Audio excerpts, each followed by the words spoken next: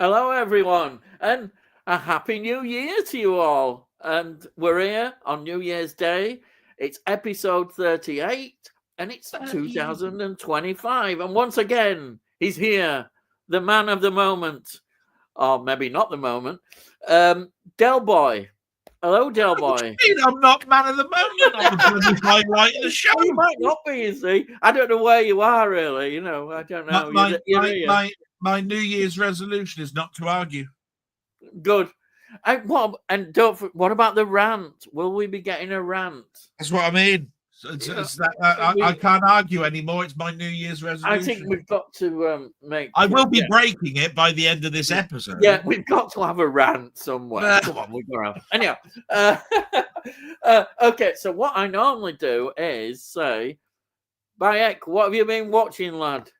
Well, he's not even here yet, right? But I just wanted to reassure him that Jamie, Muckman Movies, I've downloaded today Yojimbo and Sanjuro for me to watch tomorrow, which is, he told me, was the film I ought to watch after The Seven Samurai. So I've downloaded that. And as you know, I've downloaded a few things and sent things to you, but you'll talk about that in your section, Ian. But I didn't get much over Christmas, and there's been very little between Christmas and New Year deliveries, of films. I mean, there was a shitload, weren't there, before Christmas? Yeah. And then all of a sudden it trickles down to nothing. So I've been stuck with what you see on TV. And the nice thing was, on Boxing Day, Sky actually put Christopher Reeve's documentary on, and it's valid for a month, right? So that Christopher Reeve documentary that I saw at the cinema, you can now watch on Sky as a streaming service. So I've watched that, obviously. Yeah, it's great, isn't it? Oh, it's brilliant. Like I said, I saw it at the cinema. I thought it was absolutely fantastic. Yeah, I managed to download it. It is. Well, you'll be able to download it because it's on streaming services. Yeah, as soon as it goes on streaming, you're all right. Yeah. Which is why you can watch Gladiator, because it's Apple. Yeah. Right, yeah. So there you are. So you'll get great versions. They'll all be absolutely 1080p, really sharp, blah, blah, blah, blah, blah. But anything that's at the cinema that isn't on streaming gets stuffed. You know what I mean? You have to wait. It's all cam crap. Yeah. So anyway, that's just a little thing that I'm telling people so that they don't waste their time. Just look and see whether there's something on streaming, and you'll be able to get it, right? Because one of your favorite films, Abigail, showed up on Sky, so of course instantly that means good versions of Abigail going around. Yeah. So anyway, what I was trying to say was that I was stuck, therefore, with what films are shown on TV. And I thought this is going to be a miserable time between Christmas and New Year, but actually it turned out to be pretty good. So, I've took all the Christmas films out, like It's a Wonderful Life and all of that sort of stuff. Which, by the way, Denny told me on terrestrial TV they've cut a section out of that film. What? And we don't know why. Something to do with the moral of the story or something. But what? I went, it doesn't matter because I've got it on Steelbook. But that's weird. Everything. I can't think of anything offensive.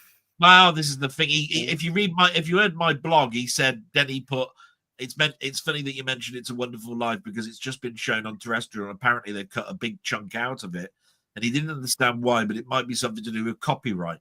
Now I don't know what he meant by that, and I haven't had a chance to talk to him. Interesting. I mean, this is where I'm turning around, and we can have a discussion about this later on. But 1940 something film cut in 2024. What the hell is going on? Because what the hell are you cutting It's a Wonderful Life down for, other than it's quite a long film? It's unbelievable. So films I watched, I'll just go through them quickly. As you know, I was going to watch Some Like It Hot, so I did. North by Northwest, as you know, I've got that on 4K as a restoration. When it was shown on TV, I got my 4K out and watched it, and what a transfer. That's one heck of a transfer. In Bruges, I watched that again. Oh, I haven't I've watched that in a never long seen time. Do that. you know the film with Colin Farrell? You know, where they're two assassins in. Yeah, I've never seen that. It sounds good. Yeah. Oh my God! If you haven't got that, get that, because it was Yeah. always. I already knew it was a good film. I've seen it. Yeah. You Yeah. know. But in Bruges, what a film! That's definitely a Yeah. up there, get Yeah. that type thing. Yeah. Right? And then there's a film that I'd never seen called The Duchess. Now this was blew me out the water really, because I like historical pieces. I don't like Downton Abbey and all that shit. I think it's all watered down crap. But The Duchess is Keira Knightley's film with Ralph Fiennes, where she's Georgina, or she's, as she's known, she's the Duchess of Devon in the 18th century, and she's a socialite. You know, she's one of those high people that are, you know, in England at that time that went to all the balls and all of that sort of stuff. And Ralph Fiennes married her so he could bear a son. But she kept bearing him daughters, so it's very much like Henry VIII. But the 2 times that she gave birth, to girls, and when she gave birth to boys, they lasted less than a month or were stillborn. So you know, the very fact that she was in a loveless marriage and was really there just for the money and the socialite type thing, she fell in love with who would become the Prime Minister of Britain, which would have been a prominent position in the 18th century. I've forgotten who the name was. But they had an affair. She got pregnant and gave birth to a boy. No, actually, did she give birth to a boy? No, she gave birth to a girl. That's right. She gave birth to a girl. But Ralph Fiennes' character, even though he was having affairs left, right, and bloody center, and giving birth to bastards, right, which he couldn't name as heirs or anything like that, forced her to give it to the family and never be able to see the child again. And it was it's a period piece, but it's done so well. It's almost like Queen Elizabeth I, you know, those 2 films that were done, you know, Queen Elizabeth I, you know, the golden year, the golden age, and something like that. Definitely one I'm going to try and pick up on Blu-ray or 4K if I can find it. It's Keira Knightley and Ralph Fiennes, absolutely spot on performances. Got to have that. Rest of the stuff is stuff that everybody knows. And now for something completely different, I wanted to watch a comedy. That was on BBC Two. I love Monty Python. It always makes me laugh when they do the film versions of stuff I've done on TV. The worst thing about watching that is that there's one sketch which I never really found funny, and it wasn't funny in the film version either. And that was the funniest joke in the world that could kill. Oh yeah, I remember. You know, which at the end of the day was, my dog's got no nose. How does it smell? Yeah, You never found that sketch funny, even though it goes on to being used as a weaponized weapon in World War II. Oh yeah, that bit's clever actually. I like that. Yeah. But the funny ones that I like are the ones where the milkman's there and they pan up and there's a woman dressed up in a negligee going, "Oh, you know, follow me up the stairs." And when they get up there, there's there's about 15 milkmen or something trapped in a room. Some of them have got beards on and all that sort of stuff. That's what I call Monty Python's funny side. I mean, that was brilliant. Oh, brilliant. Love it. I saw Escape to Victory, Michael Caine. What can I say? Yeah, you can't go wrong. Die Hard 4, even though it's a terrible Die Hard, they showed all the Die Hard films on the terrestrial TV. 4 just happened to be the one that was on telly when I was watching it, and I was going, "Is it going to be a Christmas film? Was it buggery?" No, it's about hacking. It's about hacking. What is it? Is it a good time to die? Is it hard? I think that's its tagline, isn't it? Because the other one is Die Hard or Die Try. I can't remember what they all are anyway. Die Hard 4 anyway. Yeah. Salem's Lot was on yesterday. They showed the 4 hour. They showed the 3 hour version on the Sci-Fi Channel, so I watched that. Yesterday in the afternoon, they showed the Guy Pearce Time Machine. I haven't seen that in a long time. The Time Machine, the Guy Pearce remake of the original Time Machine. It's okay. That's all I'd say about that. It's okay. I like it's not. I like the beginning, and then when it gets to the middle, Yeah. it loses its plot, and then towards the end, I couldn't Yeah. give a shit type thing. Yeah. Because I like the fact you that can't beat the original. I It's like a the classic. idea that the reason he built the time machine was because he's told that you can't go back in time, and he kept going forward. So that was the story, because he wanted to change the fact that his girlfriend died, wasn't it? That was what it was. Yes. Yeah. But I like the idea that the moon is blown up. And all you've got is like rocks in the space and all this sort of stuff. And what did I watch today? The Man Who Would Be King. You know, the Sean Connery and Michael Caine, which always amuses me, because they start off as how can we sort of like profit from a war? and then sort of Sean Connery gets a sort of like, actually, I like being king. In fact, they think I'm a god. I think I'll I think I'll stay here. I'm not interested in rubies and everything anymore. I think I'll stay and be king. But it was only when he was trying to marry one of the people, wasn't it, that she bit him. They saw that he could bleed, and they realized that he was human, and then they basically tried to kill him both. I always find that quite ironic and funny.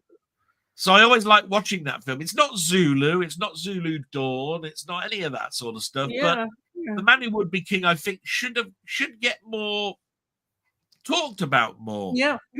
Well, it's still a good film. Yeah. It's just it's a bit long and light on story, because at the end of the day, that's what I've just told you, the whole story, really, which is you know, let's see if we can do the ultimate con and say that we're gods. And then I'm going to bugger off in about 3 months' time with the biggest ruby you find in your life. That's basically it, isn't it? I mean, really. And it's only vanity that makes you stay there and say, right, I fancy being king. Yeah, all right. You know what I mean? So I'll let you talk now, and you can start talking about some of the comments and stuff. You know. Right. Let's see. Yeah, films that I've watched. I'll start off with Delboy sent me this, and don't embarrass me. I'll watch it again. He sent me a Steelbook, and also this as well, which is another. Well, if you haven't guessed, Ian, the Steelbook you can't get in this country. Oh right, this is wonderful, absolutely wonderful. Absolutely fantastic, and the little booklet with it as well, and absolutely loved it. But it's my favorite. I know it's yours, but it's my favorite Star Trek film as well. It's an event film. It's my event. It's my event film, which I can put my hand on my heart and stick my hand up in the air and say, do you know what? I was around when Star Wars was being brought out.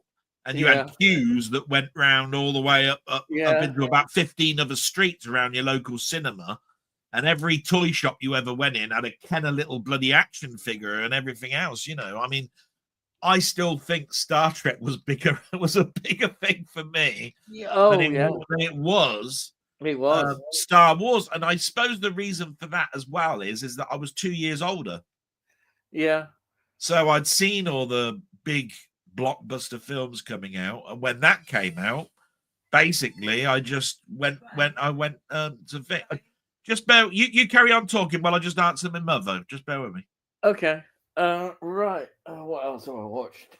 I'll fix the telly for my mum. Won't be a minute. Okay. I watched this film called Immaculate.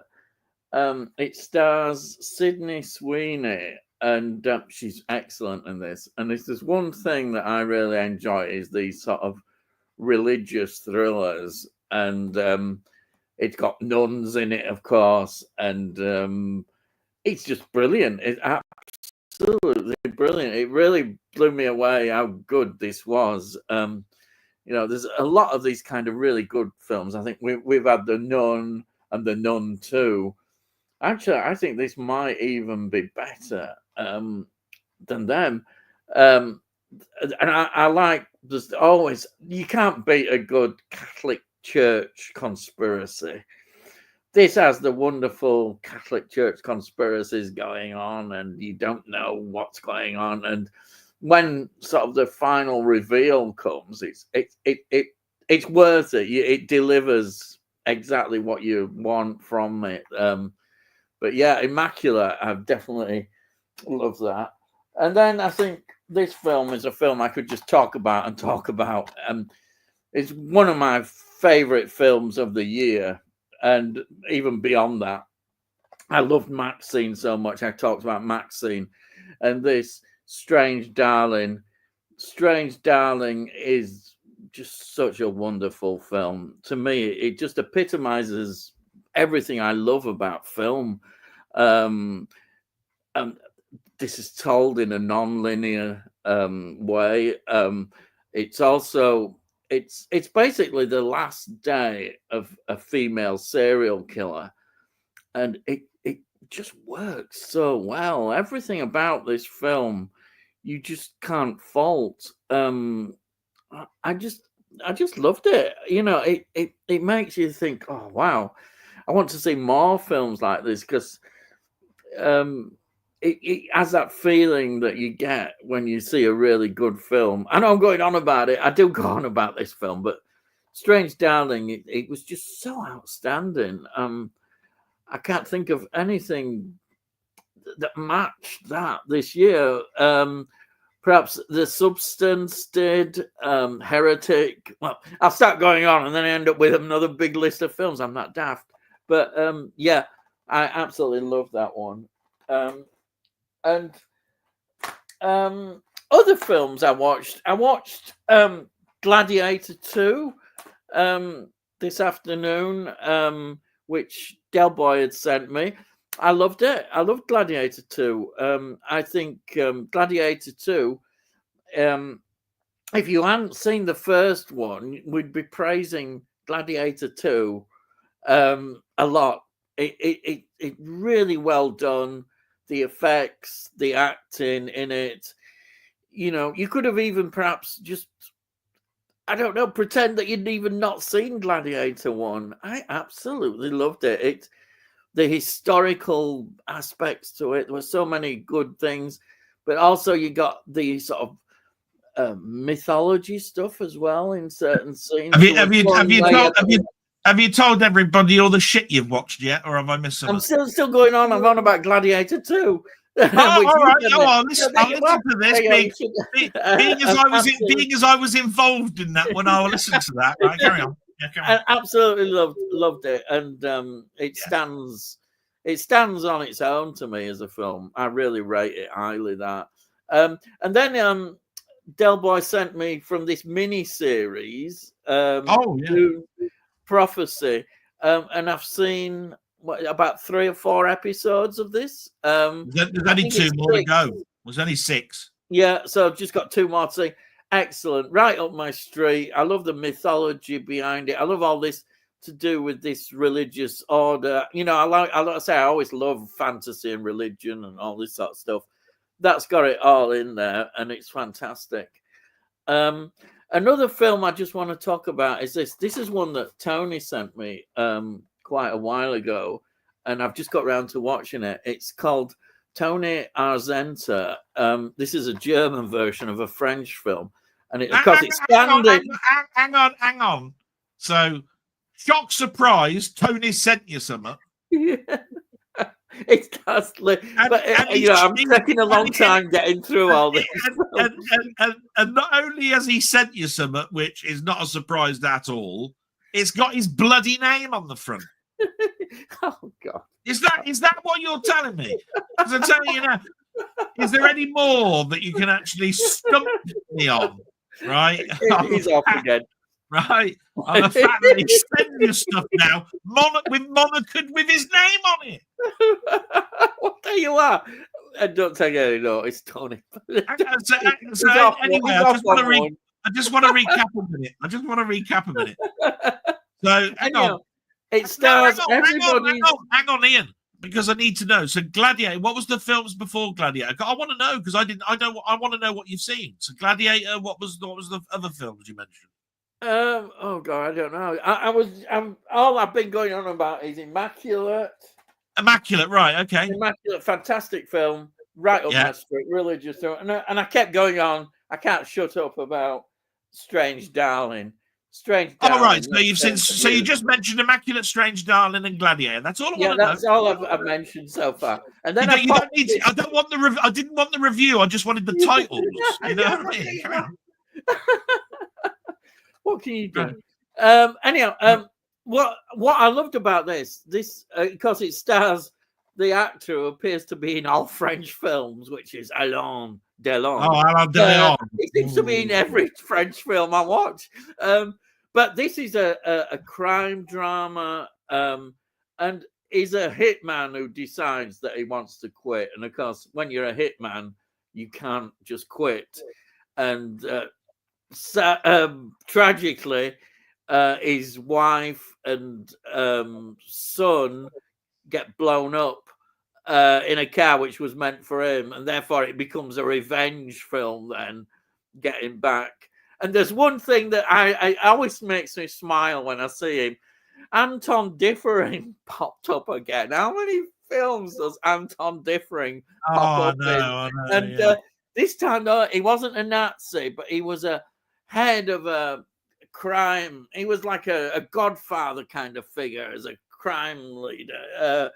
Fantastic. Mind you, he got knocked off in it anyhow. But it was funny. It always makes me smile when I see him.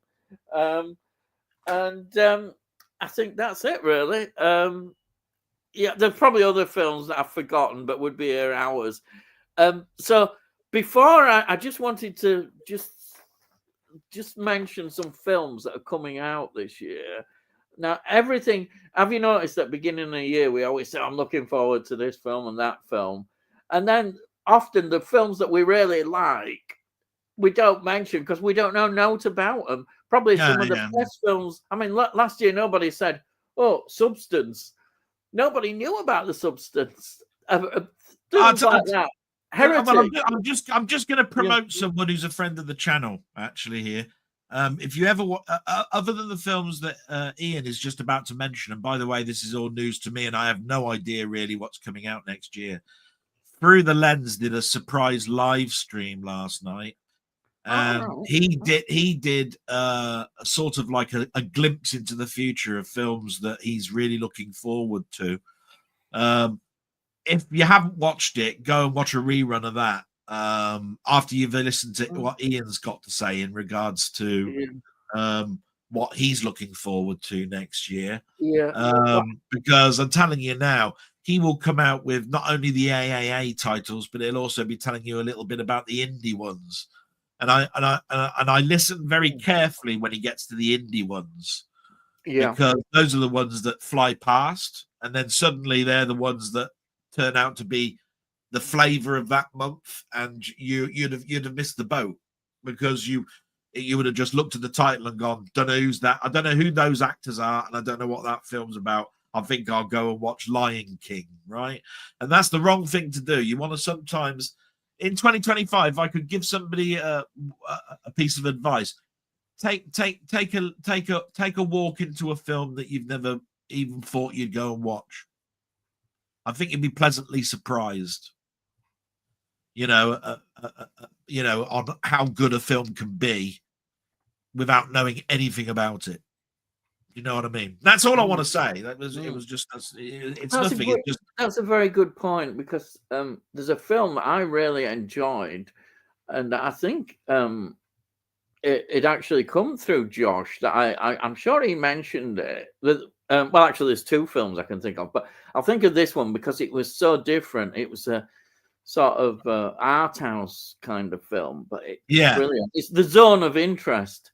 I don't know if you've heard that. The Zone of Interest. Zone of Interest rings a bell. I don't think I've seen it. The Zone of Interest. It centers on a commandant and his family at Auschwitz, and they live next door to the concentration camp. Ooh. Oh, and automatically, I'm interested. honestly, watch it. Is this already out on? Is this already out on Blu-ray? It's not. It's got a physical media release on, I think, Mumbai coming up in about March. I think something like 3 that. months. It's actually Okay. coming out.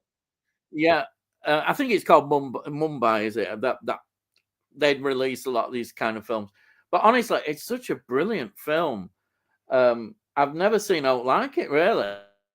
And that's when you see a film like that, you think, wow, the way it's done is amazing. They're living their life, and you're aware of what is going on. You hear these voices, people coming in like a train, you can know, or something, and you know that Jewish people have been taken off, and then they're going to be put into the gas chambers, and then the most chilling thing you see, honestly, this is so chilling. You look up and you see a chimney and it's smoking, the smoke going up, and it's the crematorium, obviously, and they're living their lives. It's brilliant, honestly. What a film it is. I'll have to get the name of that off of you again, because you know me, I'm going to forget by the end of this episode. So. Yeah, well, I do. I don't know how I remember it, because I have to write them down, really. Don't bloody forget. I want to know, don't you? I suppose I'll have to go back and watch what we've already done. It's called The Zone of Interest. The Zone of Interest. All right. I'll write it down. The Zone of Interest. It is getting a physical media release, anyhow. That's what I looked it up, but it's a film I've not seen anything like before. I thought it's fantastic. Anyhow, sort of films that are coming out. There's Final Destination: Bloodlines, which is going to be sad because it's the end of the series, is it? End of the series, is it? Yeah, it's sad because of Tony Todd. You know, he passed away, and it's his last appearance in a film. And I do love the Final Destination series, so obviously I'd love to know what is going to happen with that. Then there's a film called Love Hurts, which is an action comedy, so that might be interesting. Superman, of course, there's a Superman film coming out this year, which is I'm not excited about. I'm not excited about that. And then another film that has been mentioned, but some people haven't been very positive about it, is 28 Years Later. That's coming out. Yeah. Jurassic World Rebirth, that's coming out. Captain America Brave New World, another one coming. That I think people are more positive about Captain America. And then Predator. There's a Predator film, Badlands. Whether it's going to be any good, I don't know. But there's a film that I think is going to get a lot of talk about. I think it's due out. It could even be as early as end of January into February. It's called The Monkey. Look out for a film called The Monkey. It's a horror film, and it's going to get a lot of talked about a lot. It's called The Monkey. There's also a film called Companion, which is a sort of sci-fi thriller, which has been talked about a lot already. And of course, the one that everybody always says straight away, but I left it a bit later, is Wolfman. There's a Wolfman film coming out in January. There's something called Thunderbolts. I'm not sure about that one. I don't know. I think that's not Marvel's Thunderbolts, is it? I think it probably is. It probably is them. Yeah. And then, believe it or not, there's another Avatar film coming out. I think is that still scheduled? Because I keep thinking it was. I keep hearing that it's been put back. Well, that's Who knows? Who knows with that? It's one of those. I looked at that in around about October. They were starting to bring out a schedule for next year. Yeah, it was there, and I went, "Is that a placeholder?" Because anybody who knows James Cameron, that they should put 2026 there or something, right? Because the amount of times that I've set a placeholder for something, and then when it came to it, it was another year before it came out. Well, let's see. Oh yeah, I've said Wolfman. Yes, you have. Yeah. Snow White, of course, is going to be the controversial film. It's one of those films before it's even come out and released. It's going to be controversial. But Is that the live action Snow White? that's right. Yeah. That'll get already. Well, when you consider Snow White as a cartoon was actually the very first cartoon from Disney. Yes, it was. Yeah, right. Full length cartoon. Anything where they go back to the well, where they're actually going back to something that is quintessentially the thing that started Disney off. Yeah. Other than Mickey Mouse in the little shorts. Yeah, right? Exactly. And when in other words, the first long adult orientated but for children cartoon. Yeah, that's going to get a lot of talk, because even from my point of view, I'll be going, you're going back to something that you should never go back to. But I think even live action, you don't. Yeah, do it's that. the controversy around it and what the comments from the actress, the fact that they've been going on about whether they should be called dwarfs, and it's one of those things that makes you think, are they serious? And it looks already it's going to be a disaster before it's even been released. Well, then, if you like, let's just make a statement here, right? Yeah. The one thing I'm not going to do next year, or I'm going to try not to do, and it'll be very difficult. This will be very difficult for me in regards to Marvel, right? Yeah. And that is be negative before I've even it's come out. it. Yeah. I'm going to make a conscious effort. Yeah. That just because I hear of a title, or I know it's part of an IP or a franchise, if you want to call it that, I'm negative before it even comes out. Right? Yeah. I've got to give something a bit of a chance, and I've been guilty of that before. I've been guilty of that. It's very easy with me with Marvel, because when it comes to Marvel, I've read the comics and I already know what the story is before it even comes out, right? So I'm already going, it's going to be shit, because they're not going to follow the comic book, and they're going to be modernizing it, and they're going to change all the costumes, and they're going to do. I'm already then I've got an A3 sheet of paper of negativity before I've even started. Yeah. Right? But then again, that's what they call fan service. That's where I've got a lot to say about something that I've got a lot of knowledge about. If I've got no knowledge about it, if I just know something about it, then I don't want to poo-poo a film. And I think I've done that before a little bit. I did that with The Omen. They've done a new Omen. It goes back to the beginning. They've changed bits. It's never going to have the same characters as Patrick Troughton as already I'm negative. And then actually when I watched that film, I went, you know what? I like that. I'm sick of doing that. Yeah. I need to watch which things with fresh eyes again. So. I agree with what you're saying, but I think what it is this film has become like and it shouldn't have done, but the actors as well involved haven't helped. I think they should have kept quiet. Involved. It's become like a battleground between the woke and anti-woke representation. And it'd be interesting to see it, because it might not be, as you say, it might not be like they're making out it to be, but they've used it as a battleground, I think, this film before, and that's why it's already got all this around it, which is really a bad thing. But the actors and actresses should not have said anything. They should have kept their gob shut. Usually they've got a contract to say that they can't until after release. They have to go and promote that film all around the world, Japan, all that sort of stuff. To actually say something about it before it's even out, and then actually go out there and say, I'm promoting this film. All the media is just going to say, you said this last week. That's right. Is it really that shit? They usually have a clause or something that says you can say what you want after it's out, but you're promoting this. But we're paying for your hotel rooms. And shit, I think that's what poisoned film and people's attitudes to it before it's even released, which is sad, really. People should have kept the gob shut and just waited. So, oh yeah, there's a Mission Impossible, the final, and will it be the final? But that's what it says. And then there's another Frankenstein coming out. That'll be interesting.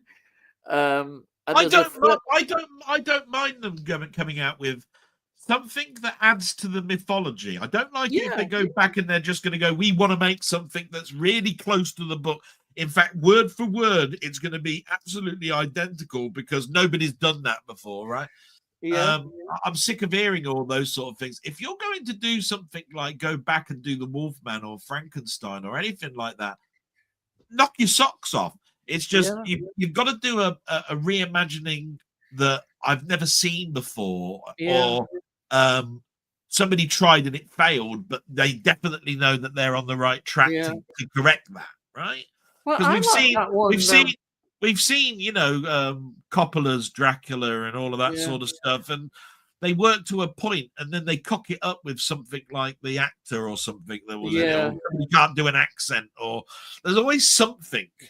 Where you know, oh, bollocks to it then. Another one I've seen a million times. Now, you know what I mean?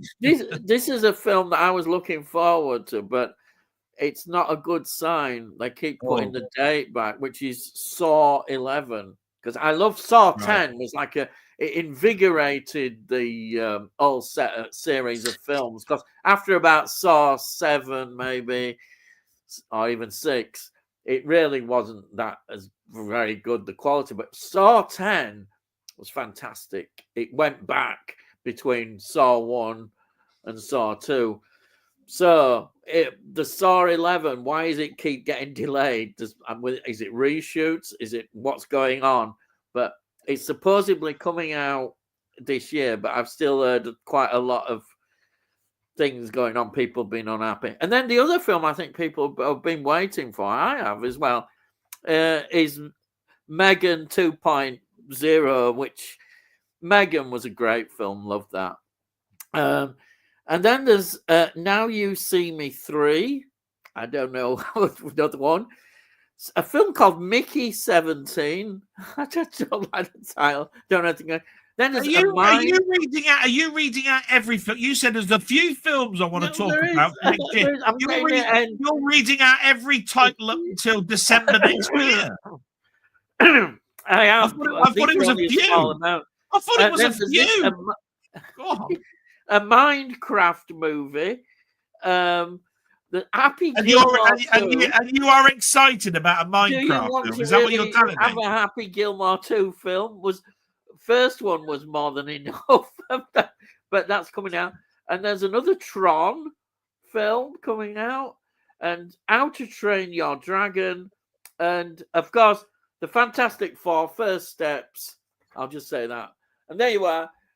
I thought it was films you're interested in, not every bloody film that's coming out next year. No, actually, isn't it tragic that a lot of those films I'm not that interested in, but other people are interested in them.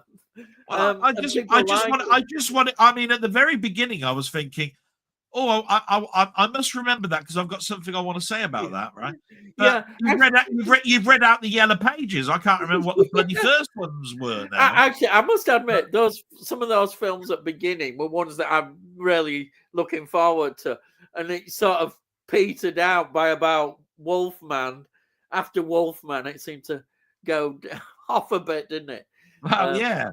But Final Destination, I've been excited. Well, I never get too excited, but I'm really looking forward to Final Destination. That's what I was going to say, Ian. Just before we get to the comments, because we must get to the comments. These people have been waiting for ages. Yeah, we're going to get there. Did you actually read? Is there a pedigree behind the next Saw film? Like, it's the same director who did 10, or is it the same production team, or do you know anything about it? I know it's a different director, and I know from what they were saying, there was, again, you never totally know. They used the word insider saying, and the gossip was that they weren't happy with the script, and they'd been doing some reshoots and the various things. But that insider is just, it could be anybody, just inside the set. I don't like to hear script and reshoots in the same paragraph. Yeah. Right. The reason I say that is it means that the script was handed in, it was approved, green lit, they've shot it, and then they're changing it and they're having to reshoot. If they're not happy with the script and it hasn't been filmed yet, I'm happy with that, because it just means, do you know what, we want to give it a bit of polish. We've read it again, and we think that that doesn't work, right? But if you've actually gone to the point of filming it and then you've gone and redone the script and then gone back, it points to me that they're trying to hone perfection. And they're probably looking at it too closely, and they're scrubbing parts out where actually do work. I think it's because Saw 10 was such a popular film, really. It was a surprise. Everybody was mentioning Saw 10 because everybody got fed up, I think, with Saw and given up on it. It was a surprise. Everybody was knocking it before it came out, and then it was good, you know. And then this has got a lot to live up to. Anyhow, let's get on with the comments. Yeah. So, okay, we have got Charles Duncan. Hi, Ian and Del. You have a nice Christmas? Did you get anything nice? I got some nice films and things, and that's it, really. It's a change, but I'm a bit of a boring old sod, and I like things to be back to normal. So I'm really glad everything's back to normal now. My brain can't cope with it. So did you have a nice Christmas, Delboy? Sorry, has Christmas just happened? I didn't know. Yeah, there you are. That's what happened to me. My memory gone. It was like every other day. I wonder what all that tinsel was about. No, I won't go down that route. I suppose I'm a hard person to buy for, and I had a really, really nice Christmas because basically it's just me and my mum. So everything that I got for Christmas, I actually unboxed in a video, which I've never done before. I've never done unboxing, right? Because I don't get anything in the post. So it was very nice to actually say thanks to my friends. And if you ever want to know what I got, you've seen it. So I didn't get one film. Oh, I did. I got one film, didn't I, from Denny? Yes. Right. Yeah. Otherwise, I got lovely stuff for Christmas, but it weren't films. Yeah. Yeah. And if you go to his channel, you can see his video. I've put his link below in the description. If you haven't joined, go and join his channel. I'm doing it a bit earlier today. And plug. Go and watch his channel. It's much more than this famous blog, but the blog is lovely. I love the blog. But he did a video about his Christmas presents, and I thought it was great. So there you are. So we'll get on now. What? I'll tell you a little secret about Ian, right? He always does that, right, when the watch count is below 10. I don't know what it is. He either does it so early or he does it so late, no bugger sees it. Well, we can have deja vu and come back to it. We can just suddenly go, oh, there we are. Let's go. But I'll get it in now. I've got to have a word with Through the Lens, because I tell you what, I'm dead jealous of Through the Lens, Josh. We've got 11 people watching right? At the moment. He put out a broadcast saying in the last 2 months my subscriptions have gone up by 100. Do you know what? The last my subscriptions have gone up by 30 in 8 months. It has gone up 100. 100 in 2 months. What the hell? Why? It must be my fact. It's because he's good looking. That's what it is. What it is. Anyhow, we have got Josh here saying, "Hey, the best. That's the best that I was just talking about." Yeah, he just went on one, didn't he? Here we are. So Nosferatu. God, I managed to actually say it. I tried. I reviewed SFX today, and I couldn't say Nosferatu. It was ridiculous. I thought it was fantastic. Perfect blend of gothic horror and traditional cinema we expect. Excellent. And then we've got Tony. Hello, Tony. Evening, Ian Dell. New Year greetings. I heard someone on the YouTube talking about wonderful live cuts. Oh yeah, wasn't paying too much attention, but seemed to remember it involved a drowning scene. I think. Right. That's what you That- mentioned, didn't you? With it was Denny that told me the Yeah. terrestrial versions were Yeah. cut. Just to go back a step. Just if anybody is interested in physical media, Nosferatu's Steelbook is now sold out on Zavi, HMV, and only pre-orders are on Amazon now, and that was today in the first hour of coming out. Now, if that isn't scalpers or word of mouth that Nosferatu is a class film, right? I don't know what isn't. But It's you can scalpers. still get 4K and Blu-ray standard editions. You want the Steelbook? Good luck. Yeah. Right. Which I'm not saying that that's a big indicator of a class film, but I'm just letting you know next year is going to be tough when it comes to collectors that want boutique top end versions of stuff.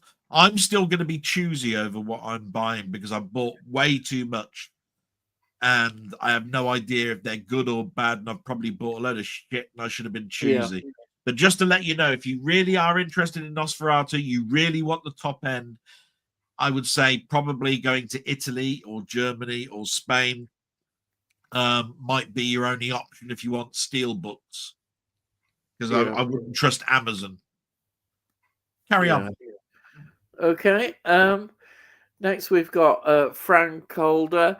Howdy, Delboy. Just want to tell you, I've been playing Astronomica over Christmas. Astronomica, yeah. On it, got me into it. Thanks. There you are. You're getting people interested in the That's game. all right, isn't it? I'm doing Summit, right? Yeah, I'm up to episode 10. I tell you, I've only seen it once on TV many years ago, so don't remember the plot at all. Oh, I wonder what that is.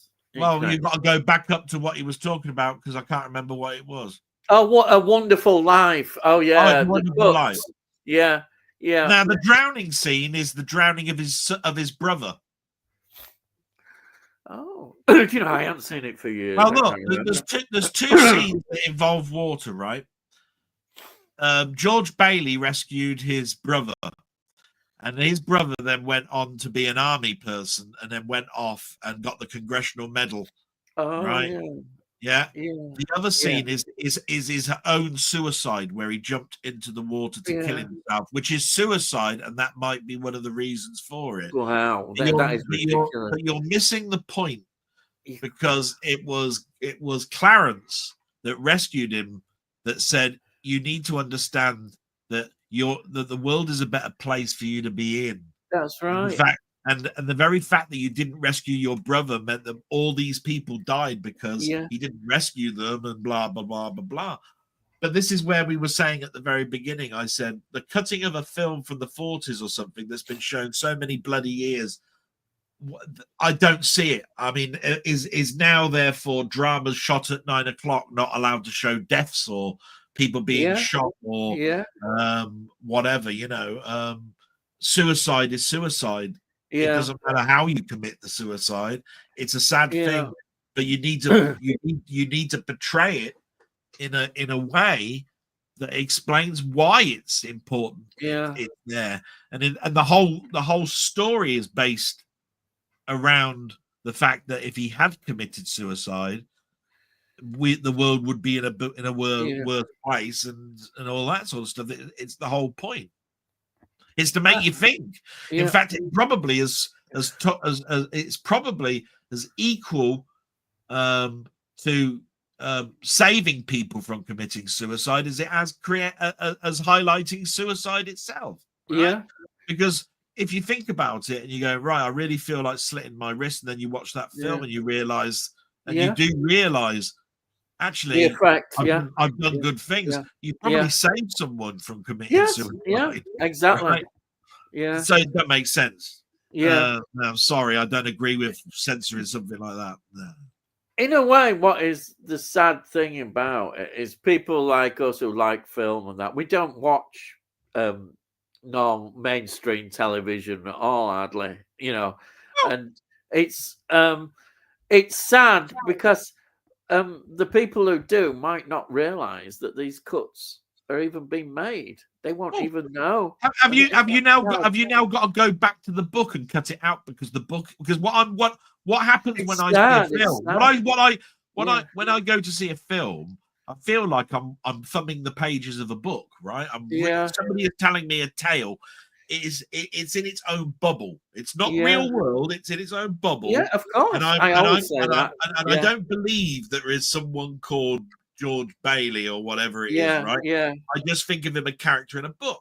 So yeah. have you then got to go to every book and cut those out then because you can't read about suicide in a book because that It's will make ridiculous, people go.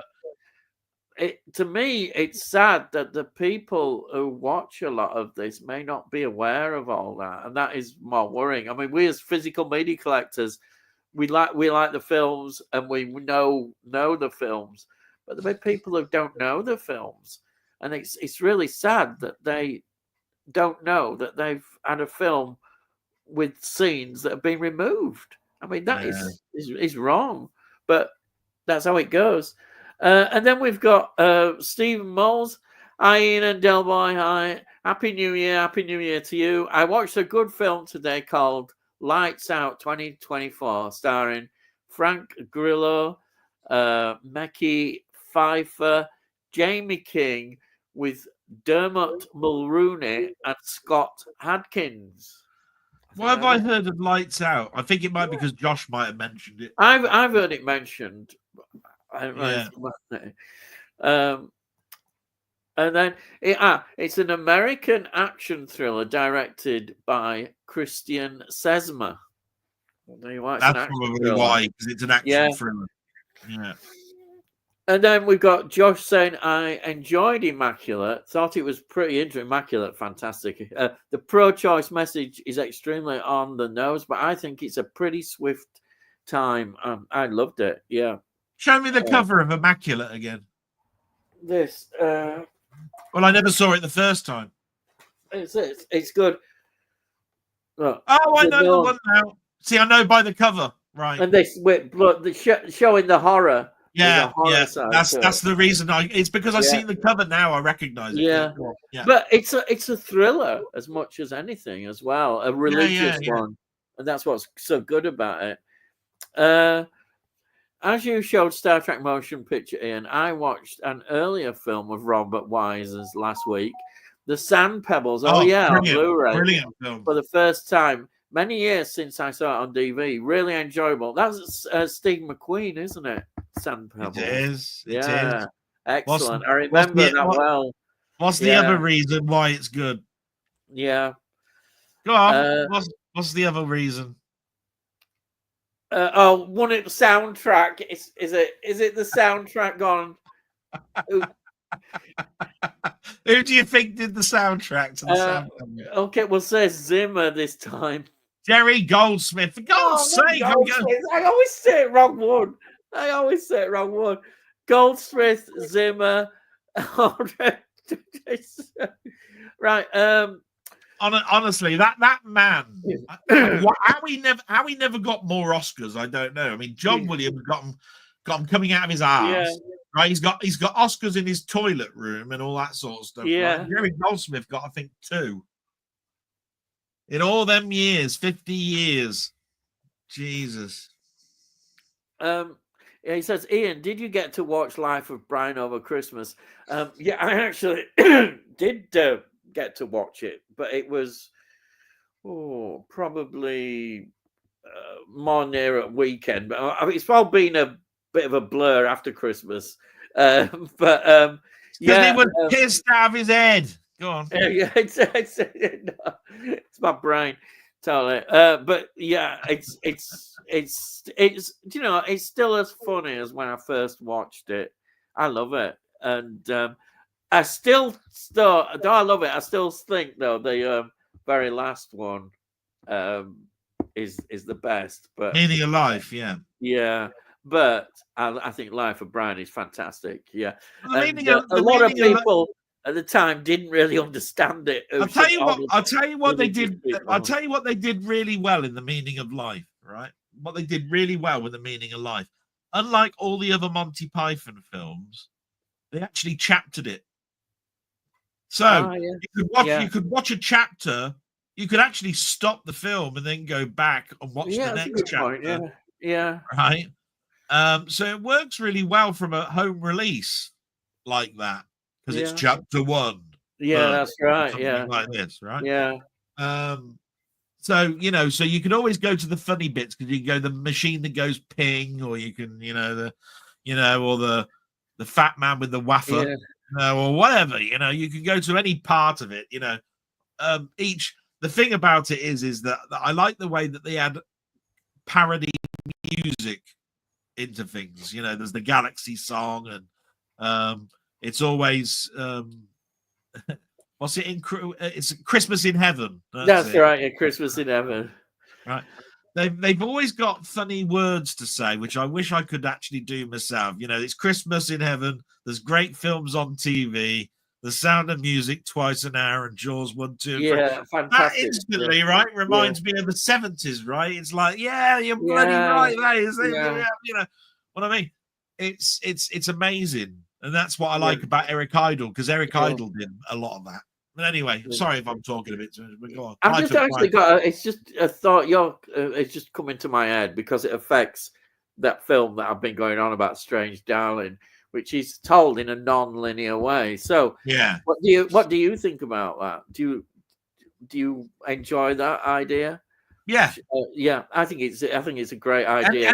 Anything. Look, we're taught to read, left to right, whatever, going from top to bottom and all of that sort of stuff.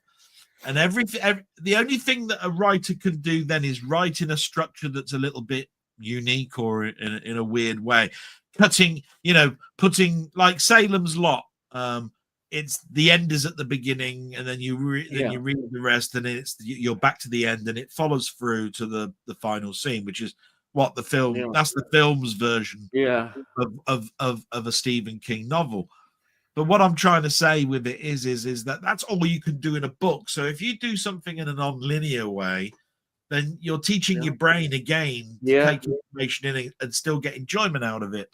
That to me is probably the quintessential way that we're gonna like things in the future, because our brain becomes flabby because we're seeing things done, or things are explained to us in the same way.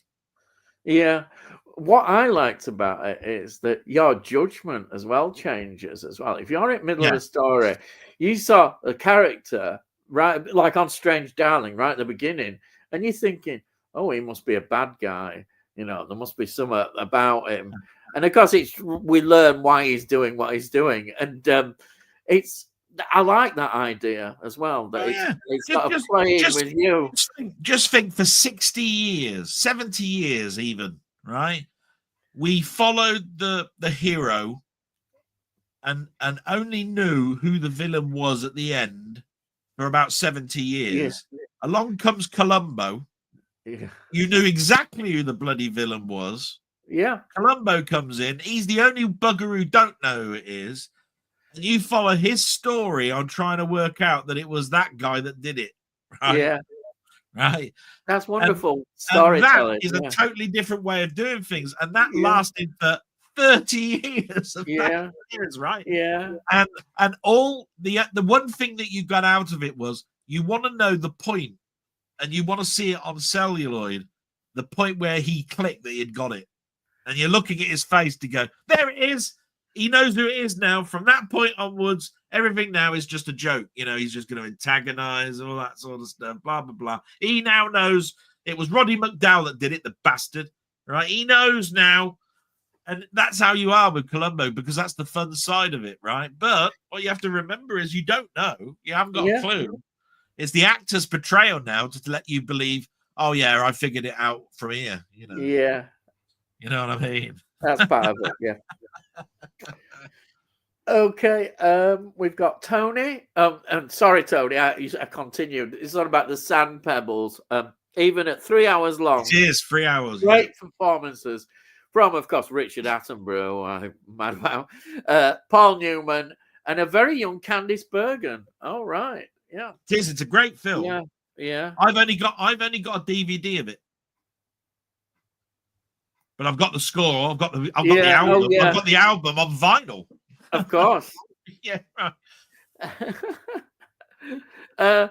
Stephen Moles, still remember seeing Star Trek the motion picture at the cinema at the time. I wasn't a fan of it though. It was too slow. I remember people saying that, and I was going, "What? You're daft as well," and not enough action. My favourites are Wrath of Khan and Search for Spock. Yeah, a lot. And people used to say it was Star Trek the slow motion picture and all those kind of jokes, but for me, it was always the best. I just was in awe of that film when I watched it. You know what?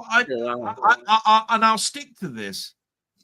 I think sometimes it's hard to be retrospective about something like Star Trek, because when you see the Wrath of Khan and then you see Star Trek the motion picture, it's night and day that there's no action in it, right? But the Wrath of Khan came out 2 or so years later. When the Star Trek the motion picture came out, there was no Wrath of Khan. I never thought it didn't have any action in it. I was more concerned about when I came out of it. I wondered whether I actually saw the characters that I fell in love with, because they didn't interact the way that they did in the TV series. Yeah, right. You know, when Spock's coming in and he's acting more like an android. Yeah, these two would have had banter, and there would have been. You know, in fact, it was only McCoy that I thought was quintessentially exactly as he was. Yeah. He said, "Spock, I'm so glad to see you. I'm so glad you're here." And all this sort of stuff. If you look at it, really, we should be thankful for Wrath of Khan, because if Wrath of Khan had failed, we wouldn't have had any more Star Trek pictures. So, in that context, it is it's one that people do think is a favorite. It is funny where they said that the films made more money than the last one all the way along, because there was a person that actually went back to the well, right? Yeah. Looked at every single Star Trek film that was out there and did it based on box office for the world minus the marketing plus inflation, right? Yeah. And actually, the only film that actually made the most money profit-wise compared to cut even is Star Trek the motion picture. Yeah. Even though you look at it and it goes, "Oh, it made 186 million or something." It's 186 million in 1979. Yeah. Yeah. Right? And they didn't go to Japan and market it. Yeah. Right? So you take the marketing budget out, right? You get 186 million, and then you go to 2024, and you put the inflation on it, and you tend to find that film broke the billion mark. Yeah. In a 1979 year. And you're going, wow, I didn't think of looking at it like that. Yeah. And then things like Wrath of Khan and all of those pale in significance. Yeah. Yeah. And I'm just going to myself, Star Trek the motion picture, you have to look at it like Doctor Who and William Hartnell. If you didn't have that film, you wouldn't have the others. I don't care what anybody says. Yeah. Right? And Paramount would not have made a second film if it didn't actually make money. Yeah. And of course, he's got here And the Voyage Home. That was the film that people who weren't big Star Trek fans could happily watch and enjoy, I think. And I look at the back at the Voyage Home, and believe it or not, the Voyage Home, I don't particularly like that film. It's probably because I've watched it so many times. Yeah. Right? Yeah. I find that film, I thought it was the best film going when it came out. But it's got one of those scores that isn't done by James Horner. It's not done by Jerry Goldsmith. I think it's done by Rosenfeld, I think. Can't remember. So the score didn't really work for me. It was about whales. There was a cylinder thing that came along. I thought that was quite intriguing. But at the end of the day, it's them on the streets of San Francisco. And which is good fun. For about an hour. Popular. For about an hour. And I'm just going to myself, You know, where's the until you nuclear until you got, powers? until you got to the end and they showed you the Enterprise A. Yeah. I was just going, this is just a cheap way of making a Star Trek film. Because to be quite honest, anybody can get a camera out and film at the corner of a street in San Francisco with a Star Trek costume on. You know what I mean? Like, Yeah. But the problem, how I would look at it, is that it's the characters again, and people love the yeah. characters, Oh and yeah, they love seeing them, and whatever there's situation oh you yeah, put them in. there's the old Yeah. woman in the wheelchair saying, "I've got a new kidney. This doctor Yeah. give me a tablet. I've got a new kidney," and all of this sort of stuff. And Yeah. you know, I mean, and Great then there's stuff. then there's transparent aluminum, which is Yeah. aluminium. You Yeah. know, and he's going at the he's picking up a mouse, going computer. Oh, with a keyboard, you know, all right. On an Apple Mac, all of a sudden he's typing about 15. He's typed about 15 characters. He's got pictures of bloody cells and bloody atoms and so forth. Well, Yeah. there's no bloody way that he typed Yeah. that fast that he's got all these graphics coming up on the screen and coming up with, you know, it's nonsense, but it is funny. It is good. And I still, sorry, not Sylvester. Dr. McCoy is just fantastic. I really like him in that. He gets some of the best screen time, I think, in that. He's just so funny. Oh, yeah. Yeah, because Spock's there turning around and saying, "I've computed time travel. Best guess." And he's going, "Best guess." Anyway, we've got Frank Alder. Ian and Delboy, my brother gave me Time Bandits on Blu-ray for Christmas. He said it was a classic, but I watched it on Boxing Day and thought it was rubbish. Your opinions on it? Oh, Go on, wow. then. I can give you mine after yours. Go on. I've not seen it for years, and at the time, it shows you I don't remember a great deal about it, but I just remember I enjoyed it at the time. Yeah. I'll tell you what. One of those it was done by Handmade Films. It is a sort of. It's got a Monty Python connection to it because of Terry Gilliam. I bought the steelbook of it about 2 years ago and still haven't watched it, but I haven't watched it since the VHS days. I bought it not having watched it since 84, 85 in the 90s. And I was disappointed because 10 years had passed and I found it was just not that funny. But saying that, there's funny bits in it. It's if I remember rightly, it's a kid going back in time. There's these dwarves That's right, sort of like following him. Yeah. John Cleese steals the day because he's Robin Hood. Yeah. If I remember rightly. And he says, "Oh, you stolen from the poor. Very good. Getting line, all that sort of stuff. There's a bloody line of people or something, and he's giving to the poor or something with them all in a line and said, "Here you go." Something like that. That was funny. And I think Sean Connery is in it as well, isn't he? Is Sean Connery in it? I think he is. Not sure. No, I don't know about that. But the special effects were all Terry Gilliam. Yeah. Sort of like animation from Monty Python. And it came out literally a year or so with around that time that film came out. We had a glut of never-ending stories, Into the Labyrinth, and I swear to God that they almost went and saw that film and then decided to do a load of films for children. Yeah. Right? Because the only other thing Monty Python did, I think, was Yellowbeard or that's right. Yeah. Or Jabberwocky. Right? Yes, that's another one. That's it. Jabberwocky. Yeah. Right. And therefore they were sort of like on the cusp of doing stuff that was sort of like new. Yeah. And other people copied it. So Time Bandits has got its place, but it's not a classic. I would never give it a classic. I would say it's one of those ones where you say, "Do you know what? I remember that when it was really popular, but I don't think it's popular anymore." Yeah. Watch it. And I'd probably word it like that. Yeah. Oh, that's a good point. But I would never turn around its shit. Yeah. You know, or I didn't, that I'd turn around and say it's not everybody's taste. And if you like Terry Gilliam artwork, I think you'll like it. But think of it as being a very, very, very cut down dark crystal, or into the labyrinth, or labyrinth or whatever.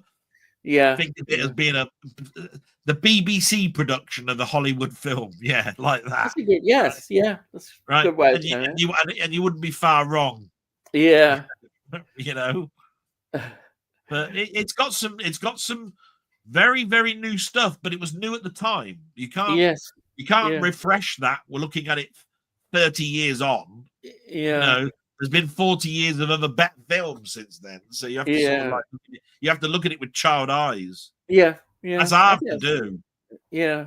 Hard to do. Tony says, never seen Time Van. It's glad I haven't now. Oh well. Oh, so Tony's not going to be sending a copy of Time Bandits to you in the Del, you forgot Baz. Tony. That bastard, I suppose he means. Yeah, yes. Tony the bastard. Andy makes Star Wars. Hello. Happy New Year, lads. Have either of you watched the colorized war games of Doctor Who? I have, and personally, they butchered it, I thought.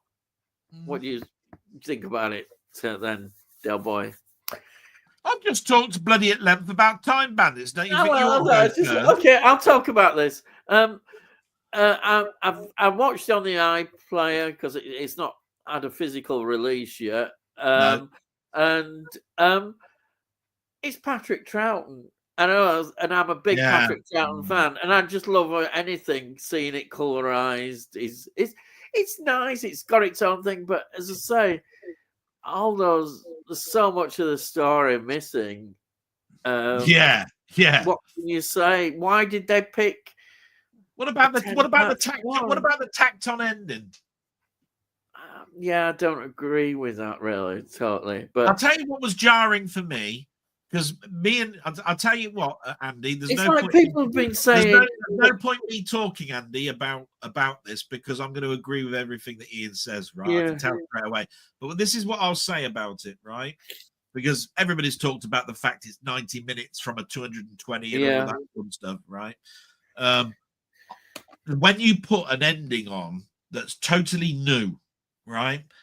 And you've gone to the point of colorizing something, but trying to keep it looking like the 60s. Right? It sticks out like a bloody sore thumb. Yeah. Right?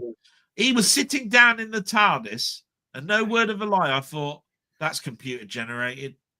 Even though I could see gaps underneath the Arundel, right, where the sets wouldn't supposed to be sort of like going together. Yeah. Even I could tell. You couldn't have done a worse job. Yes, leave it alone. You couldn't have done a worse job. If you'd have put strings, marionettes, and everything else around it. It's awful. I agree totally.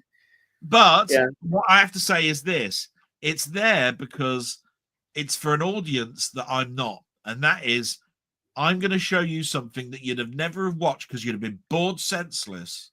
I'm going to cut it down and make it so that you can see how good Classic Who was. And from that point of view, I can't squabble with the message. Now I'm going to hand it all back to Ian now, because everything he's going to say now. I've just got a rant though. I've got a rant because it really gets me when people start saying things like, "Oh look, that could well be the Master."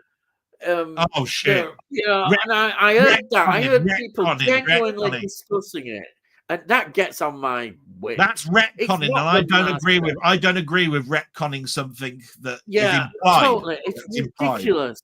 Stop it, please. Stop it. Why do people always do this? Just stop doing it.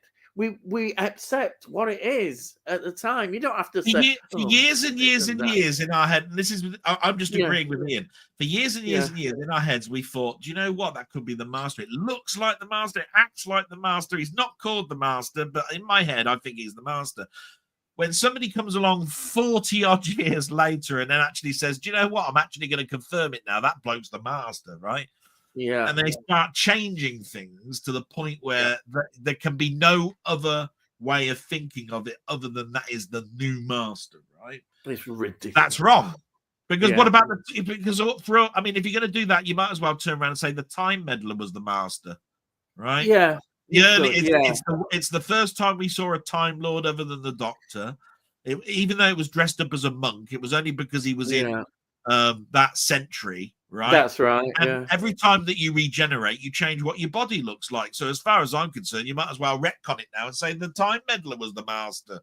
It's and I just go, you at some point you just got to turn around and say, leave it alone.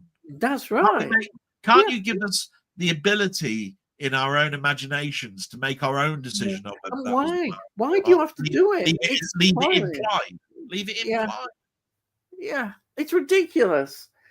And then somebody now will probably, and which I don't mind because I'm not into it all. So, we'll do a big Finnish production now on that. And somebody will come out. I don't mind that because it's not really part of Doctor Who. It's just Big Finish and other people doing that. But when you start bringing it into actual Doctor Who, then it's wrong. You can't do it.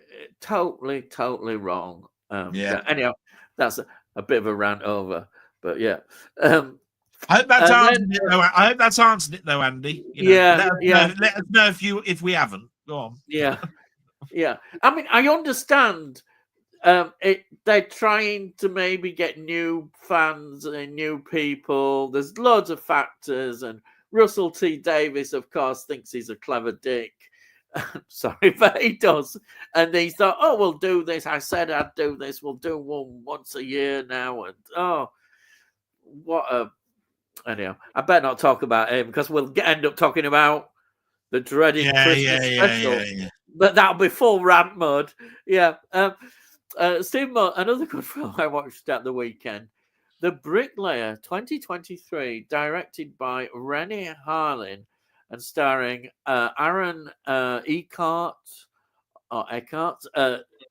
Nina Dobrev, Tim Blake Nelson, Leifnesh Adera, and Clinton Collins Jr.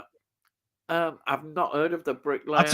I'll tell you what I watched this weekend. Right, I watched I'm Putting the Eggs Out by a director called Sainsbury's. Right, and it's got in it. And I'll tell you what, there's a cast of thousands in it. Right, they're all putting these Easter eggs out. Right, in a shop called Sainsbury's. It's amazing. Right. Can't wait to see it. It's a 2025 surprise film. I tell you now, you want to go in, you can see everybody in these films. They're absolutely fantastic. I watched that this weekend called the person who put the eggs out by Sainsbury's. Brilliant. No, The Bricklayer. It sounds good, doesn't it? The Bricklayer. Yeah. I watched a Bricklayer this weekend. I thought it said at the beginning. Yeah. But I tell you what, you go into your Sainsbury's now, they're putting the Easter eggs out. I'm telling you now, that ain't no lie.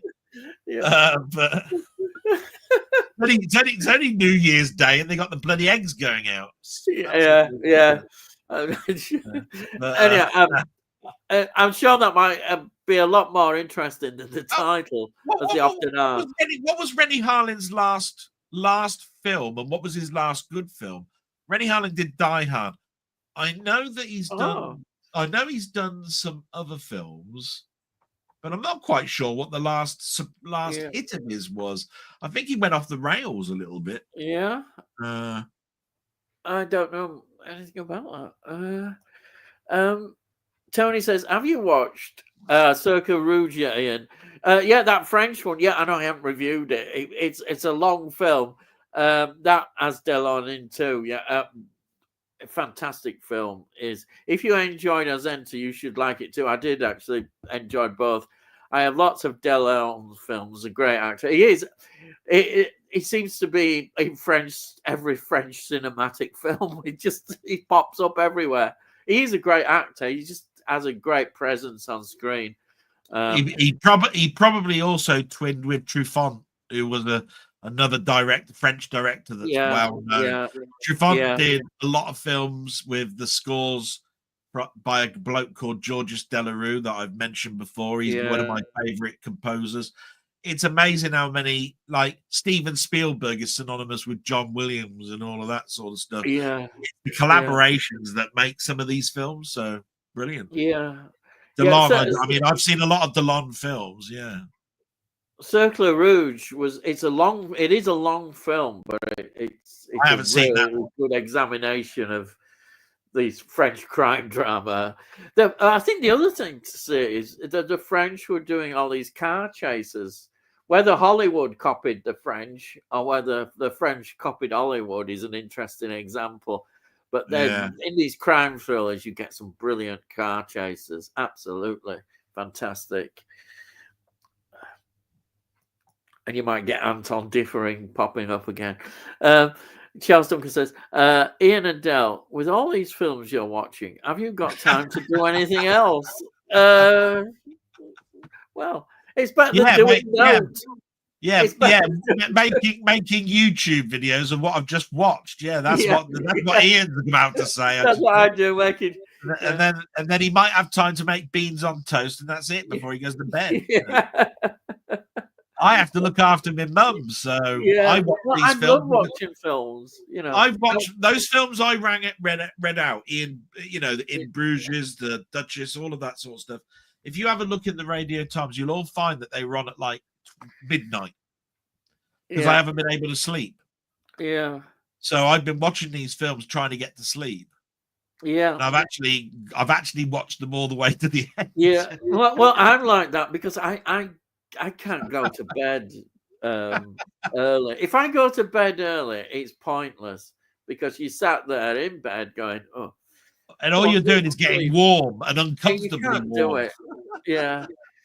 And I hate going to bed early. And I don't like going to bed. I can't sleep most of the time. That's it. I can't sleep at the moment. That's the problem. Because I have to sleep propped up. I'm like this. And I can't lie down. It's impossible. If I lie down, I've had it. I swear my neck has got a spirit level on it, right? Yeah. And unless my pillow sinks down to a certain point where my head's nearly touching there's no point having a pillow, right? I can't sleep, and I swear that's what it is. I don't know. I do know that I've been trying to sleep now by having the telly off and listening to an audio book. That hasn't worked. That hasn't worked either. No. Oh well, that's not good.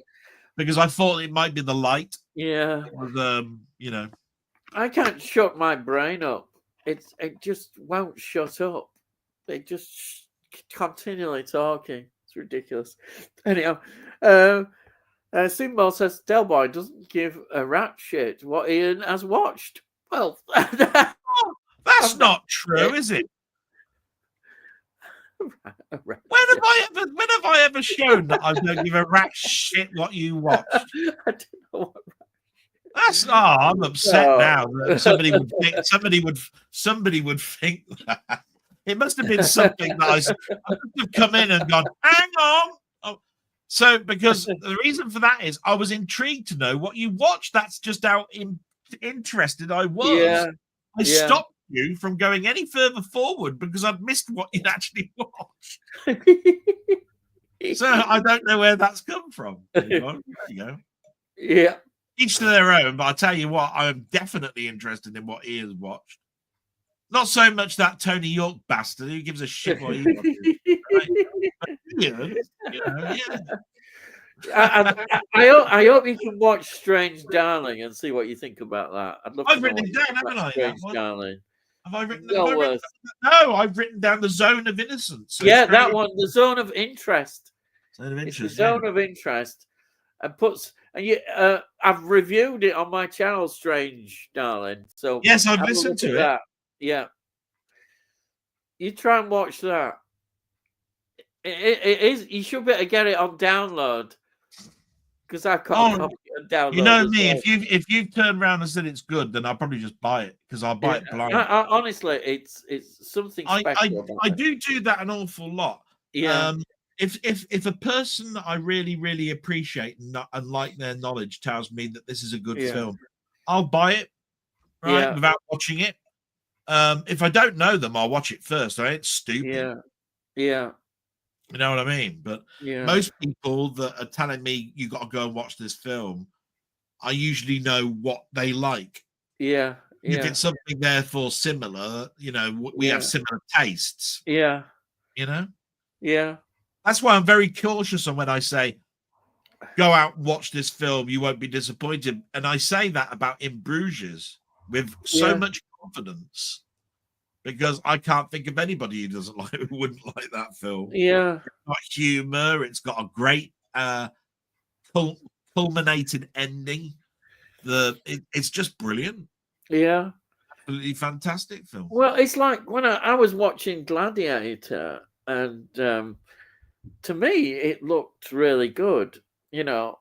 What they've done on that film, Gladiator 2, sorry, Gladiator 2, is absolutely fantastic. I The really people enjoyed that's it. the I didn't people sit that's there criticizing, going, "Oh, look at this CGI here, look at this CGI there." It didn't worry me at all. It didn't yeah. worry me at all. I think one of the things about that is that's people that knock it as well, right? Yeah, But it's also what you have to. Well, it's as I said when I reviewed it. Well, when I mentioned it in your own live streaming, and I turned around and said that you will notice that the special effects are nothing special because they so blew you out the water back in the year 2000 that yeah, they can't excite you in the year 2024 because there's nothing in it that they've yeah, tried to top. Do you see yeah, what I mean?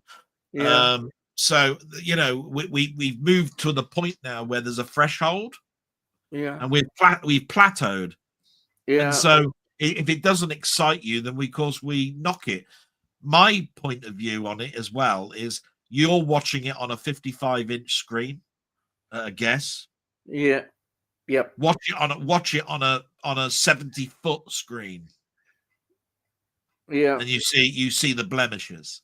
yeah, yeah, But I will say that as well. So it actually suits a home projection or yeah. And thing when I more than see it does at the actors cinema. like Derek Jacobi in it, I Oh always yeah, think, well, it must be a good film, and he's there in it. He's in Gladiator too, so he is. yeah, I love Is he it. the Is he the master? Oh no, that was Doctor Who. Wasn't it? Yeah, That's right. but it's just to me. Yeah, I just enjoyed it, and the acting, and I like the history behind it all. There's a lot of good imagery and the mythology as well. You can't beat a bit of good and about the Romans. It made you think about the Romans Yeah. and Forget what happened.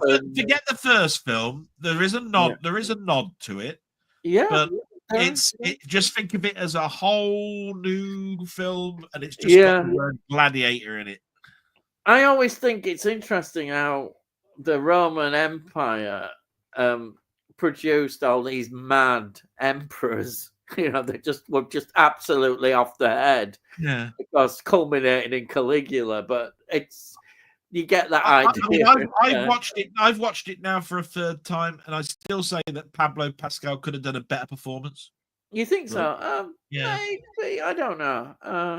I just think he's in the background too much. He's not in the foreground enough for me to turn around and Yeah, to go, I compare with Russell Crowe. followed his story. Yeah, I So, enjoyed it. you know, I think it but made me. what I'm trying to say there Yeah, is he's such a good and class actor that he blended into the background, and that's strange because he should have actually been in the foreground. He's no longer an extra. yeah, Well, I yeah. I mean. get you from all this Star Wars stuff, but yeah. Yeah. Right, and we've got here through lines. Thank you for watching the stream last night, Del. I'll be doing one a week or more. It was fun. Oh, I'm glad. Yeah, I didn't see it. I didn't do much last night, but yeah, that's good. The reason I like first of all, I'm impressed with Josh's work, right? And I know I gush a little bit over it, but he does do things differently than a lot of other people that do a retrospective of a film. He'll go out and he'll tell you whether he likes the visualization of it, the soundtrack of it, where other people will just go, oh, it was politically incorrect and all of this sort of stuff, right? So it'll give you a different point of view a little bit on it, right? That's the first thing. The second thing about the stream that was on last night, A, I didn't know it was happening, and B, it was it was sort of like compact, but had loads of things to talk about. Oh, that's good. Yeah. I don't know whether it would. I mean, I'm not trying to put him off, but I think because he goes to the pictures and watches 1 or 2 a week, that again, talking about 4 films every 2 weeks than talking about 2 films every week, and then if you don't go, you're not doing one.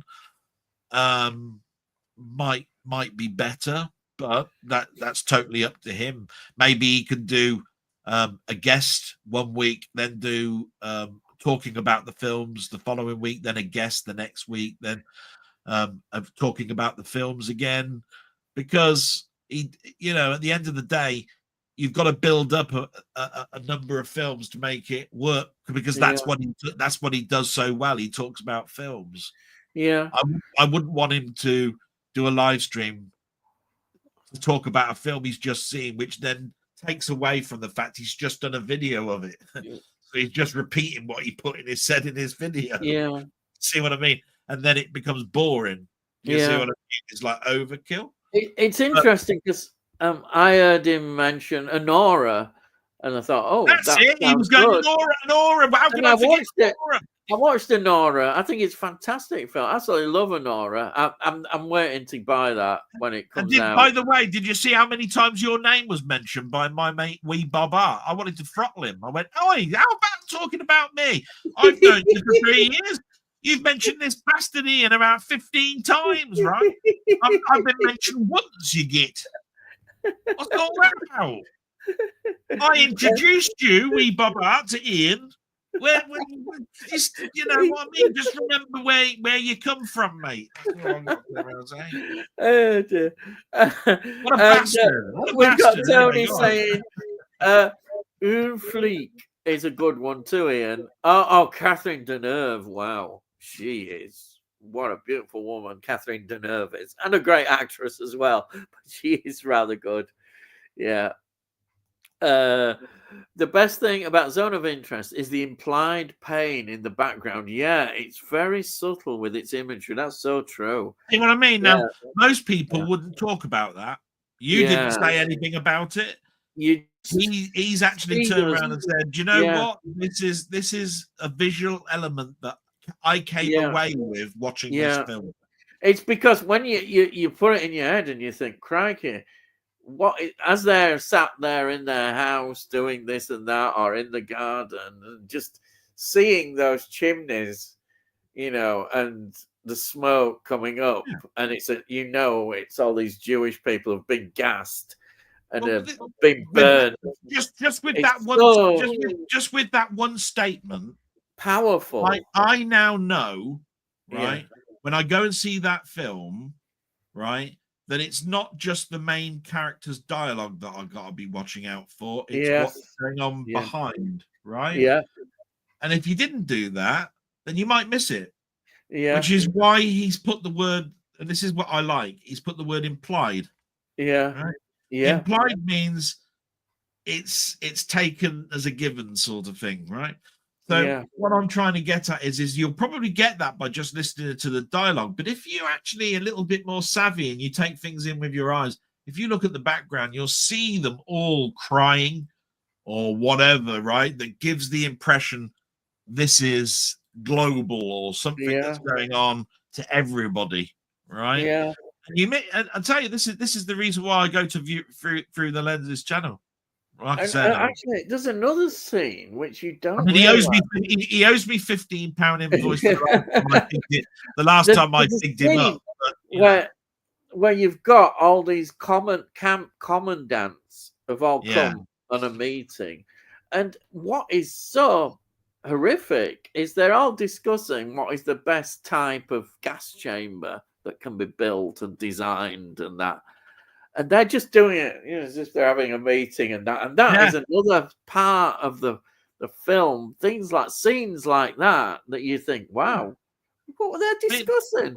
They're discussing Holocaust. Yeah, it's amazing stuff. And of course, these things had to be built. They did use buildings that were already there, Yeah. But I mean, when they were talking about it, they didn't make those big bloody shower rooms. They Yeah. actually had to physically construct the pipes and get the water to there and all of that It's sort of it's stuff. it's frightening, that kind of commitment and detail and what they were doing and It's not like how they to put. It's improve not like they put. performance. It's not like they put mattresses down for them to Yeah, actually sit down while they were being gassed. yeah. You But know what I mean? things So like that were just amazing in that film. It's something that you almost wish everybody could watch a film like that and see it, how good it really is. most people get the fact that if you were around there at the time, A, there was a stench. B, there was so much particles in the air that you thought it was snow when actually it was burnt skin falling on you. Oh God, yeah. I mean, you can imagine it's very hard to give a description of just how disgusting that would be. Do you know what I Yeah, mean? If you put a spider on your yeah, hand, you're allergic to spiders. yeah, That's the sort of thing it would be, because what you've got is flesh landing on you, and it's in your hair, it's in your yeah, clothes. You're yeah, sniffing, breathing it in. You're breathing in burnt yeah, remains of human people. yeah, How could you take that in at that time? How? I would have just got, I think, broken down and just yeah. basically gone mad. There is And another brilliant scene showing how out of touch. The commandant's wife, we see her. She's in this bedroom, looking again towards the garden thing, and she's got this fur coat on, which they've obviously taken from the Jewish people. They took all their clothes and everything, and yeah, she's yeah, there going, "Oh, wonderful, so stylish." And it's obviously come from some victim, some Jewish person who's, they're probably not, it's just scenes like that are so clever, the way it's showing things about the way they're yeah. living their normal life, it's going on, and all these horrific things are going on. Amazing film. Danny Duke says, I'm all good. Happy New Year to you all. Hello, Danny. Thank you for Hello, joining us. Danny. Yeah. Stephen Moll says, another good film I watched at the weekend was Absolution, a crime thriller film directed by Hans Petter Moland, written by Tony Gayton, and starring Liam Neeson as a brooding, aging gangster. I wonder how far back that one is, because you know what I mean. Liam Neeson, I used to think of him as being a very versatile actor, and then all of a sudden He's suddenly playing a similar role. a film where he's in a car and he has to get from one place to another, or he's rescuing someone, or that's his role. Right. So I wonder sometimes. Absolution. I think that might have been on Sky. I think I might have watched it. An aging gangster might be an interesting look at it, though. I don't know. Yeah. And then we've got Tony saying, after seeing Del showing his recent Blu-ray purchase of Zulu Dawn, I was prompted to track a copy down at last. Music Magpie had a used copy. My DVD will likely end up at Ian's eventually. Yeah, bastard. Oh, dear. I think what was interesting about Zulu Dawn is that you can buy Zulu 50th anniversary in a standard Blu-ray case for about quite cheap, $5.99. isn't it? Yeah. If you want to buy Zulu Dawn, it's like 20 odd quid or something, and you have to have it imported from America and bloody blah blah blah blah blah blah blah blah. And yet Zulu is better than Zulu Dawn as a film, Yeah. But the reason I wanted it was I've been waiting and waiting and waiting for a steelbook, and I've been waiting for 4K and all that sort of stuff. I believe that will happen. It won't be very long. Yeah. I'm hoping that when that happens, they re-release Zulu Dawn, and they'll do a 2-disc edition where you can have the whole thing and all of that sort of stuff. But until then, I did pay over the odds for Zulu Dawn, and I will do something like that because I so wanted them both together on a shelf. Yeah. Do you know what I mean? I hope you like it, Tony. And I'm so glad that you'll be making it so that Ian completes his collection for nothing, because you bastard going to send him a freebie, you little shitty bastard. No, sorry. I'm so glad that Ian's going to get his collection completed as well. And I just want to wish you both a happy new year, bastard. I mean, happy new year. Yeah. Oh, dear. I got Tourette's, by the way. I just thought I'd let you know. I was diagnosed with it yesterday. Yeah. And people have been telling me for years that right. We've got Charles Duncan saying a lovely film that was on Talk TV. That is Delboy's always on Talk TV yesterday. Called Melody, 1971, starring Jack Yes, it Wilde, was. I saw it. Yes, about unruly kids at school and wanting to get married and getting into mischief. Yeah. He'll have seen it. Yeah. Jack. As soon as I saw Flight of the Dogs, I looked into the career of Jack Wilde, and it was just great. I mean, he made a lot of films, and you just didn't realize he was in that many, right, in his early career. And it was great. And I did see Melody. I don't think I saw it yesterday, though. I think it's because Talk TV repeat them. You know, that it'll be on one week and then it'll be on the next month and all of that sort of stuff. I think I saw it about a month ago. But I did like the film Melody. Yeah, I did. Yeah, that's all I wanted to say. Yeah. Okay. Stu Moore says, I also watched a slasher film from 2019 called Haunt, which was a recommendation from Keith, Euphoria Pictures, which is a really good film set on Halloween night. Oh, that's nice. I'm pretty sure that'll be a good. If it comes from Keith, I'm pretty sure that'll probably be a rock solid recommendation. I haven't heard of that. No.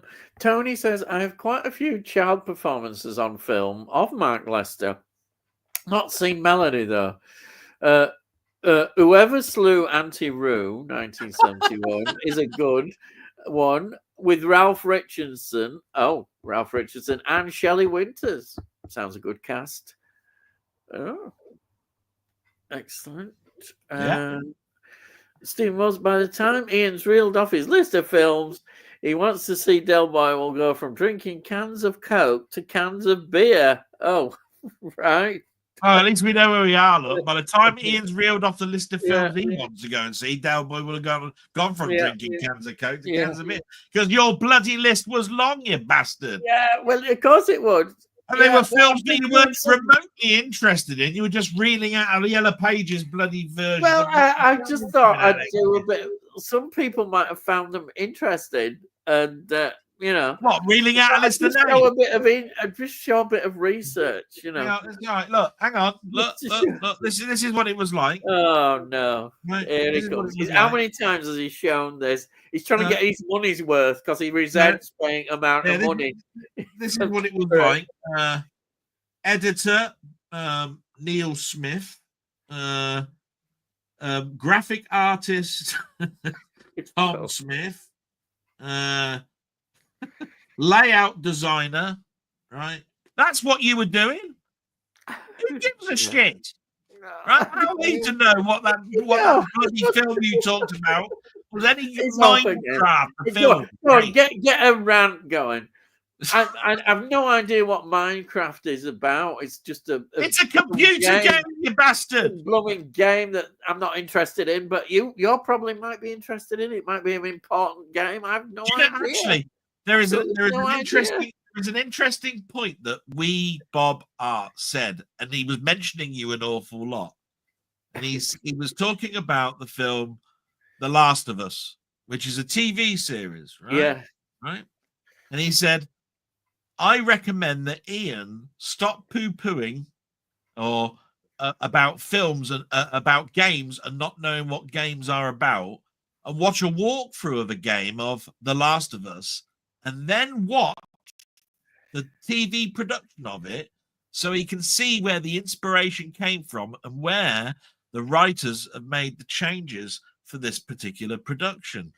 And that's because that game, by the way, Ian, is not a game. You might as well be watching a cartoon version of it. All right. there is very little. Oh, I've got to use the joystick to wander about. It really is a narrative driven game, and it's sort of like Yeah, you make the odd choice. yeah. So sometimes when something comes out that's really, really successful, like The Last of Us as a TV series, the people that have played the game have got a head start on you. Yeah. And you are seeing something particularly from a singular vantage, Yeah. where somebody else that's played Yeah. the game has gone, I got emotionally attached to that part. Yeah. And they did that so well in the TV series Yeah. because they got that across. Right? Maybe as well. That's what I'm trying to say. I shouldn't really always take notice because it kind of prejudices my view of films. It's like that film. It's getting slagged off a lot. Is it the Borderlands? Everybody It seems is, to be yeah, giving yeah. it a bad review, but that's from a game. So I'm going, oh, it's from a game. So, But this is the difference. The Borderlands isn't really a story-driven. It's a third-person shoot-'em-up thing. Is it? Is that what? Yeah. It's Borderlands, the film. If you actually go in without knowing it's based on a game, you'll probably enjoy it better. If you actually played the game, then you went to see it, you'll be turning around and saying, "What a bag of shit this is!" Yeah, that's what I got the impression that I should perhaps watch some of these films as if it's just a film and not be thinking about the game. I'm not saying watch every. I'm not saying watch, but what I'm trying to say is that there are certain things like Minecraft where you're going, I have no idea, I'm not interested in it. It's a game, blah blah blah about this film. That's where I'm saying you've come up with a negative before even seeing the film. It's true. It's probably not even completed filming yet, and you're going, bag of shit, right? Yeah. Just because you heard the word game.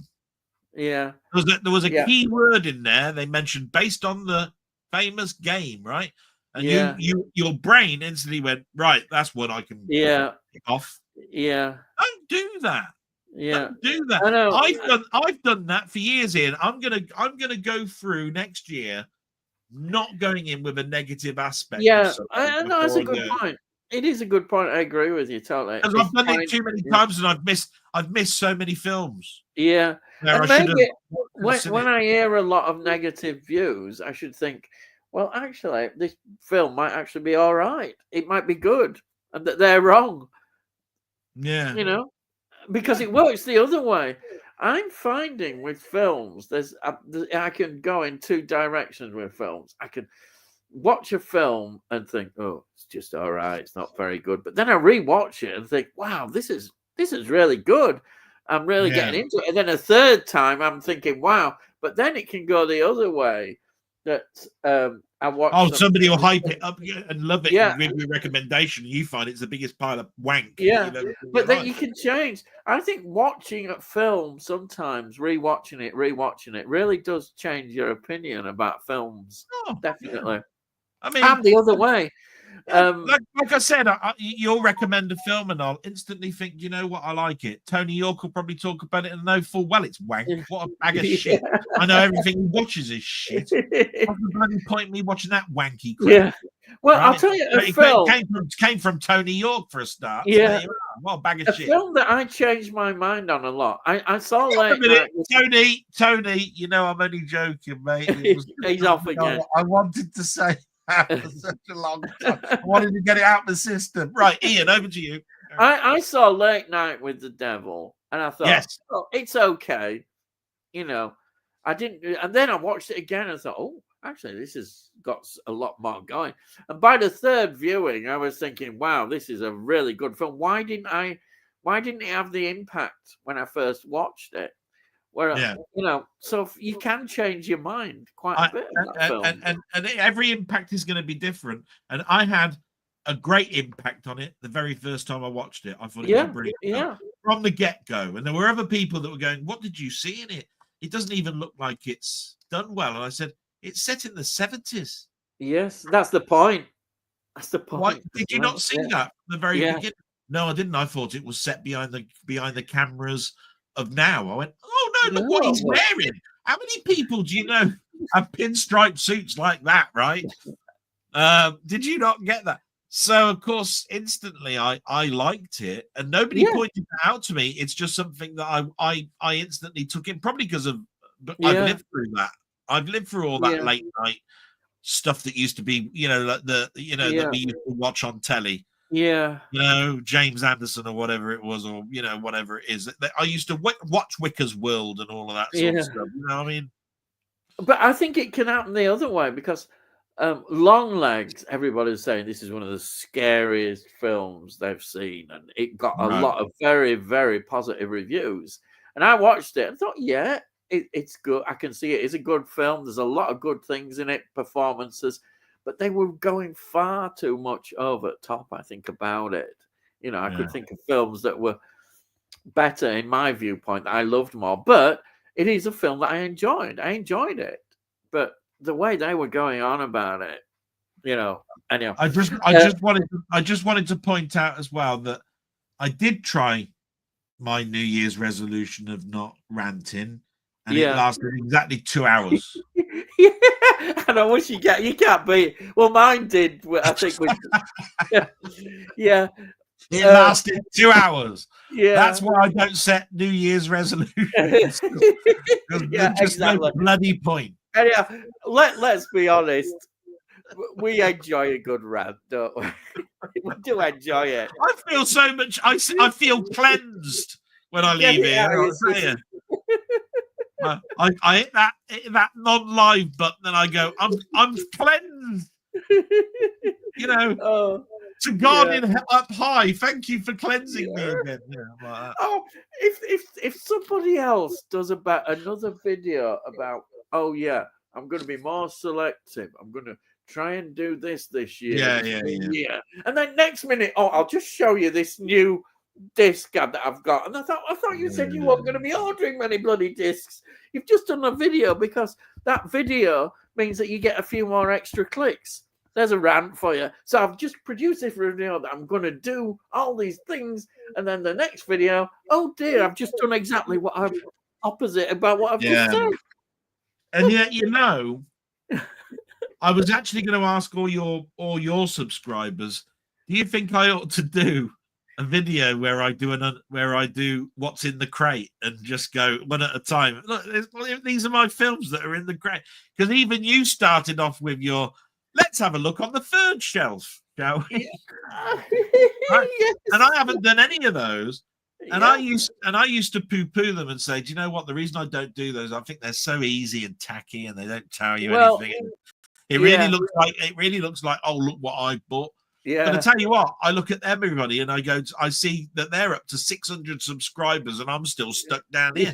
And I'm just wondering, do you know what? Maybe I should have just gone, sod the lot of you. I'm just going to do it. And I'll just go, right. Don't forget. I'll take the crate from over there. I'll Yeah. put it here and I'll go, look, there's this. Yeah, And this it's and this great. and this. Actually, if you're feeling lazy, that's exactly what people do. I'm sorry, I agree with you. I know what you mean. Sometimes you can feel lazy, and I can think, oh, what's the laziest video I can do? But hopefully, I try and stop all that. I don't want to make lazy videos, but it's so easy to I've do. got to do something. The trouble is, nothing else. I spent hours. I'll be there with bated breath, going, "Oh, what's he going to pull out?" I People like that spent video. hours, People love it. doing the research, and at the end of the day, what I should be doing is I should be just getting one of my crates over and just going, right, what's in this crate? Right, there's that, there's that, there's that, there's that, there's that, there's that. And then, of course, you have it as a weekly feature. What's in the tray? What's Delboy's tray? You have some sort of title and thing, and everyone goes, "What's in Delboy's tray?" All I really need to do is go, look, I've got 60 crates of steelbooks, right? Here's crate 1. Let's just go in. Just go like that, and then do 60 of them. And you have it as a series. But I'll tell you something. You'll end up getting more subscribers. Yeah, but you Honestly, see, the thing is, I do think it does come across and look like, oh, look what I bought and you haven't got it. Yeah. And I don't like that. I don't want to come across that way. I've bought them because I'm a fan of films. So if I'm a fan of films, I should be showing you one at a time and then going into the reasons why I bought it. Yeah. Not, oh, look at that, that, because then it's a catalogue. Yeah. Well, that's how it is. I don't know. I'm having to think about it, but I'm just thinking maybe I might do. Oh, look, speak of the devil, Wee Bob Art's in. Look, yeah, that bastard, right? Who's mentioned your name 15 times, right, in one video he's done, and mine mentioned once. Bastard git. Hello, Wee Bob Art. Anyway, carry on with the Stephen. We'll carry on now. Otherwise, we'll be here till next Christmas. Yeah. Tony Oak says, I don't get logic behind all these cuts to older films. They release graphically violent films such as the Terrifier franchise, which aren't for me personally. I think totally overrated, but I have no problem. I know people enjoy them, but they're totally overrated in my opinion. Yeah. And then he's continuing.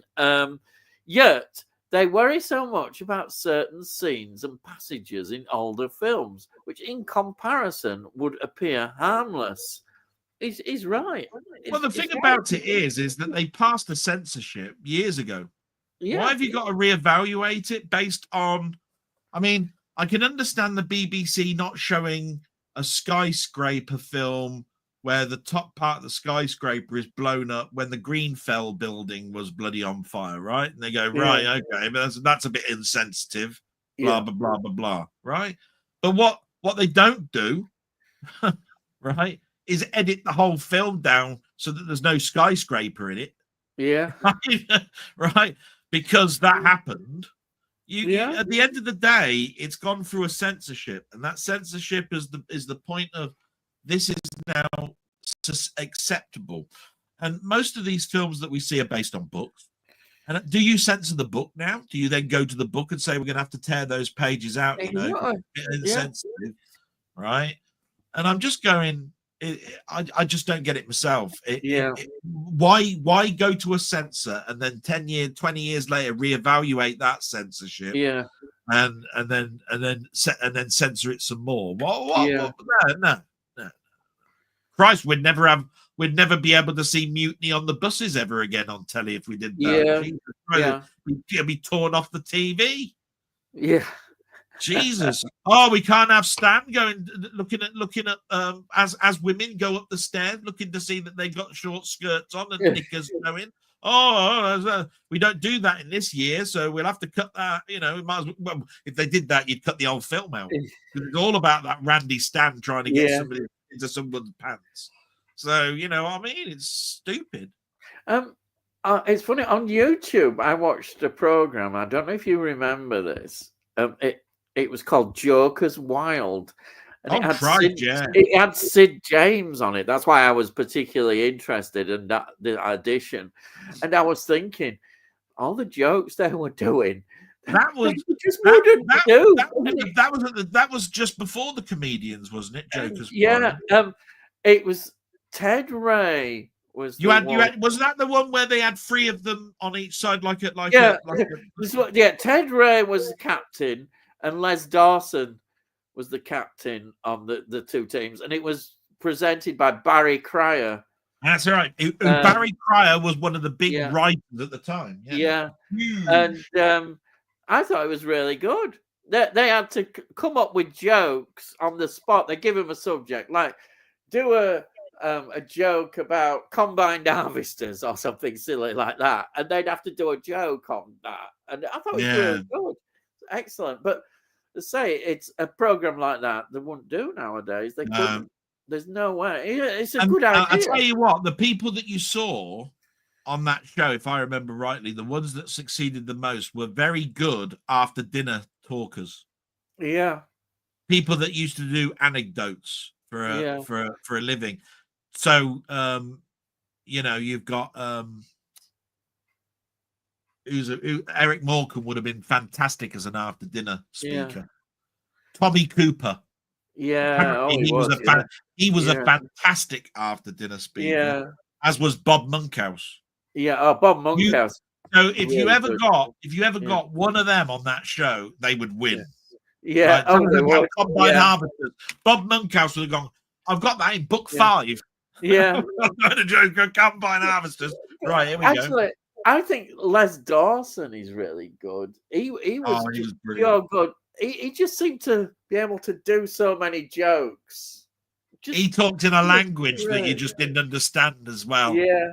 Because And he'd be telling a story about up north, and he'd be filling it in with, and there was this lovely plume of smell that was coming from the aqueduct. Yeah. Right. And He'd be his going, face, aqueduct, what the you just look at his face, his expressions on his face. It's just fantastic, Les Dawson. Apparently, I got into a strop if he wasn't on telly doing his piano. If he didn't get his piano out once, I dismissed the whole program. He had to have the piano come out once. Yeah. And play it wrong. Yeah, of course. Yeah. Right. If he didn't do that, it was a shit show. It weren't interesting. Okay. We've got Tony saying, I forgot to mention Sand Pebble's soundtrack, though. I really enjoyed it. Surprised it's not mentioned more. There you are. And he's being a cheeky bastard. He's put that after I've said about that. He's going, oh, yeah, I forgot to mention about the Sand Pebble soundtrack. Here we are. Sai says, hi, guys. Happy New Year. Happy New Year to you, Sai. I've been to see Nosferatu this afternoon. I really enjoyed it. Well acted and visually brilliant. Bill Skarsgård is unrecognizable as Count Orlok. Well, there you are. It's getting already favourable reviews, I can see. Well, yeah, I mean, it will. I like the T-shirt that McMahon Movies went on when he said, "I'm going to the pictures this afternoon. And guess what? I'm going to go and watch." Yeah. Right. And it had a picture of Nosferatu, and right in front of him was Scooby and Shaggy. And it was I was going to say something because he put, guess what film I was going to say, and I was going to go, have they done a film on the Shadows? Oh, I was going to say something stupid like that. Yeah, it was a comedy bloody T-shirt anyway because it had Scooby and Scrappy in the front of Nosferatu. But I'll just mention it again, just so everybody knows. Nosferatu Steelbook. I'll tell you now, sold out Zavi and HMV. Don't even bother looking. It sold out within an hour. It was only announced today. Gone. Amazon's the only place now if you want a Steelbook of it. I think that'll change though, you know. Yeah. I think HMV will get more stock. But there you go. Yeah. And then we've got Stephen Moles. I've recently been watching the TV series Sanctuary on Tubi, starring Amanda Tapping. Oh, yes, from Stargate. I remember her. All 4 seasons are on there. Yeah. I like Amanda Tapping. Yeah. I don't think I've seen Sanctuary. Yeah.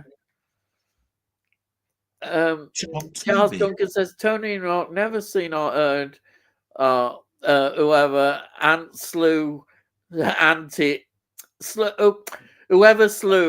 Roo. No, yeah, Jack Wild. Jack Wild. Yeah. And Cauldron of Stardust. Hello there. Best Star Trek movie was 6, The Discovered Country. Phenomenal ending to the original series of films. I loved it. Yeah, I think it's. It was on telly today. It was on. Yeah. It was on telly this morning on Channel 5. I think. Fantastic film. Absolutely wonderful. And then we've got Tony saying, Charles, it's an enjoyable period mystery thriller set in the 1920s. Good performance from Shelley Winters and the child actors. Yeah. Yeah. That's great. Sarah Robson, hi mate, says Danny. Cauldron of Stardust. Happy New Year to all. Happy New Year to you. Yeah. Happy New Year, bastard. I mean, Happy New Year, Cauldron. Sorry. And then Sarah says, Danny, Happy New Year, mate. And then he knows I'm only joking, by the way. I do know Cauldron. We know. Thanks, Tony. I'll look out for that one. And Tony says, Charles, it's available on Blu-ray. I think it was a foreign release I got from eBay. And then Stephen Moore says, once a year, you've seen Star Wars at the cinema back in 77-8. Then you watch Star Trek: The Motion picture, no comparison. I even thought the black hole was better than Star Trek: The Motion Picture. Well, there you are. Some people think that. Hey, see, yeah, because We don't. I don't. I actually mentioned the black hole the other day, and I Yeah. turned around and said, "You know what? I haven't seen the black hole for a long time." When I watched it, the very first 15 minutes is just them getting onto a train. You know, they landed on the actual big ship. They got inside a tube of a railway type thing. This thing is supposed to be massive. And all you're doing is just looking at pan shots of the big ship looking like a big construction yard. And I'm going, this is Star Trek all over again with the flyby of the Enterprise. As far as I'm concerned, that statement doesn't hold true. I do understand that everybody will have an opinion on that. But there is a difference between Star Wars and Star Trek. Obviously, there is. But then again, if you watch the TV series of Star Wars compared to watching the old 60s Star Trek, there's a difference between those. Doesn't necessarily mean that fast action, smaller craft and everything like that, flying around, firing, makes it a better film. It's the content of the film. And that's where I turned around and said, do you know what? I was engrossed in the story. And it was the fact that the characters didn't act like they did in the TV series was the only thing that I picked up upon. I was mesmerized by the visuals. I thought I was actually with them on the Enterprise looking at that bloody thing down its neck. I actually thought it was a fantastic lot of special effects. But I was a kid. What do you expect? I was under 10. At the end of the day, I don't think people realize if you was a Star Trek fan of the original series, which we were, this was massive to have Star Trek on the big screen. I mean, to us, it was just, if you were I was with all people on this. I think I saw it as soon as it came out. We were all Star Trek fans. And it was, let's say, a massive event. We loved it. I mean, we couldn't believe it. We never thought we'd imagine having them on the big screen. It just didn't seem to think it would ever happen. And it did. It was magic. And that's why it's such an event film. It's just something special. This is the nice thing about being on here, because I can actually turn around and say, do you know what, Steve Moores? I actually respect what you put. I would recommend, though, that you watch The Black Hole again. And then watch the first 15 minutes, 20 minutes of Star Trek. You will see it spookily, eerily similar. Christ, I really did sit. I'm not joking. They got onto that bloody railway thing, right? And they were looking at this great big massive craft trying to get to the central hub where they were going to be speaking to the professor or whatever. And it might as well have been the flyby of the Enterprise. It might as well have been. Really was boring. It's like, Christ, can we get to this command center now? I've been looking at this bloody big ship now for about 15 minutes. We hadn't even got to see the bloody villain yet. Where the fuck's going on? You know what I mean? It was slow, but slow's good when you've got a score like John Barry was doing in The Black Hole. Jesus Christ. And a score like Jerry Goldsmith. I will mention the scores again. Because I tell you what, they're two fantastic film pieces of music. I'm telling you now. Let's just say anything is better than 2001 Space Odyssey. Now that is... shut your face, you. Yeah. Slow, I haven't gone down the route of blooming pretentious stuff. No. It took you 2 hours 23 minutes to slag off 2001. Yeah, I had to get it in. It was just bollocks to the lot of you. Films, and I thought, I'm being set up here. I'm going to go and get a can of Coke while I let you be bored to death by Ian. I won't be a minute. I had to get in. Who doesn't love 2001 Space Odyssey? Not. It's just overrated. It really is just overrated. And how can anyone take a film with Leonard Rossiter in seriously? Rigsby in space, please. It's just not on. Anyhow, I won't go on to my rant. It'll only upset him. Here he comes. Anyhow, let's go on to the next one. Calder of Stardust says the best part of Star Trek 4 was Chekhov with his thick Russian accent asking around where the nuclear vessels are being kept in Cold War era USA. Yeah. Yeah, they're in Alameda. They're in Alameda. Yeah. Where is the nuclear vessels in Alameda? And Danny says, Cy Robson, same to you, mate. Cy Robson says, Steve Moles, even Battle Beyond the Stars is better than Star Trek. Oh, so much. How dare you? But there we are. Everybody's got their own so much unlove for Star Trek the motion picture. I don't care. I don't care because, to be quite honest, and I'll say this, I love you all. We've all got our favorite films. You know, you can be wrong and not like 2001. You can be wrong and like Chitty Chitty Bang Bang and say that's your favorite fucking film. What a bag of shit that is. Right? To mine is Star Trek the motion picture. To me, it's the perfect marriage of music and visuals and story. So that's it. But that's to me. And I'm isolated on that. I totally get it. But I tell you what, I've just mentioned Black Hole. Love it. You've mentioned Battle Beyond the Stars. Love that. That's I was in love with Roger Corman type films all the time. There was obviously there was trying to think of all the name. Was it Richard Harris? Was that his name?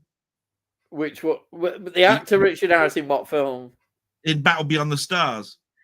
Oh. Was it? I've not seen Battle Beyond the Stars. He was John Boy Walton. Oh, I don't know.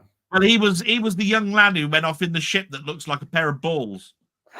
And then you know what I mean? Well, it did. In Roger Corman made sexual bloody. You have to. I'm sure it wasn't Flash Gordon. You got Sybil. You got Sybil Danning in it. You got. Dear. Robert Vaughn. He was in it. You had from the A Team, didn't you? Peppard. I mean, you had every name, didn't you? Going in that film, and I loved it to death. It's basically the Magnificent Seven. It's a fantastic film.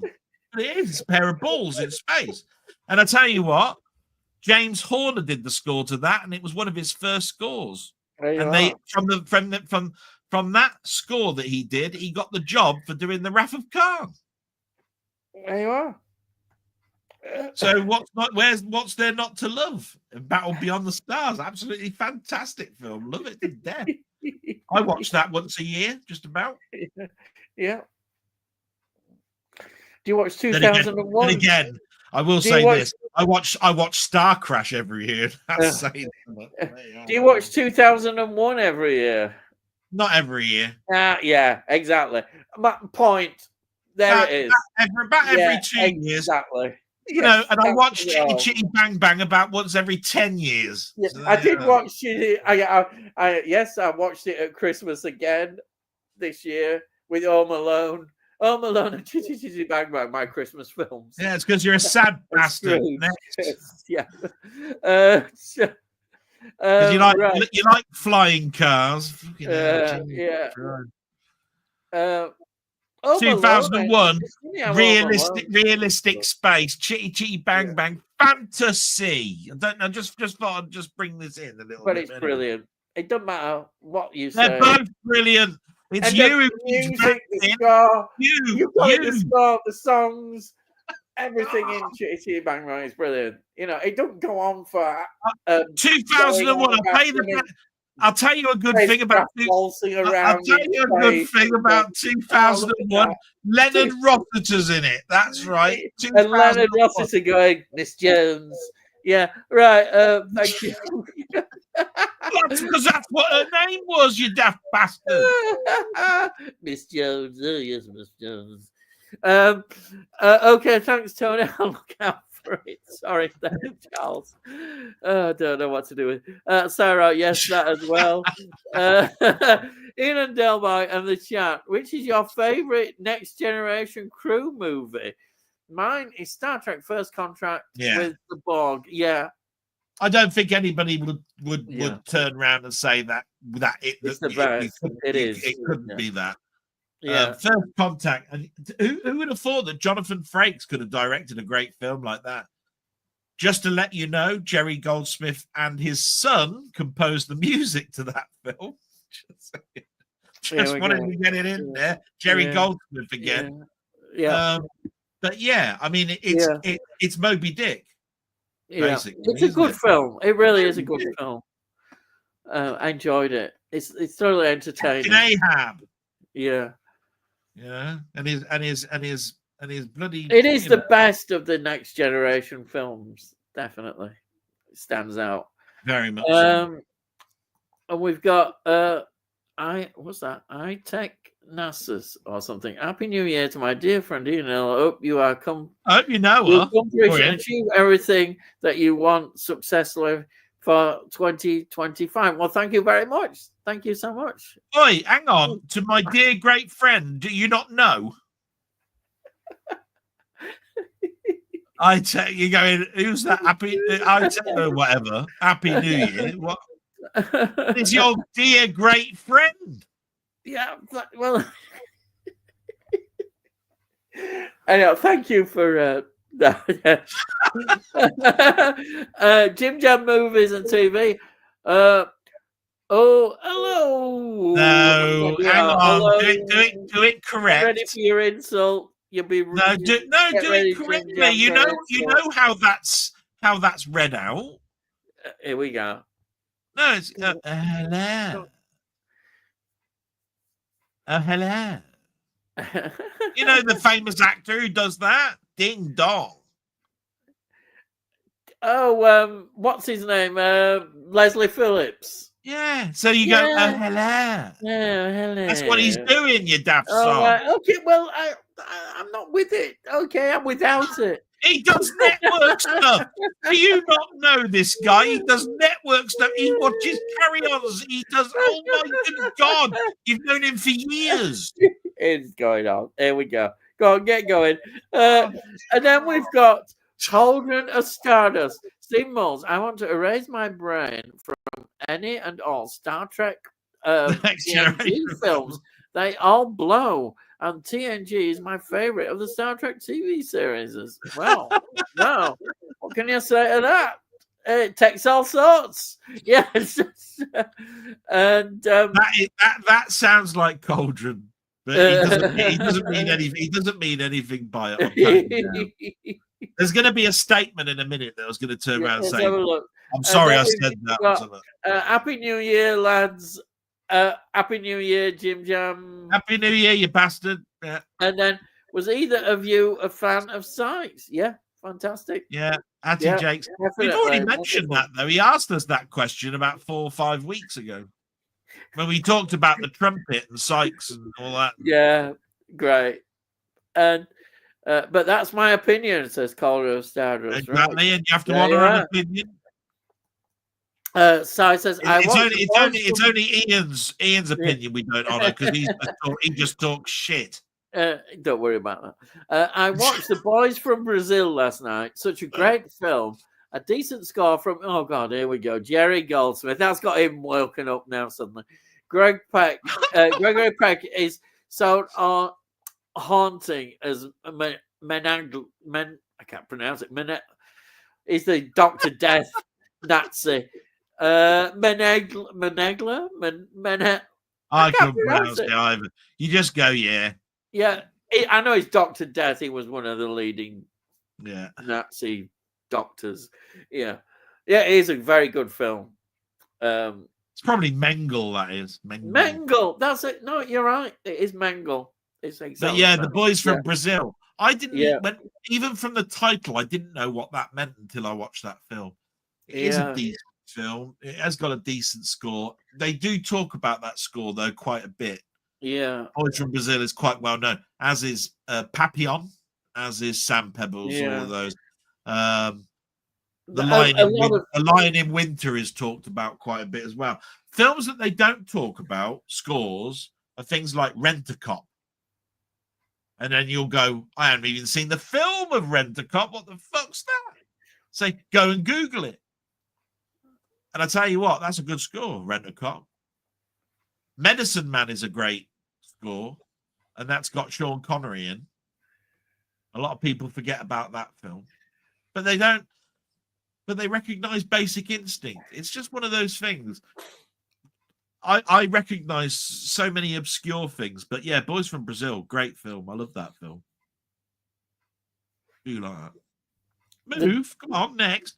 You don't let me talk that long. I'm letting you talk. I thought, well, we'll let him go on about film scores. He's got to have his film scores. I was talking about films that are obscure titles.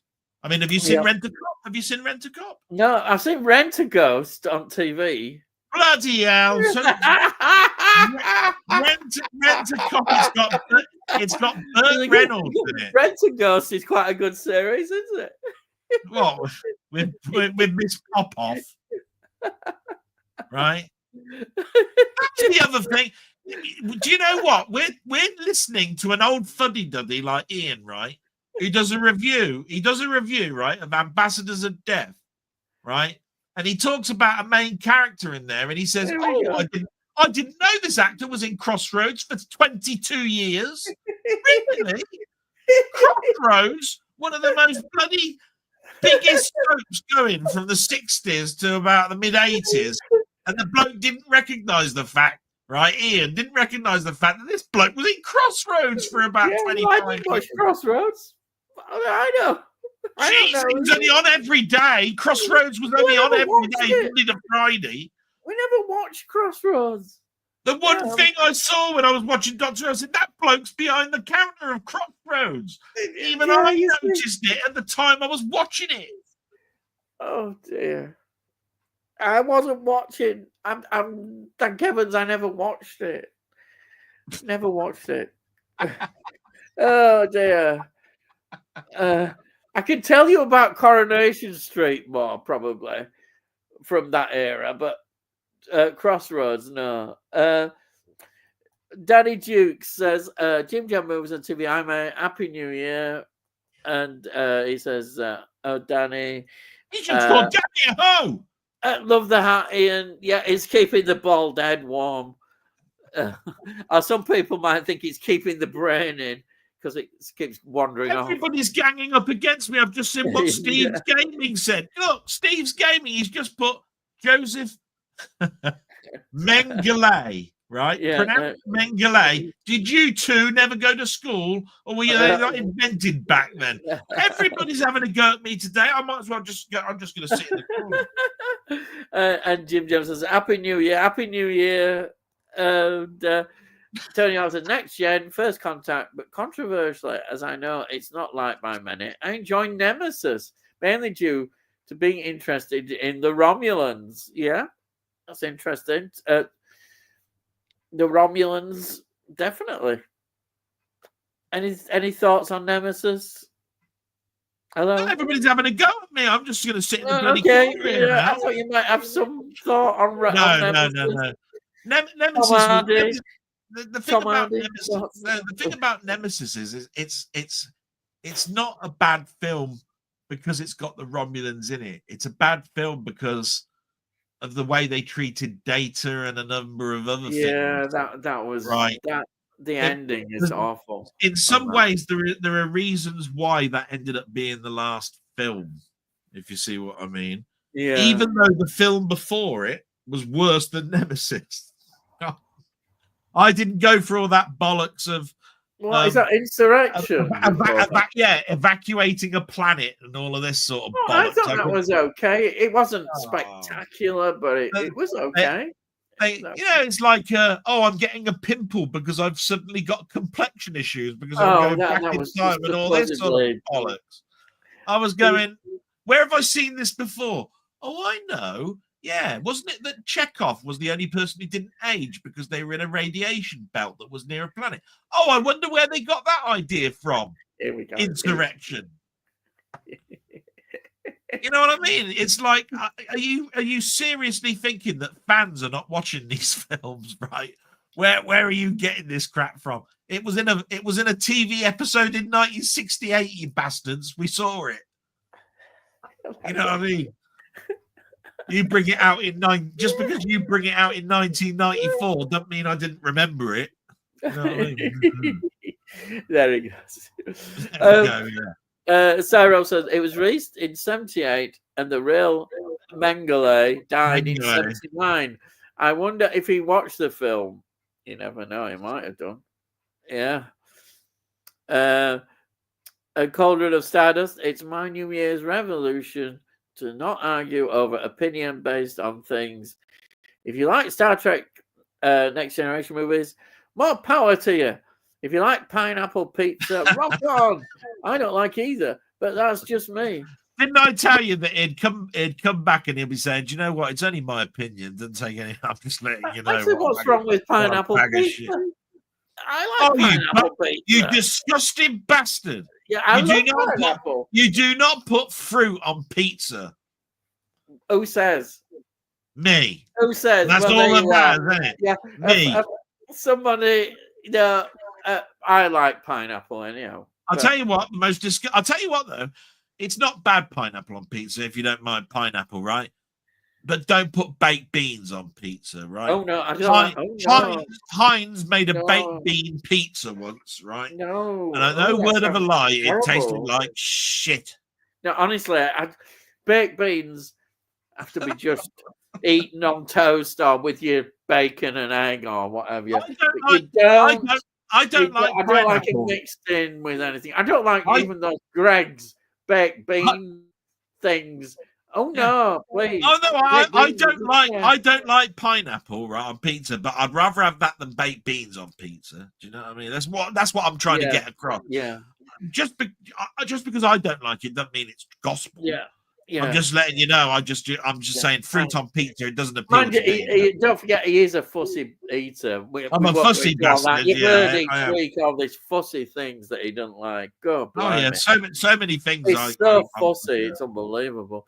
Corner of Stardust is laughing there. I'll tell you what. Once you get his humour, he's hilarious. Cauldron of Stardust. And then. What's your most anticipated film of 2025? Well, go on then. Go on then. Go back to the beginning of this bloody thing. Go and look at your 50 films you mentioned and mention the one that you want to watch. Go on. I'll be here. I'll be on my 5th can of Coke. Go on. To be honest, there's a lot that I'm looking forward to, and there's a lot as I said, as I preached, there's loads of films we don't know. We don't know nothing about, but we'll like them at the end. By end of year, we'll be saying, "Why, brilliant!" So, okay, Final Destination: Bloodlines. There you are. There's an answer. Have you got one? Do you want to just say that? Oh, I'll just say go to the beginning of this broadcast and just watch the first 20 minutes. Hang on. You got to get to about 10 minutes in and then watch it all the way to about 35 minutes because you read out the yellow pages, didn't you? So there was around about 35, 40 films that you mentioned. According to it, yeah. So, it was one of those. I was just doing a bit of research for everybody.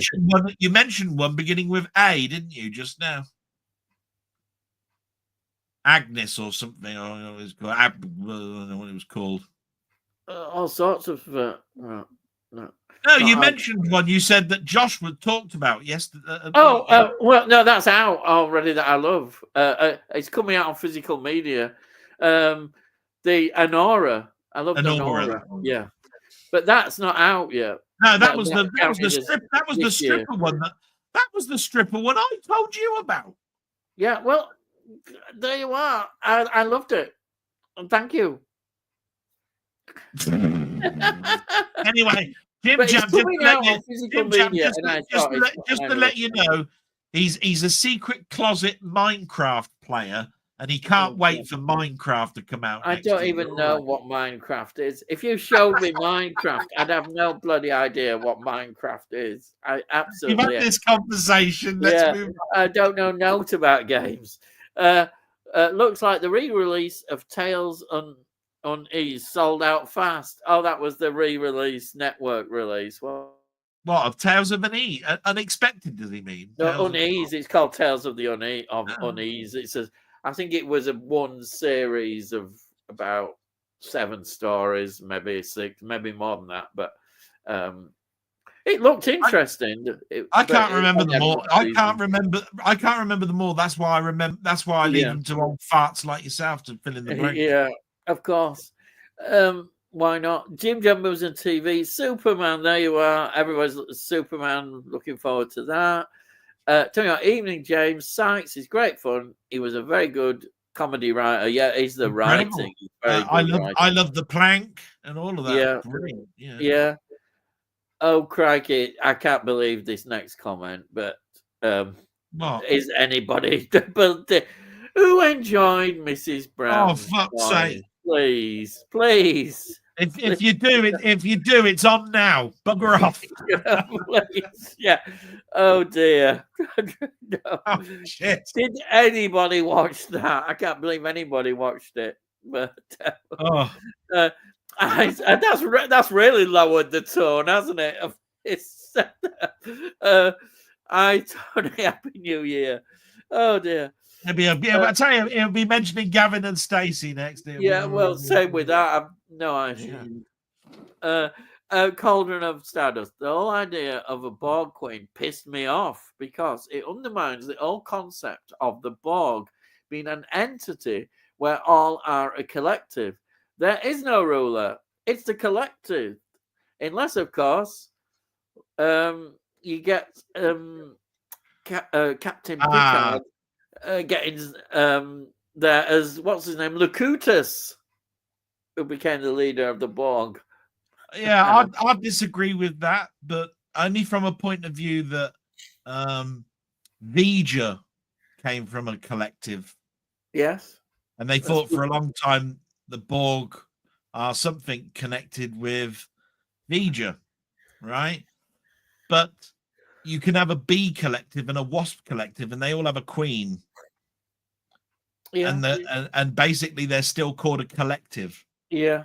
It depends on how literal you want to be with the word collective. Yeah. Because that, like I say, bees and wasps, they're all, and ants are a collective and they have a queen. Yeah. And everybody does the queen's bidding, which means that the Borg queen as a collective does still work. It's just, if you are thinking of the pure word collective, it means there is no ruler. You know what I mean? Because you work as a one mind, which means you're not owned by anyone. You don't rule by anyone. So it depends on how you look at it. To me, the Borg were always considered to be like an insect race. It was like flipping heck. They're like ants. You hit one and basically another one will just take its place. That's what ant mentality is. They just kill you with numbers. Yeah. You know what I mean? Actually, why an ant can kill a wasp. I think that they did something with this, which I think was really good. Normally, when the stories happen, they reset the button and it's back. But the good thing about what happened here is they actually looked at the consequences of what happened with Picard. So we had an episode after all this where Picard, it was called Family, and we looked at all the psychology and how it was. And I thought that was brilliant. They should have done more of that in Next Generation, but it was good to see. Yeah, I agree. Anything that sort of like delves then into another subculture of how damaging this can be, because it was almost like brainwashing. That's right. He was stripped of his individuality. Yeah, so if you can imagine if you can imagine in many soaps, right, where you've come out of a religious cult, and then you're then folded back into the family. That's the sort of thing we're talking about with that, and it's great because subliminally that's what they're talking about. And they've covered it in a science fiction wrapper. I loved it as well because they covered it in the pilot of Deep Space Nine, because it was like, was Picard ultimately to be trusted? They were still asking that question, and Cisco didn't trust him at all. There was a lot of resentment because Cisco's wife had died on that Wolf battle. 359, Yeah, Wolf and 359. I thought that was really good, examining again, consequences of things. Because I do love science fiction and I love Star Trek, but the way sometimes these dramatic things happen and then it's all forgotten about. No, can you just imagine us reenacting that scene where, Picard and obviously on Deep Space Nine, and he's going, I'm going to send you off now to be captain of Deep Space Nine. Oh, I don't like you. I resent you because of War 359. Yeah. Can you imagine if I was playing Picard and said, I don't give a shit what you think. Yeah, go on. I am higher than you, so bog off. Get your job done, or else. You bastard. Yeah. There's a ship out there. Off you go. Off your trot. That'd be me, right? He actually was very diplomatic and sort of went, yeah, I understand that. Yeah. Unfortunately, I am a captain and you're not. So I'm afraid you are going to have to do this. So I hope that I can gain your trust in the future, I think he said, or something like that. Can you imagine how nice that was? Because I'd just be turning and saying, off your trot, you bastard. You're getting in there. I'm telling you where you're going. If that's really how you want me to be, I'm telling you now, get in that lift shaft, you're off. On your jog on, get your keys, you're off. They're on there, over there. Go on. Imagine that. Imagine me doing an episode of Star Trek. Oh dear. Although I was in the Star Trek Adventure, I keep threatening to convert that from NTSC to PAL and putting it on YouTube. I was in the Star Trek Adventure. It was brilliant. I went over to the States and did the Hollywood, Universal. Yeah.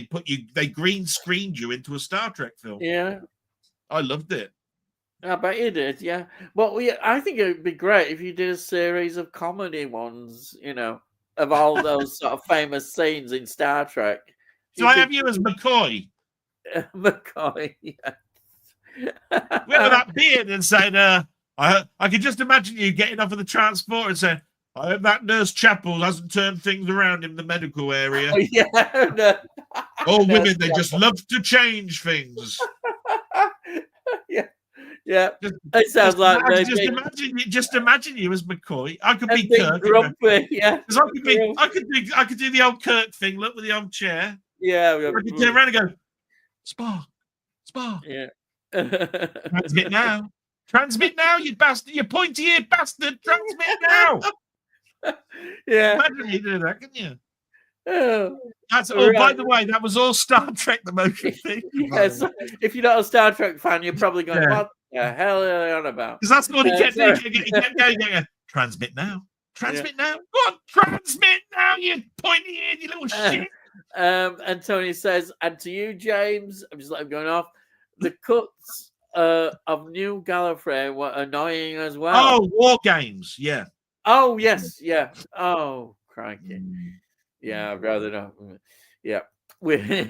I've been watching a classic episode of Persuaders today after watching the doc on BBC on Roger Moore. Yeah, I watched that documentary. Remember, I told you that on Christmas Day, I wouldn't be watching BBC One, I'd be watching BBC Two. Because on BBC Two, they got my two favourite films. There was a Roger Moore documentary.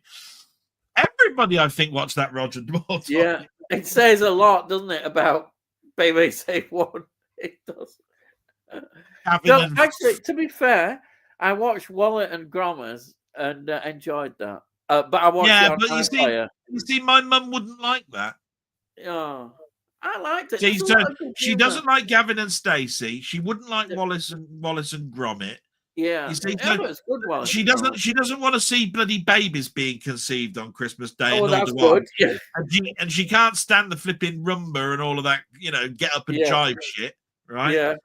So Christmas Day was pretty much nothing. You were all right. Yeah, you were okay. Nothing for my mum. Yeah. Do you know what she did? Turned it over and watched the darts. Yeah. Oh well, fair enough. And you've said no background today, Delboy. So there you are. I have. I've got the Starship Enterprise as seen on the new set for next year. Yeah. And that's what the Enterprise looks like next year. Look, ladies and gents, it looks like that. Because they've cut the budget. Anyway, go. It's all right. Tony says Delon was in the Western Red Sun with Charles Bronson, recently re-released by Studio Canal. Yeah, I know. Yeah, I've got to watch that yet. I've got the steelbook of it. It's absolutely you brilliant. sent me the DVD of that Red Sun. I'll have to watch that. Yeah, I did, didn't I? Yeah, that's right. I know you did. And Steve says we need another Doctor Who movie, especially with the special effects they can do now. Well, to be quite honest, look, it didn't work with Peter Cushing, even though I think that they were great films. Yeah. You know, I watched them as a kiddie on bank holidays and all that sort of stuff. I wouldn't say no to a Doctor Who movie. It's just that you'd have to write it like classic Doctor Who and take everybody off of who's writing it now. Yeah. Do you know what I mean? You'd have to go back to basics and do it. And that's not going to happen. That ain't going to happen. No. I think that's what the goal was by going to Disney. Yeah. To make it as successful again as much as it can. We can make a movie out of it. Yeah, I agree. I think you're right. I think they've missed the bloody mark. Yeah, and I'm sure they've seen the response to last Christmas special. They must have seen that response, and it has been very, very poor. Quite rightly so. So that's anyway, I'm gonna let you read out fast now because I know. Who remembers Michael Bentine? Oh yeah, we remember him. Though I didn't like that potty hour thing or whatever. It is. Potty time. And yeah, I looked at that and I went, Michael Bennetine. Isn't that some make of like teas made, Bennetine? Michael Bentine. Cy Robson says Rennie Harlin's last decent film was The Long Kiss Goodbye, 1996. He directed the terrible Strangers Chapter 1. Yeah, the original Strangers I like. The Chapter 1 I wasn't. Yeah. It just didn't. Yeah. The Long Kiss Goodnight has Gina Davis in, and that's when Rennie Harlin married Gina Davis. Yeah. They then made a bloody awful film. Well, it's not awful. I like it. But it's a pirate type film called Cutthroat Island, I think. Is that what it was called? I've got that on Steelbook as well. Yeah. But after Cutthroat Island and they got divorced, I've lost track of what films he's done. So apparently he's directed a terrible film called Stranger Chapter 1. Yeah. Have you seen that? It's a terrible remake. I have not. Yeah. And apparently it's in a new trilogy. They're doing another 2 films. Oh my good God! But the original's really good. I love the original. The Long Kiss Goodnight is I keep saying it's one of those films that I thought did many people watch this because I mean it's got Samuel Jackson in it. Is that right? He's popular. And she plays a dual character. She's like a school teacher, and then flip on the side, she's a bloody assassin. You know, and all these things suddenly come back to her, and she's got a little kiddie, and she has to say, "No, I don't like kids," even in front of her child while she's being captured. I thought it was a great film, absolutely great film. Why he fell from grace so bad, I don't know. Amazing, really. Anyway, carry on. Tony says, "Potty time." Yes. Bentine, let's talk about that. Any fans of our aircraft is missing? I don't know. I think he means one of our aircraft is missing. Like one of our dinosaurs is missing. Oh, is it like I've never heard No, I don't know, but one of our aircrafts, I think I've seen that. This is like Tony, like you said, not seen that one. I enjoy one of our dinosaurs is missing. So I mean that's a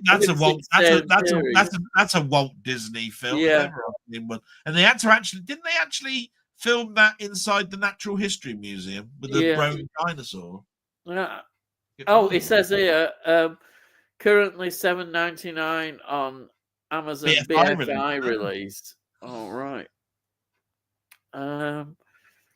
And then Cauldron Stardust, Tony Hawk, was that the one with the Diplodocus skeleton that was later seen in Star Wars? I think it was that film. I never saw it though.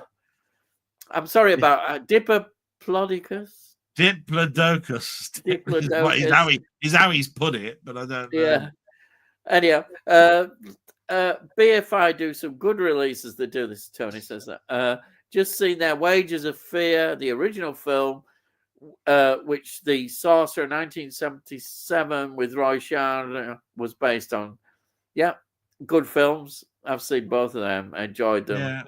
And I like the Tangerine Dream. I've got the Sorcerer. I mentioned the soundtrack. Bloody hell! What am I doing? I've got the Sorcerer on Blu-ray. I bought it last year. Yeah. Let's have a look. That's Mer. Hello, Mer from the Philippines. Great. You know this one then. Boy. She's even saying hello to you now, so you're lucky.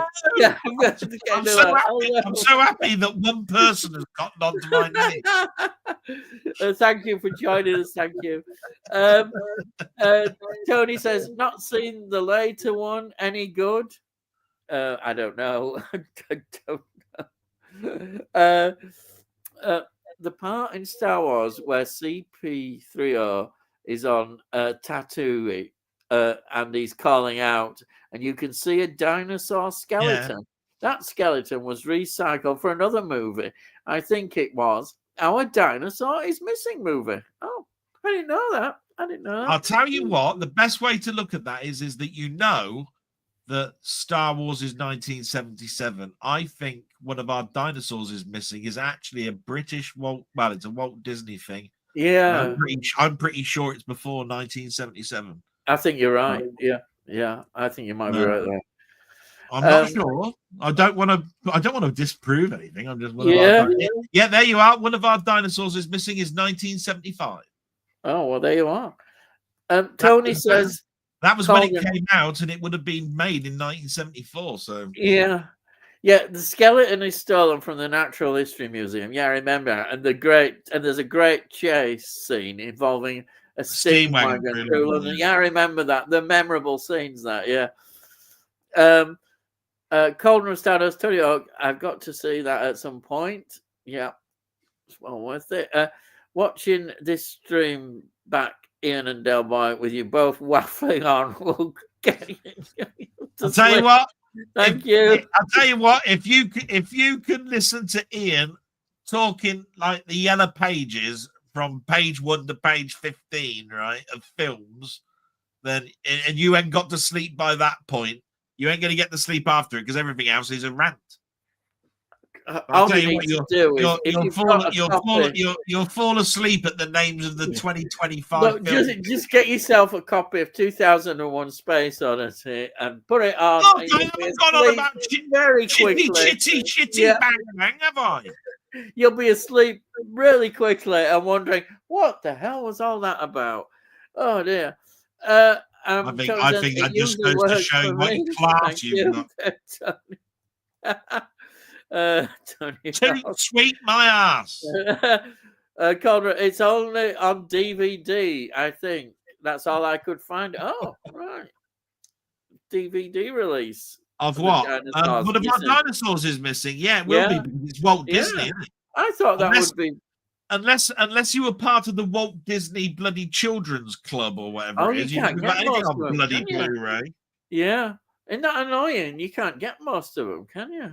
No. Blu-ray. Tony, that's okay. I don't own a Blu-ray player still. I'm only VHS and DVD. I don't get a high-quality experience when watching movies. Yeah. Is my chat not working? Please answer if you can see this message. Yeah? Of course we can see it. About an hour and a half ago, Cauldron. We just went that out. Cauldron, I can see it, Tony says.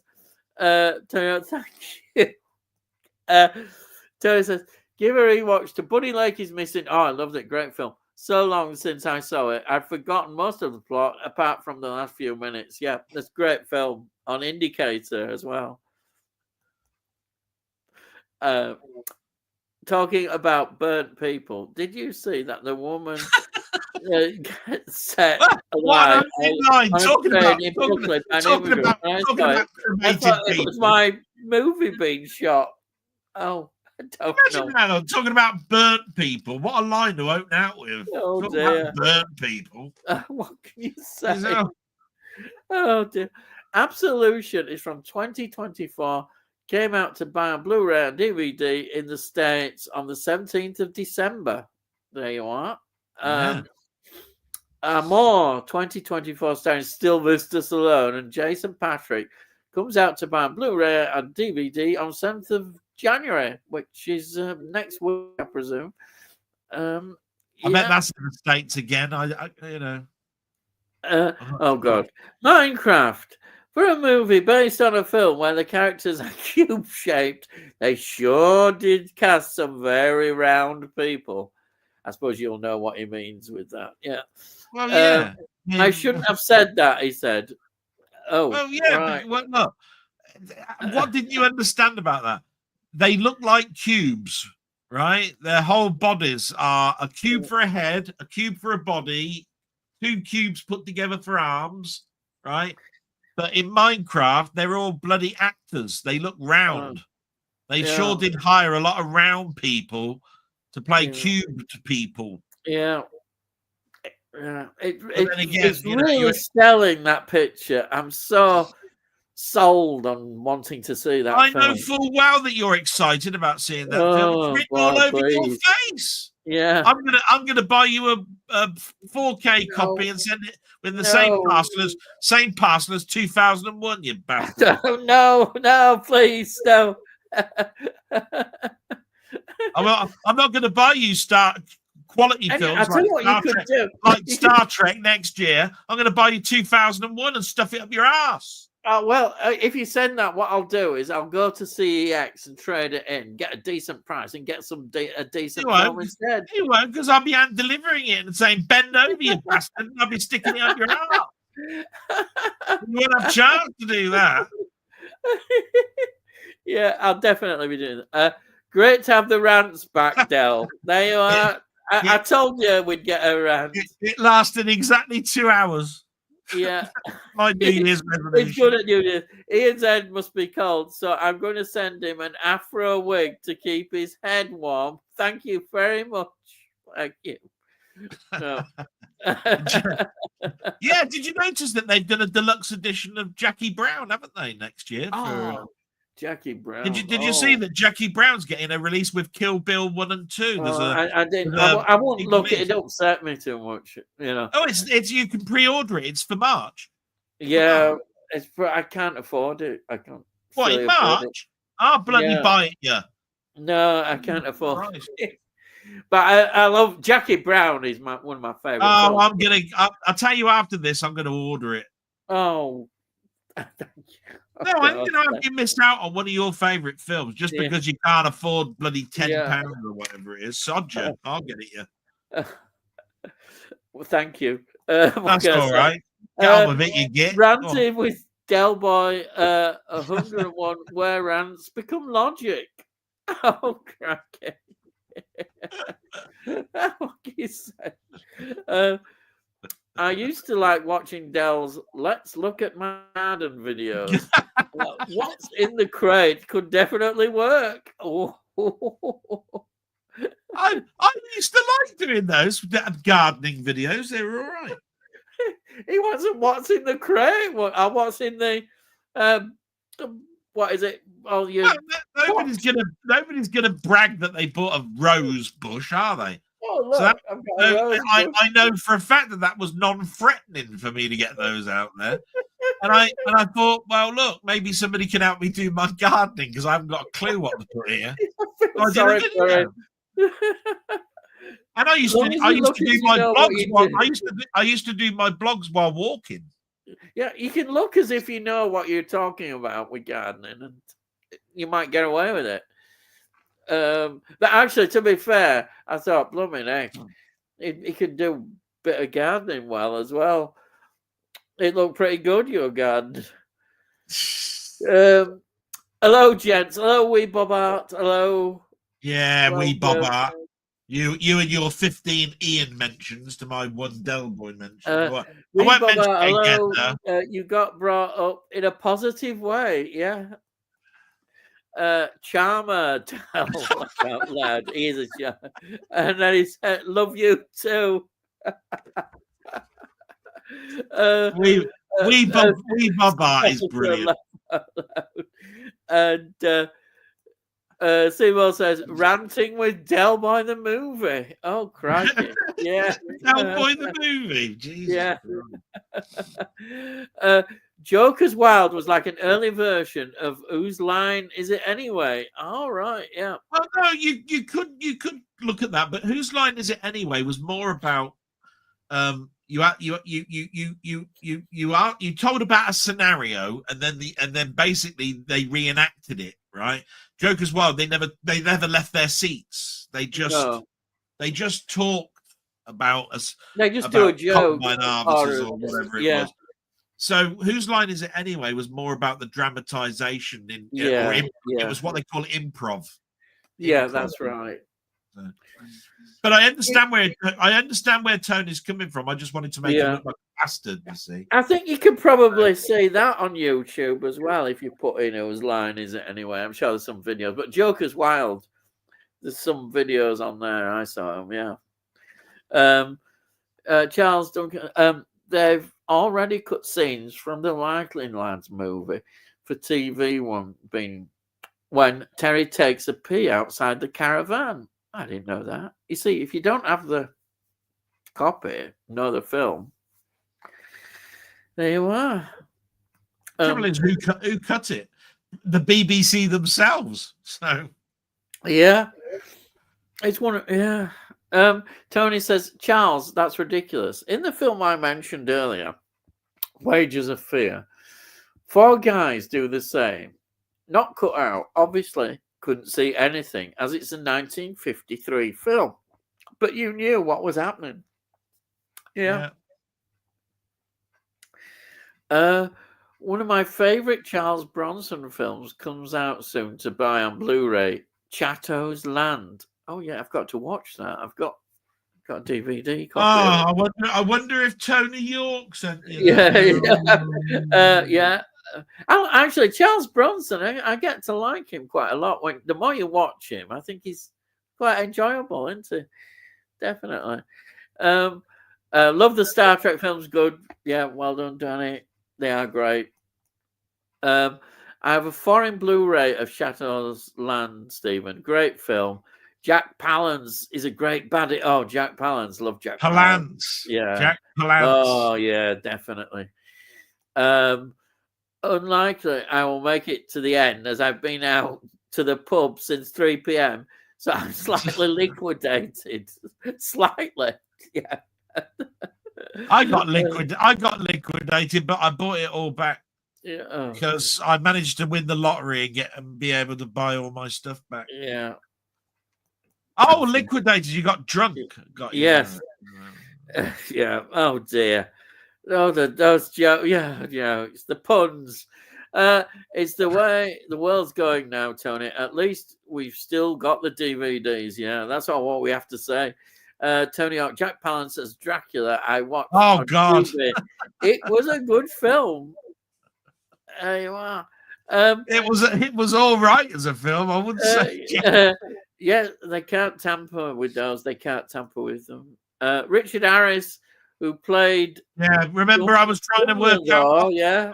Remember I was trying to work out what Richard it was. Yeah. I forgot what his name is. He's from the Waltons. Richard Harris. Yeah.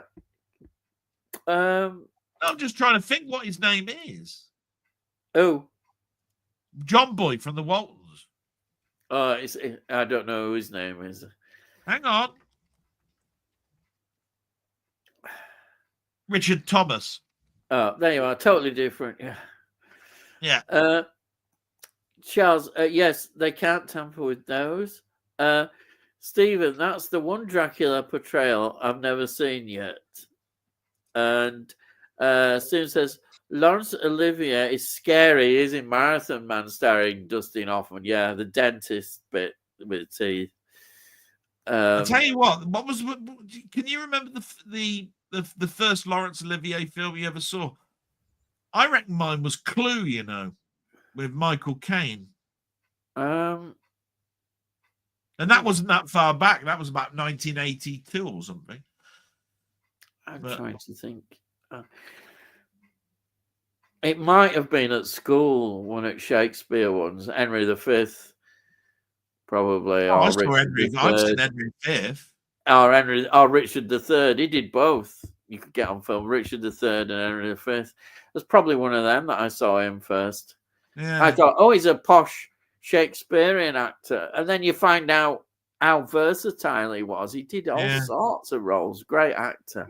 So fantastic actor. Like I say, that The Entertainer, which is mentioned quite a bit, is a brilliant performance. Yeah. Definitely. I can't imagine you at school, but there you go. Yeah. Oh, well, yeah. Well, I did. Yeah. I enjoy. Actually, I'm one of these. I can imagine you playing truant from school. No. I enjoyed all Shakespeare. I was one of these people who loved Shakespeare. I don't know why people didn't like Shakespeare, but there we are. I got a spear you can shake. Get on with it. Oh God. Steve Bowles, Marathon Man put me off the dentist for decades. I'm scared they're going to ask, is it safe? Isn't it amazing that when people mention Marathon Man, everybody knows that scene? They do, yeah. But actually, this is what I want to know. Actually, nobody really can tell what the rest of the scenes look like. I know he used to go running around a park. Nobody talks about that. Yeah, I remember that. Yeah, now. Right. But you're right. Actually, it's true. A lot of it overshadows the film so much that we. Well, I think what it does is either the subject matter has made you think about it, or the depth of the character of the actors that were in that scene. Because I tell you what, I can even now see how black the room was. It was like really dark and all of that sort of stuff, and it was so eerily done. It was like, here's some rusty bloody instruments that I'm going to use on your mouth. You know what I mean? It's like your beloved Chitty Chitty Bang Bang. You remember the rat catcher, you know, whatever it was, because he was so weirdly dressed. It was black, and it was and his voice was dark. That's right. Yeah. You know what I mean? I think this is what's missing in a lot of movies today.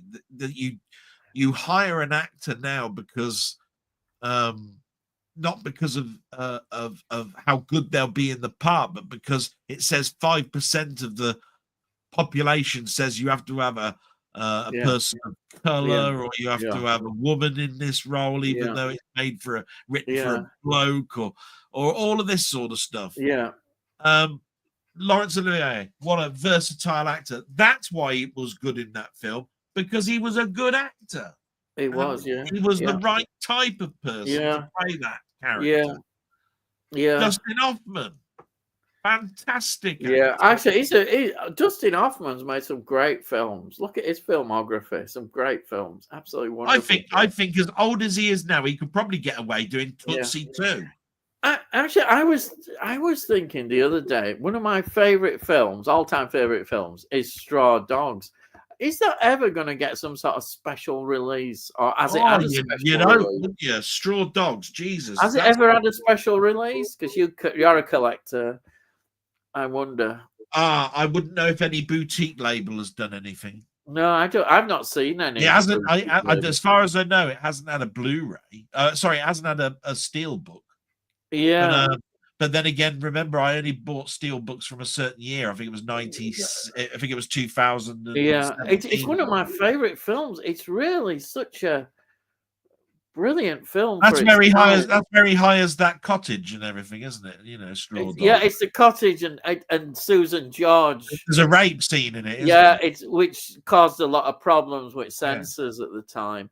But I know the film. So I know the film you're talking about. It's like an home. Actually, you can call it an home invasion film. He's standing up for his rights. You know, nobody's going to get in this house. You know, my property and that kind of thing. Great. It's a great film. I wonder, perhaps it will get a release on. Somebody might take up the rights. Hopefully, it deserves a good release. That film does.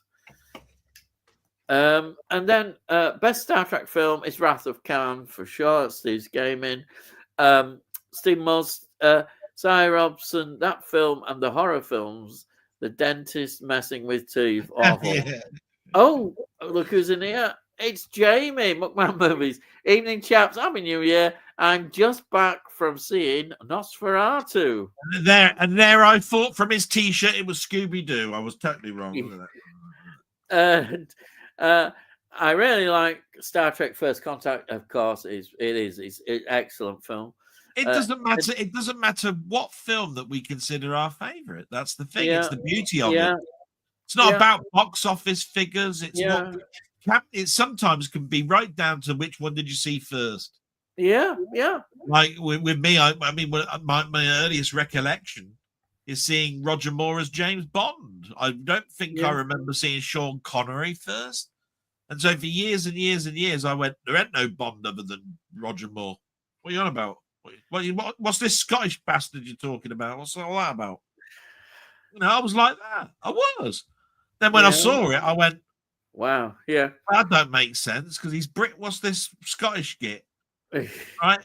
And then you watch them all and you watch Goldfinger and you turn around and say, do you know what? Goldfinger's now my favourite. Yeah. What do I do now? Because I've just been ranting about Roger Moore being the best Bond. There can't be any other Bond other than Roger Moore. See what I mean? You tie yourself up in knots. It's the first Bond you see is the one that you're gonna love most. And mine obviously was You Only Live Twice. That was the first Bond film I saw when it came out, and Sean but Connery. You said yourself that George Lazenby. Yeah, I love that. On Her Majesty's Secret, we both agreed on this. On Her Majesty's Secret Service has probably got the best story and the most emotion of any James Bond film, and it's the one film where you actually can refer back to a point, which is the death of his wife. That's right. It's actually referred to in Roger Moore's era. So as far as I'm concerned, it's a quintessential film. Yeah. It's got one of the best scores by John Barry. Again. I know it has. Even I know that score. The music is just outstanding. I absolutely love that. Yeah. That's one of the few times I've actually taken any notice of a score.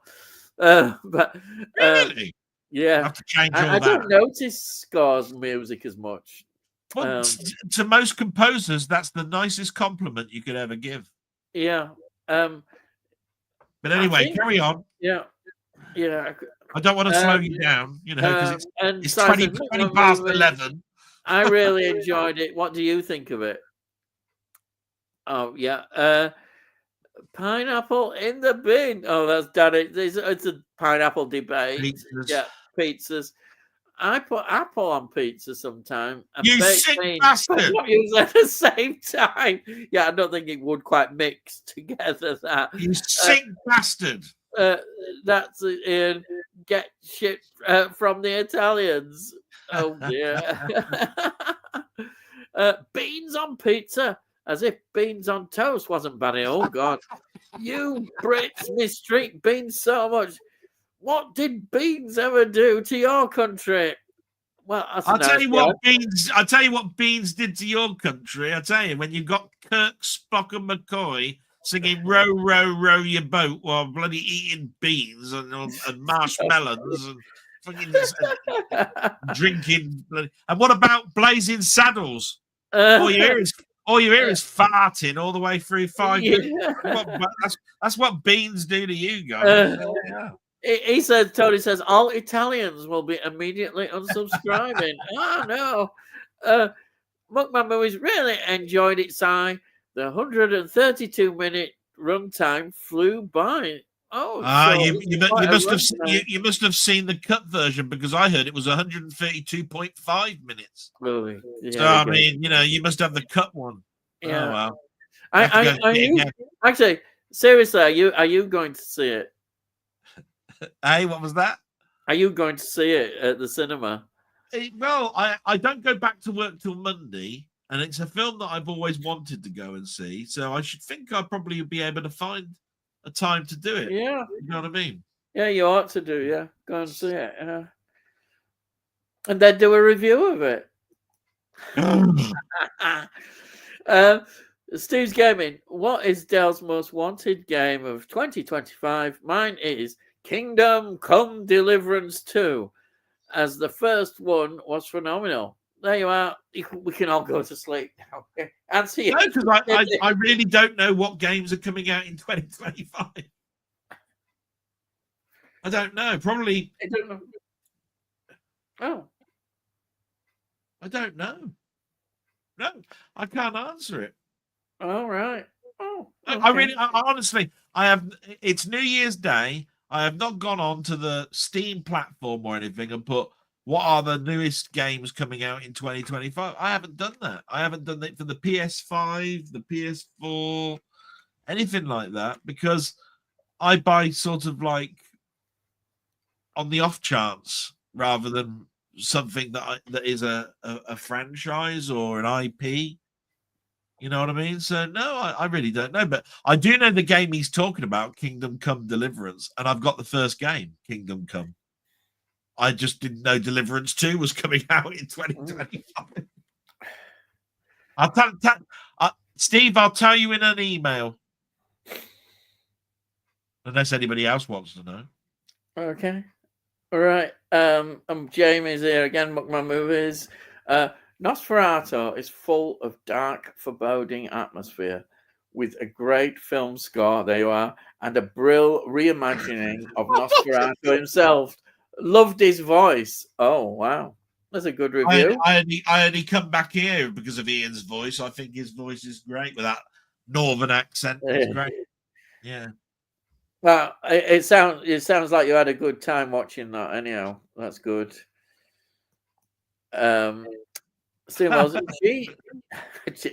Cheese and beans with sliced sausage on toast. Food gate again.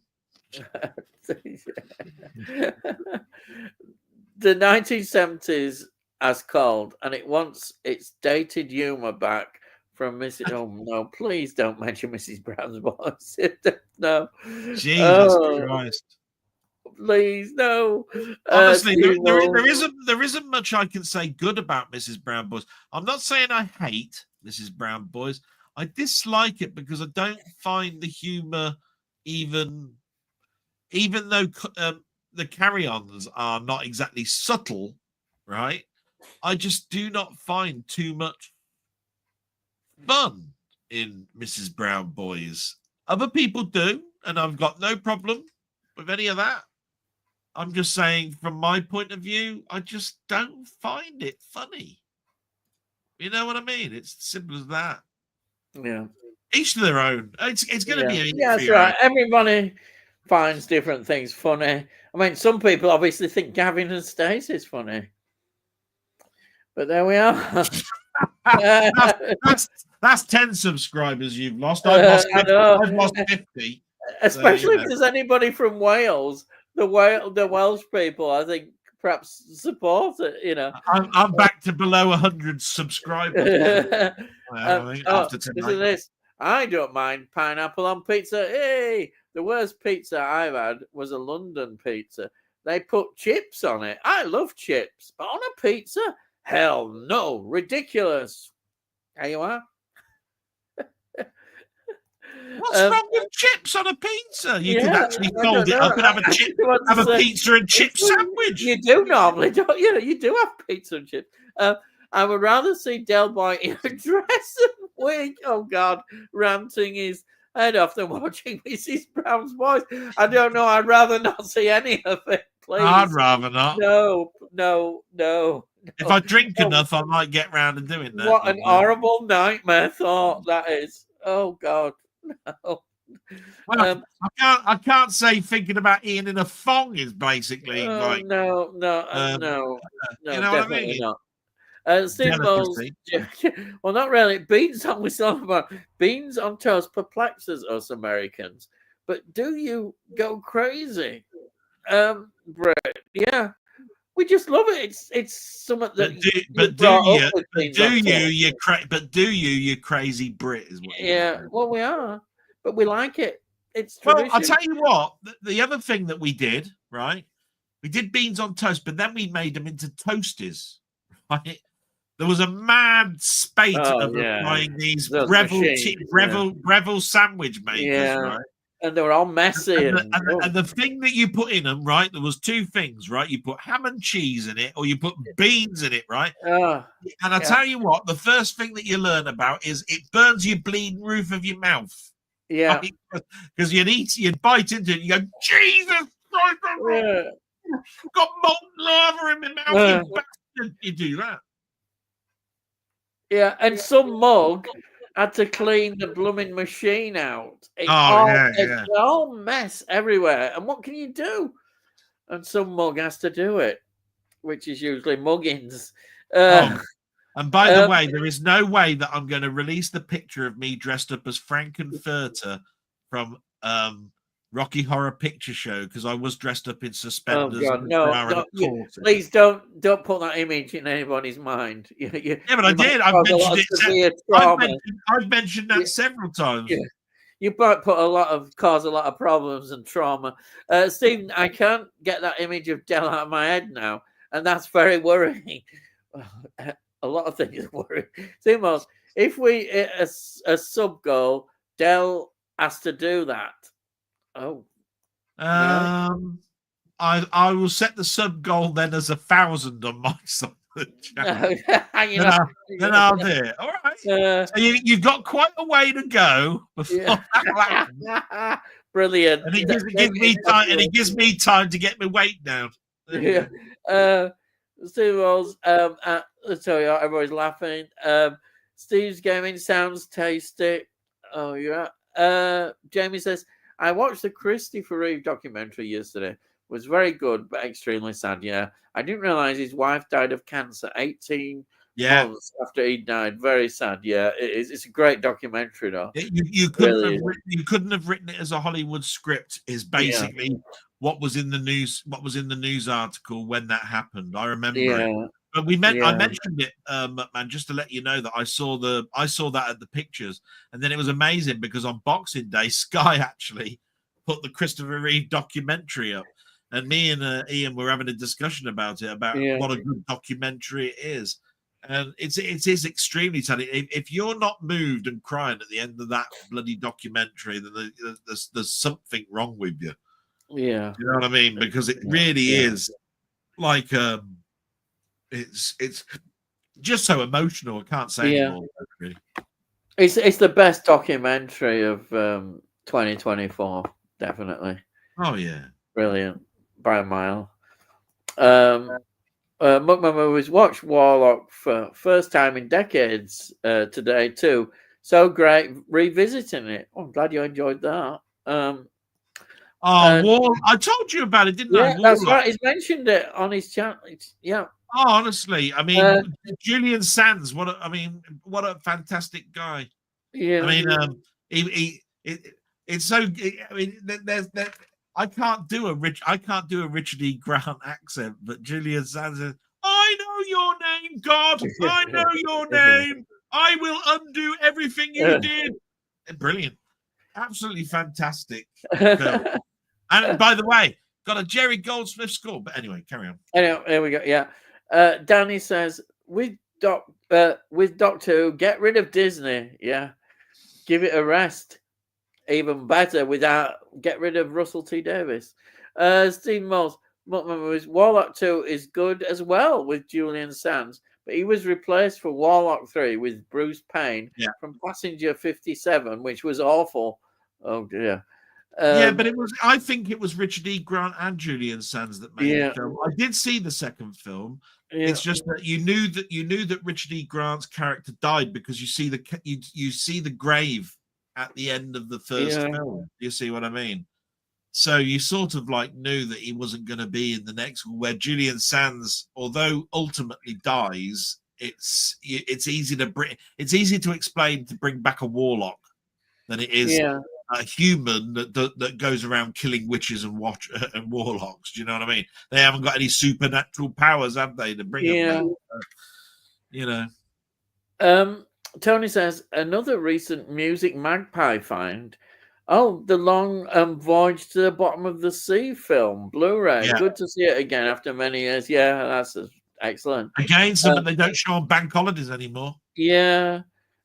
Potty Time was brilliant, Ian, especially the models. I've got the double DVD. Well, I'm glad you enjoy it, Charles. Michael Bentine's Potty Time. Yeah. Muckman, just reading back on some comments, Bunny Lake is Missing is a great whodunit mystery, Tony. I really enjoyed that one. It is a very good film, yeah. Not seen Warlock 2 yet, Stephen. I'll repeat it again.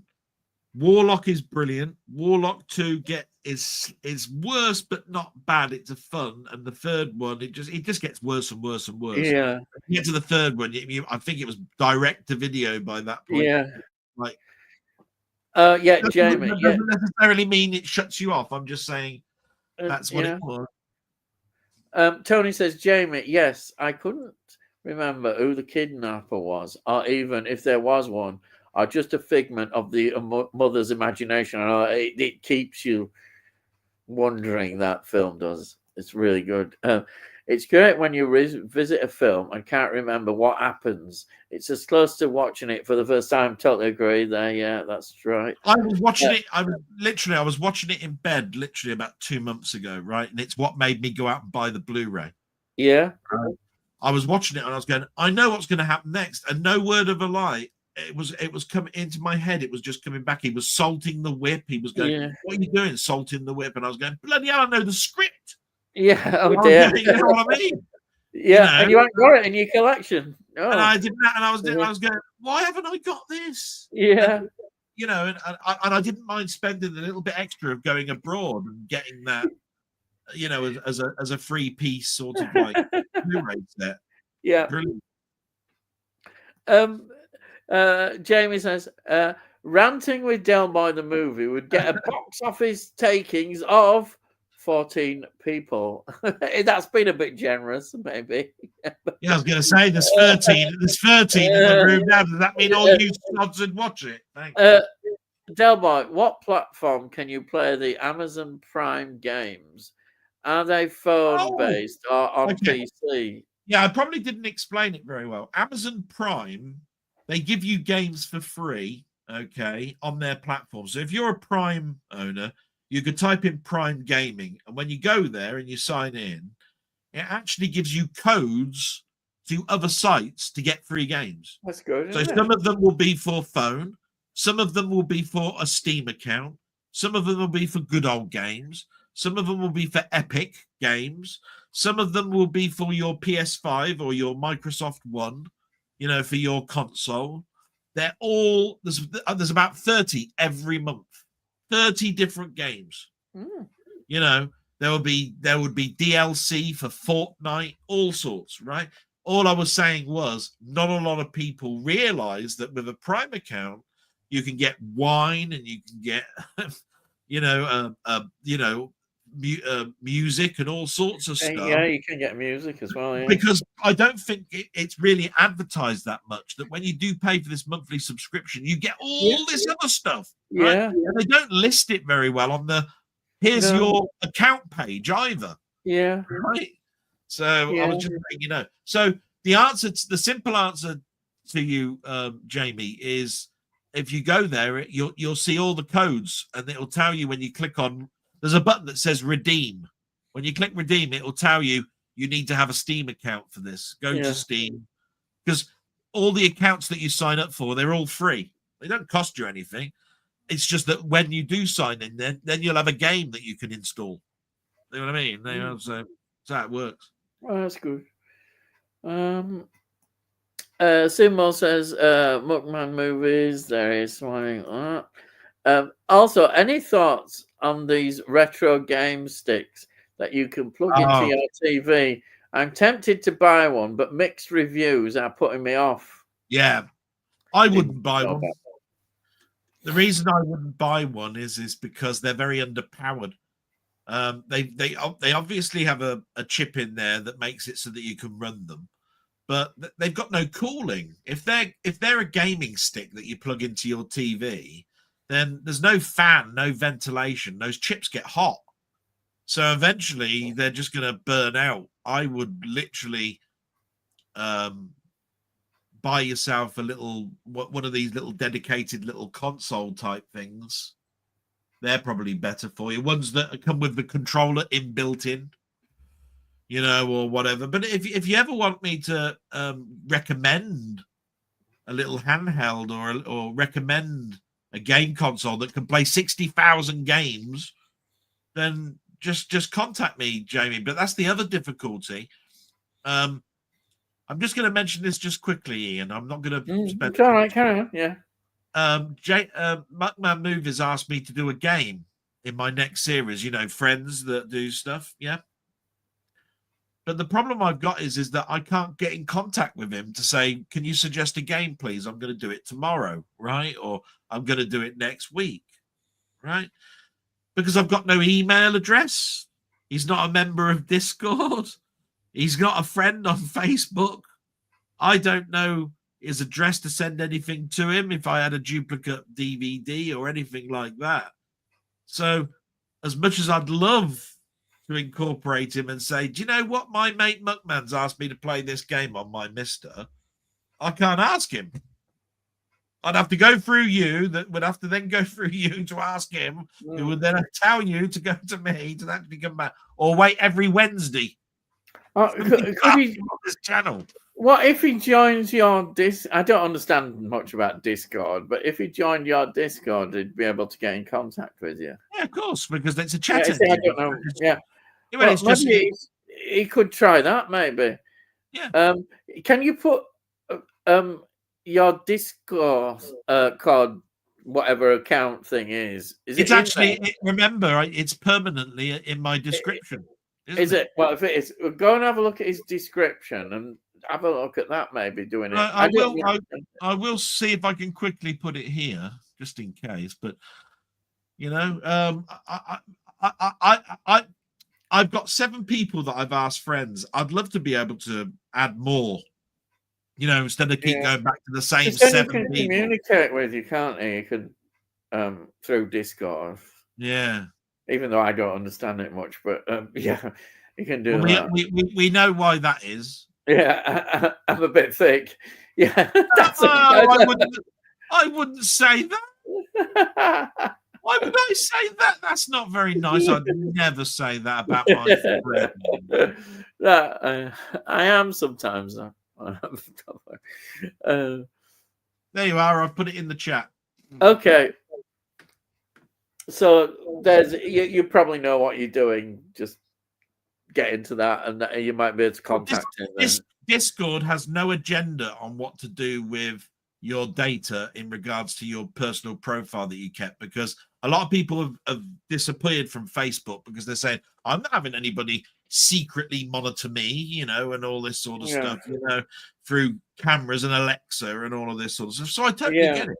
But the trouble is, unless you know my email address, there's no bloody chance of us communicating. I don't trust Instagram and Twitch and all of that shit. So if you try that, you should be able to get in contact with him. As well. Steve with the burn. Tony, the Lawrence of Arabia performance I always find unconvincing is in cartoon, not because of bad acting, but I just can't accept such a typical Englishman playing a Sudanese tribal leader. I've just bought that. I've just bought that film. Yeah, Charlton Heston. I heard that it won Oscar nominations. It was a cheap price, so I'm looking forward to actually watching that. Yeah. Hopefully it's good. Have you ever seen it? I've not seen it. I know it's based on a true historical event which happened, cartoon. It's it has got history behind it. Yeah. Who's your favorite Bond girl? For me, it has to be Brett Eklund in The Man with the Golden Gun. She's absolutely gorgeous in it. Well, what can you say?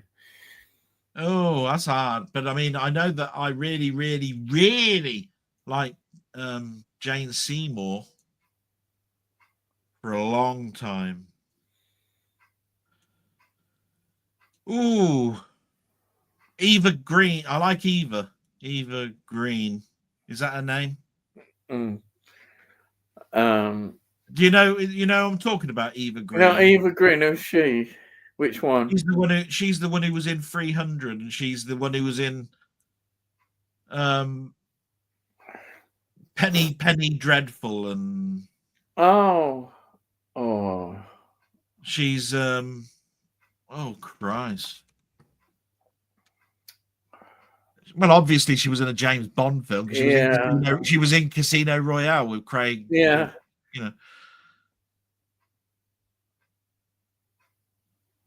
I'm trying to think. Let me just. I'll tell you some films, and you'll go, "Oh, I know who you're talking Yeah, about."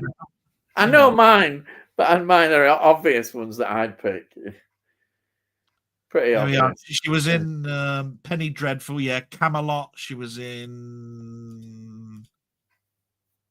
Christ, got such a big filmography. Kingdom of Heaven. She was in that. I think you've seen that just recently, haven't you? Kingdom of Heaven. Mrs. Peregrine's Home for Peculiar Children, Sin City, The Oh Danger yeah, Zone, 300 Rise of an Empire, yeah, The Golden Compass, Kingdom of Heaven, yeah, Dumbo, Euphoria, The Three Musketeers, D'Artagnan, Three Musketeers, Milady. That's that new trilogy of Three Musketeers that I want. yeah. Yeah. Dark Shadows, the Mm. remake, with that was done by Danny Elfman and Tim Burton. Yeah, yeah. Yeah, I mean, there's quite a few films there that you should recognise her in. So that's yours, is it? Well, no, she's gorgeous. Look at what I'm trying to Yeah. say. I mean, how Halle Berry is gorgeous. Oh Don't get me yeah, wrong, yeah, I'm just saying. Oh, Eva Green, yeah. yeah. You know what I mean? I think Eva Green. I'd marry her. Oh, You know what I mean? I do love Eva Green. I think oh she's. well, that's great. You know what I mean? But then again, Jane Seymour, like I said, until Yeah, yeah, she did Medicine Woman, I went, nah. yeah. when she did Medicine Woman, I went, nah. When she was in James Bond, I was going, I bet you did. Yeah, yeah. You know what I mean? It was like that. Oh, and of course, she did Somewhere in Time and all of that. yeah. So. Go on, then. What's your favourite Bond girl? Well, it's obvious what mine would be. They're both connected as well, which is Honor Blackman and, of course, Diana Rigg.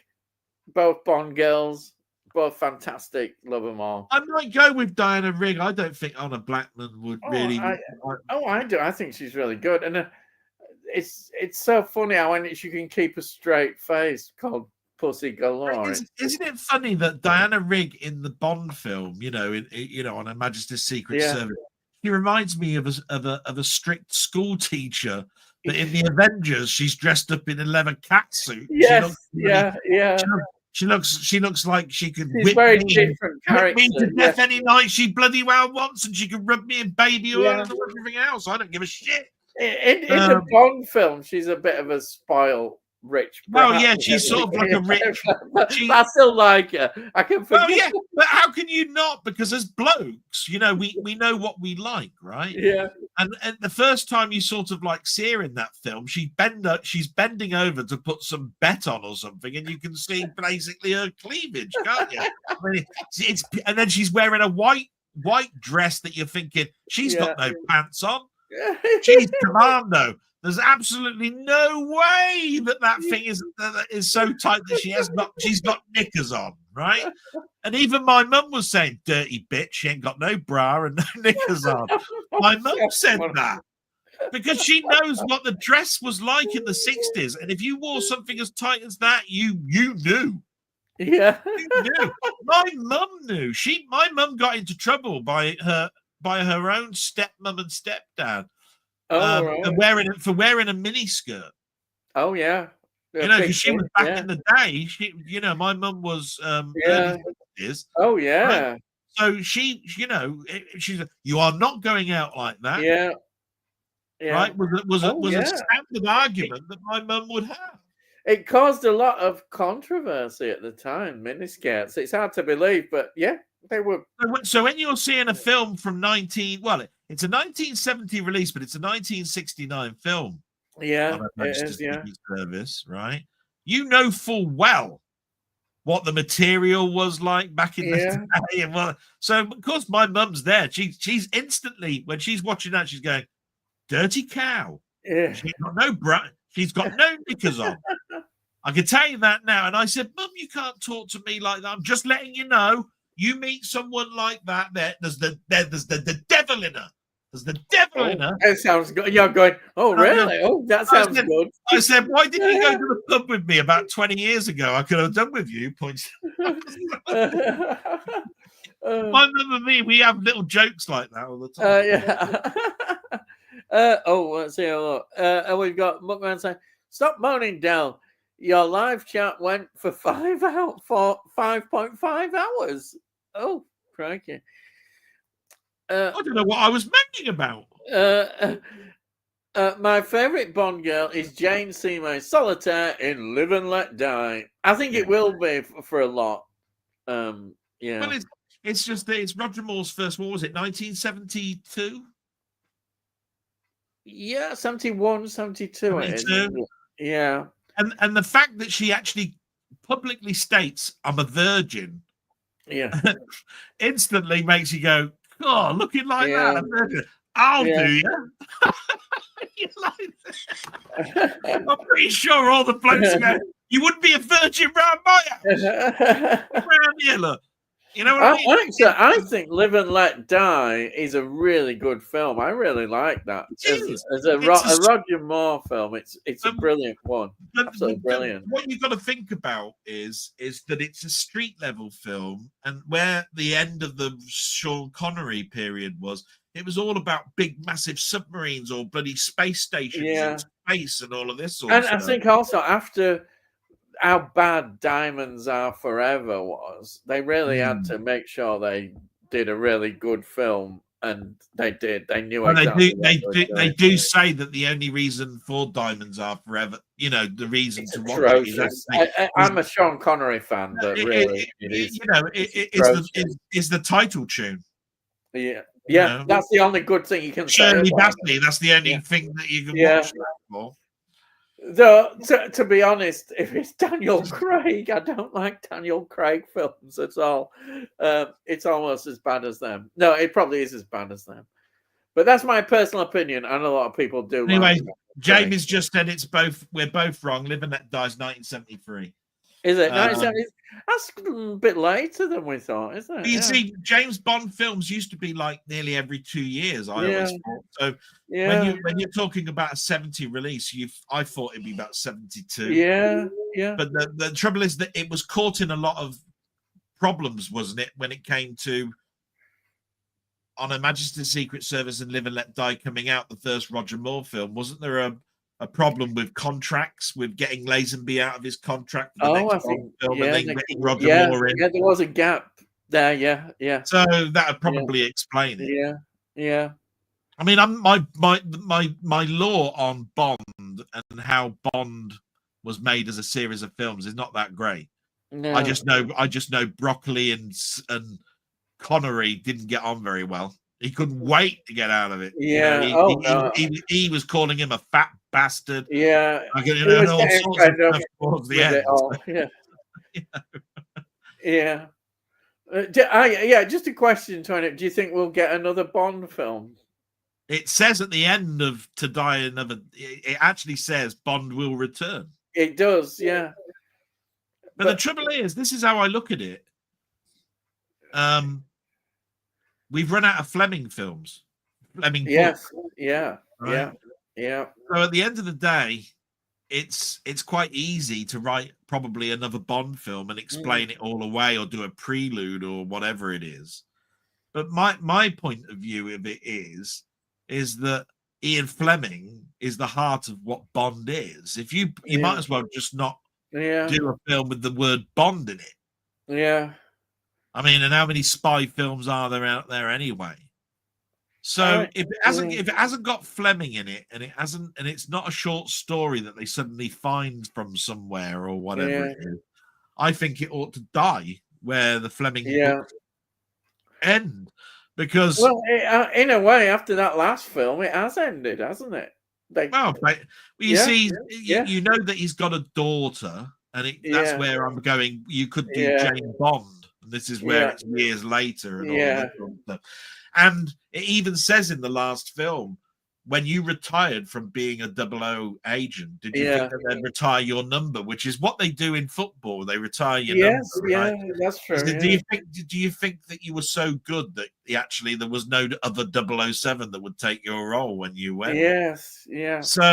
And this is all leading up to I can see how Bond could return. He's got a daughter, so it could be Jane Bond. And then the other one is that they don't retire your number, so there's another 007. And that's right. You can get around that.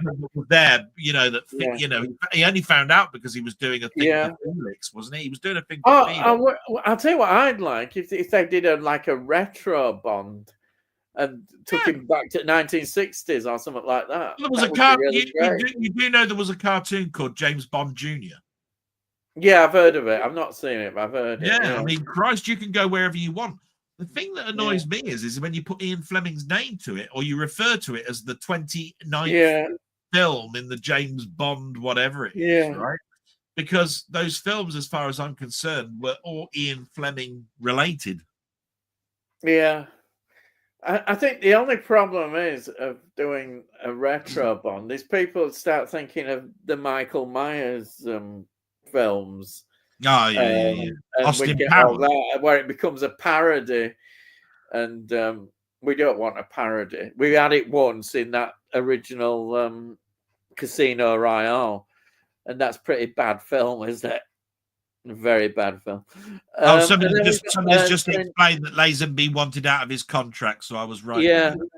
And he did actually turn up in a Man from U.N.C.L.E. film called The Man from U.N.C.L.E., the 15 year later affair? That's right. Oh, right. And they tried to bring it back in the 80s.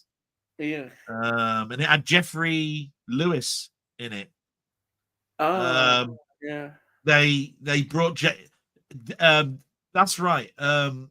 It was a car scene, a car chase scene with Richard Vaughan, and it was a guy in an Aston Martin silver, and it had JB on the number plate helping him, and it was actually George Lazenby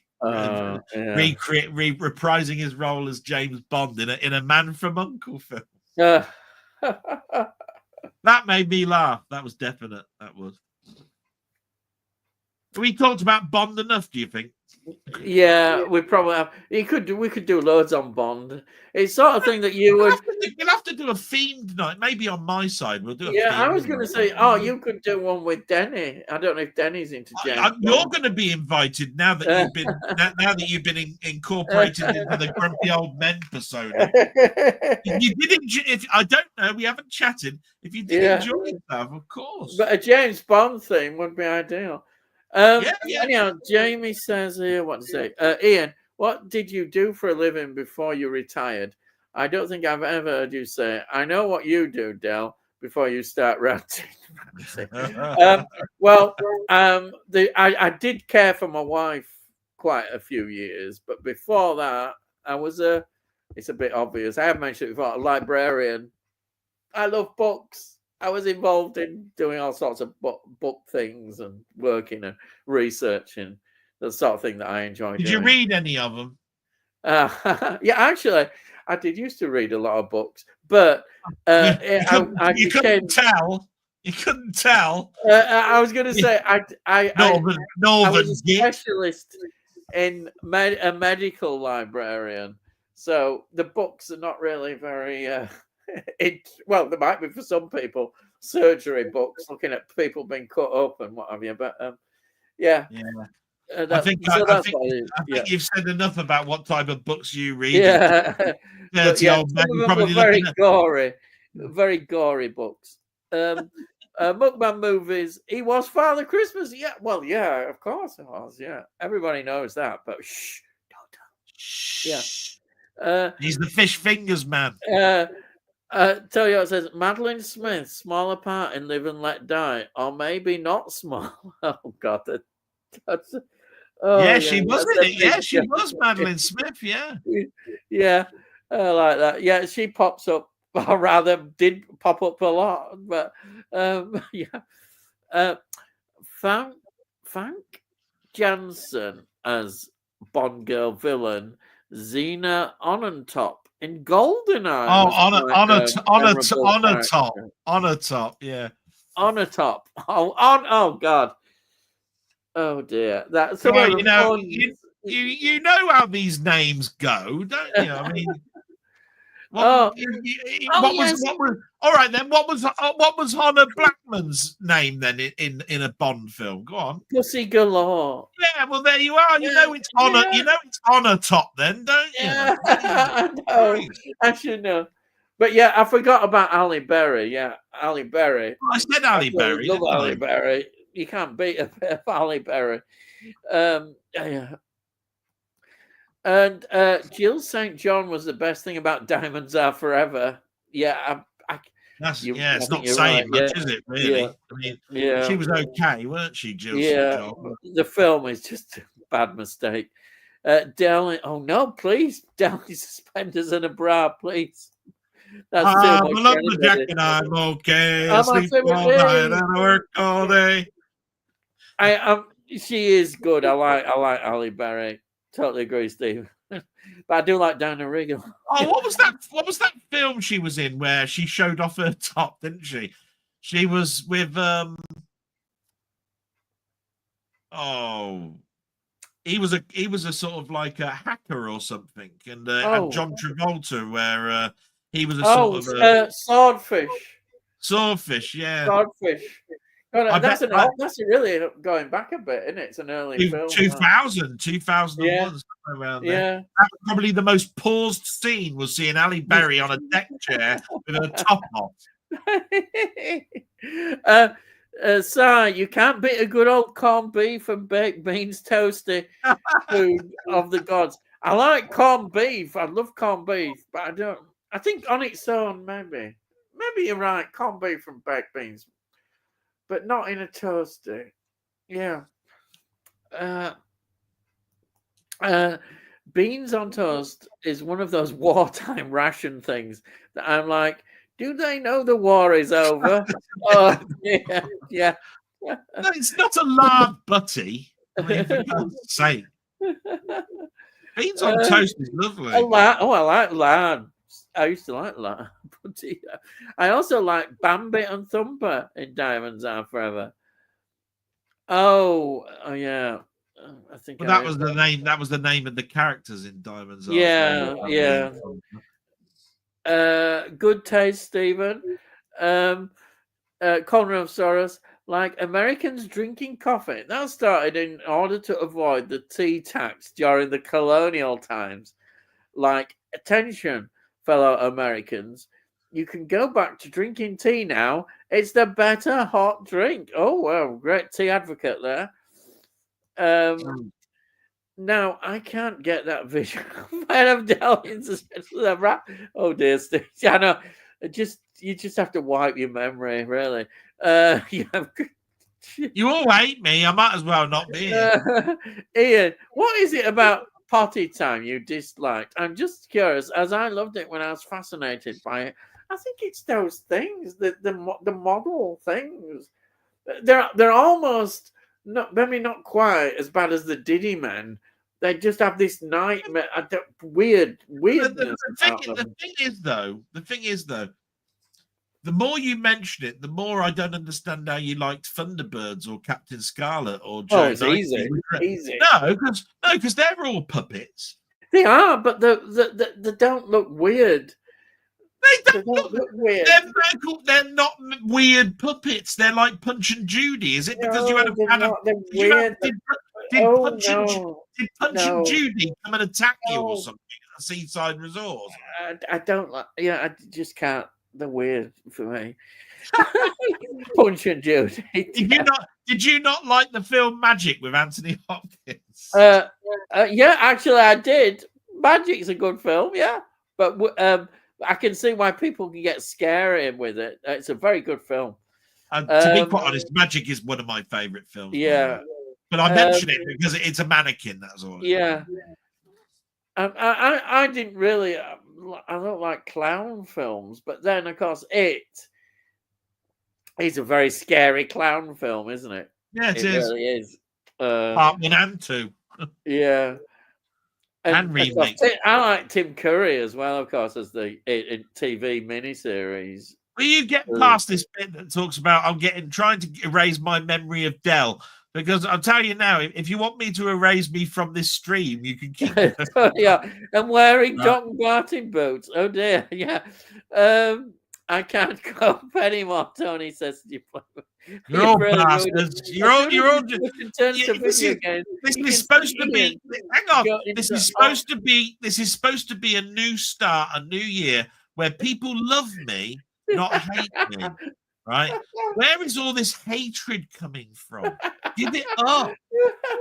Give it up. I've got so many good things that I'd like to portray to you, and you keep abolishing me with all this crap. You bastards. You can see Ian going to autopilot. His body is there, but his brain is anywhere. But yeah, well, it's games, Steve Moss, Tony Hawk, think of Delboy. I said we go past all this shit. Yeah. If you want something for retro gaming, you cannot beat Mister. All right. He'll know that. Oh no, that's just wrong, Stephen. Oh dear. There's his Discord. You can go in. Where's Jamie? If you go onto his Discord, you can talk to him on there. Well, it's not game. That Discord is film, TV, soundtrack, games, everything. So you can get in contact with him on there. You can promote your channel every time you do a YouTube video. I used to do that for Ian, but he turned into a bastard, so I stopped doing it. Charles Duncan says Tony Hawk, whoever slew is on YouTube now, but it's 1 hour 12 minutes. Should it be longer than that? I don't know what he means by that. I think he's saying that there's a film that he was talking about. That is now on YouTube, but it seems to be a bit short. Oh, I've stopped using Facebook due to their shoddy community standards. Yeah, there's many reasons for giving it up. Some are privacy things. Tony Hawk, I have that edition of Cartoon Del. Great epic. Yeah. I'm looking forward to watching that. Yeah. Charles, I'm fairly sure it was around 90 minutes. That's that film that he's talking about. When Ian's reading anything, he reminds me of Leslie Nielsen when he's reading the autocorrect in Naked Gun. When he's reading everything, pass it to Rackle or Rachel or Rackle. There you are. Thank you. I'll take that as a compliment. Then. What is he got? Because at least he's funny, is Leslie Nielsen. Okay, Tony, I'll watch later. Well, have you got to start reading things out as Frank Drebin or something? Charles just located the Spanish Blu-ray on eBay. 91 minutes. But don't worry, because he'll be sending it in the post to you next week. Are you okay, Tony? Scenes being cut for YouTube. Then, perhaps YouTube cuts things. I don't know what people submit. What they get. Domino in Thunderball, gorgeous. Also, the blonde in From Russia with Love. All right. Good. I never really got on with Matt Monroe's song. Yeah, I prefer Honor Black than Dinah Rigg in the looks department. She was still fit as in the sitcom 2.4 Children. Yeah, she was. No, it was 2.4 I agree with you, children. Jamie. It was 2.4 children that put me off her. But she's really is for her age. She was fantastic. Oh yeah, this next comment is very. Oh yeah, everybody mentions this. I cringe when Roger Moore went to bed with Grace Jones. Jeez. Well, it's like it'd be like going to bed with an ironing board, wouldn't it? I mean, oh crikey, yeah. Oh, yeah. That's it's nothing to do with race or color. It's to do with the fact that she's weird, wiry, doesn't look like a girl, and is more like an ironing board than anything else. And I don't like her music either, so it doesn't go well at all. I don't like it. Bond girl, well, most of them, but if I had my choice, it would be Jane Seymour. There's another one. Yeah, that was an awkward Bond moment. Yes, it would be. Yeah, Moo says. Steve has taste, Jamie says. I don't like muscular women, especially if they have deep voices. No, I kind of agree with you there. We don't want that. Both wrong. Live and Let Die is 1973. I know that because it's my birthday year. All right. There we are, 1973. Happy birthday, 1973. And in my top 3 Bond films. Oh, wow. I was 1 year old when Live and Let Die came out, Stephen Wells said. Love that score from Live and Let Die and the relatively down-to-earth plot. Drug dealers instead of the usual mega villains with world domination plans.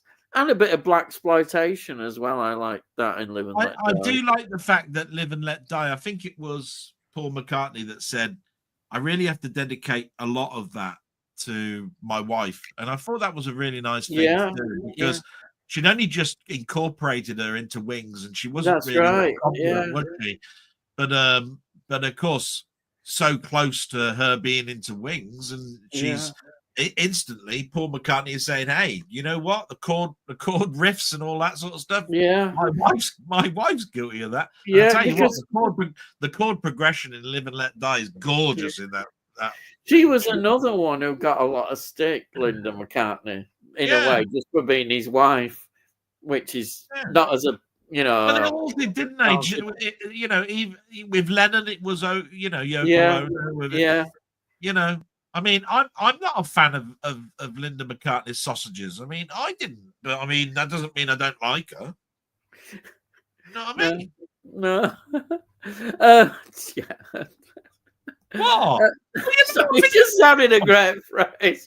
Anyway, I'm not a fan of Linda McCartney's sausages. I don't know why, it just sounded funny. The Spy Who Loved Me is my favourite Bond film, followed by Live and Let Die and Goldfinger. I mean, when I'm pushed for and a special shout out for your I think everybody just loves that Lotus, don't they? So I mean,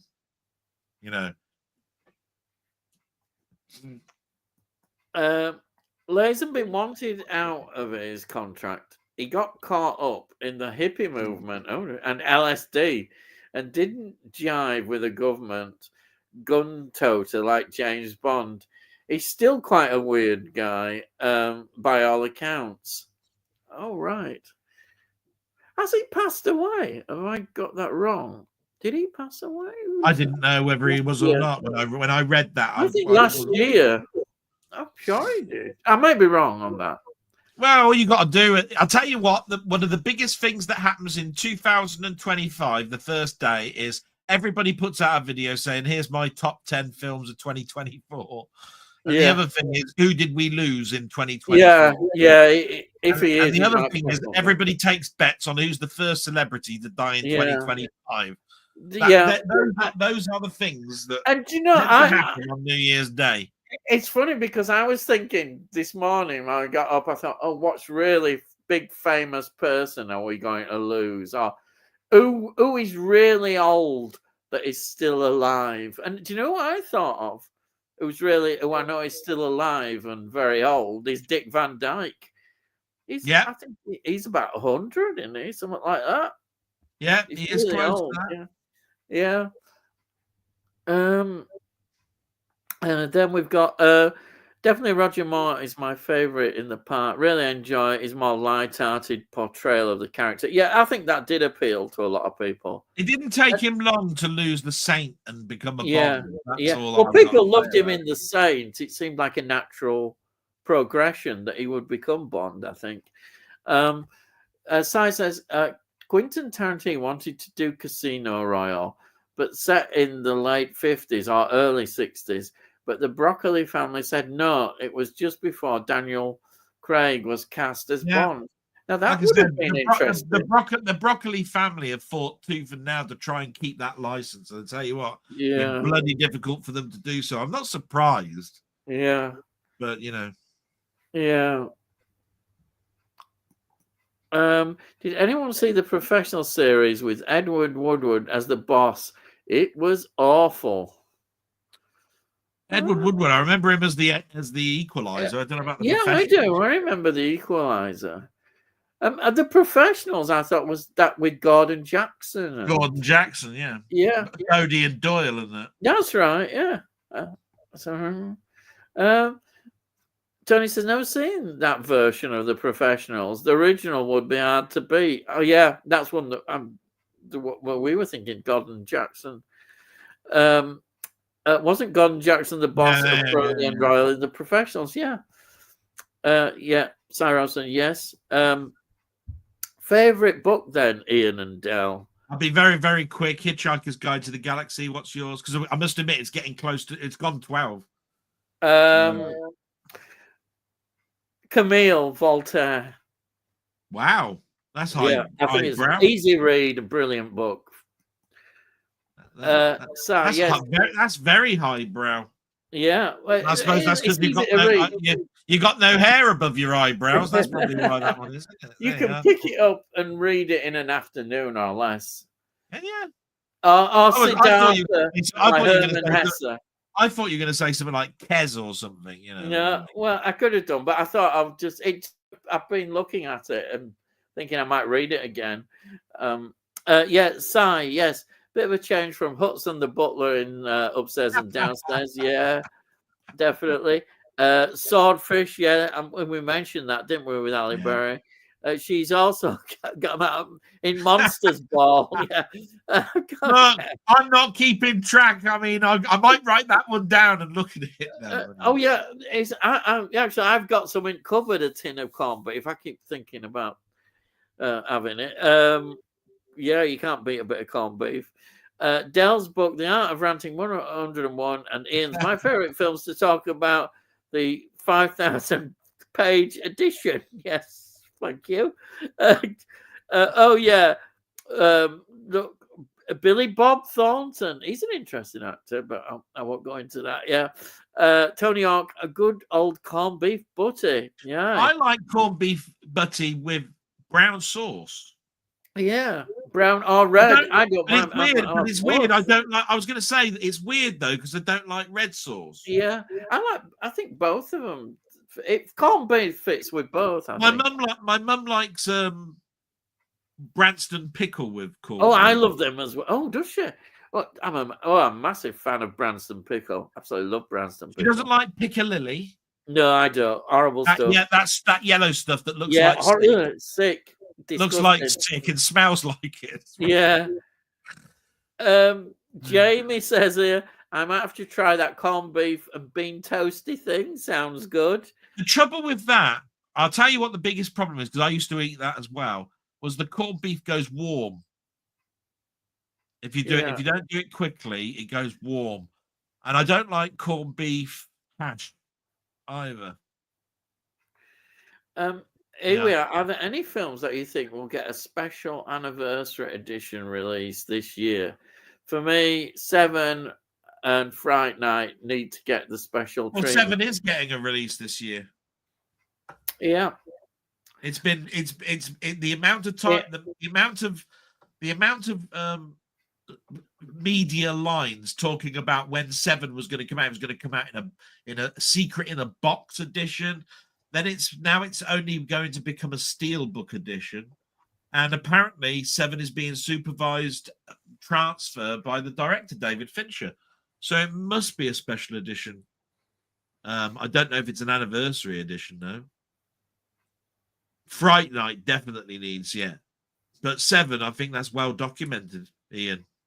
Oh, yeah, I think it is. I think I read it. Yeah, Fright Night. Everybody talks about Fright Night. Yeah. Well, I'd more like to see Fright Night 2 come out than Fright Night, because we've got Fright Night out as a steelbook, and we haven't had Fright Night 2 for a long time. I don't think it's even got a Blu-ray.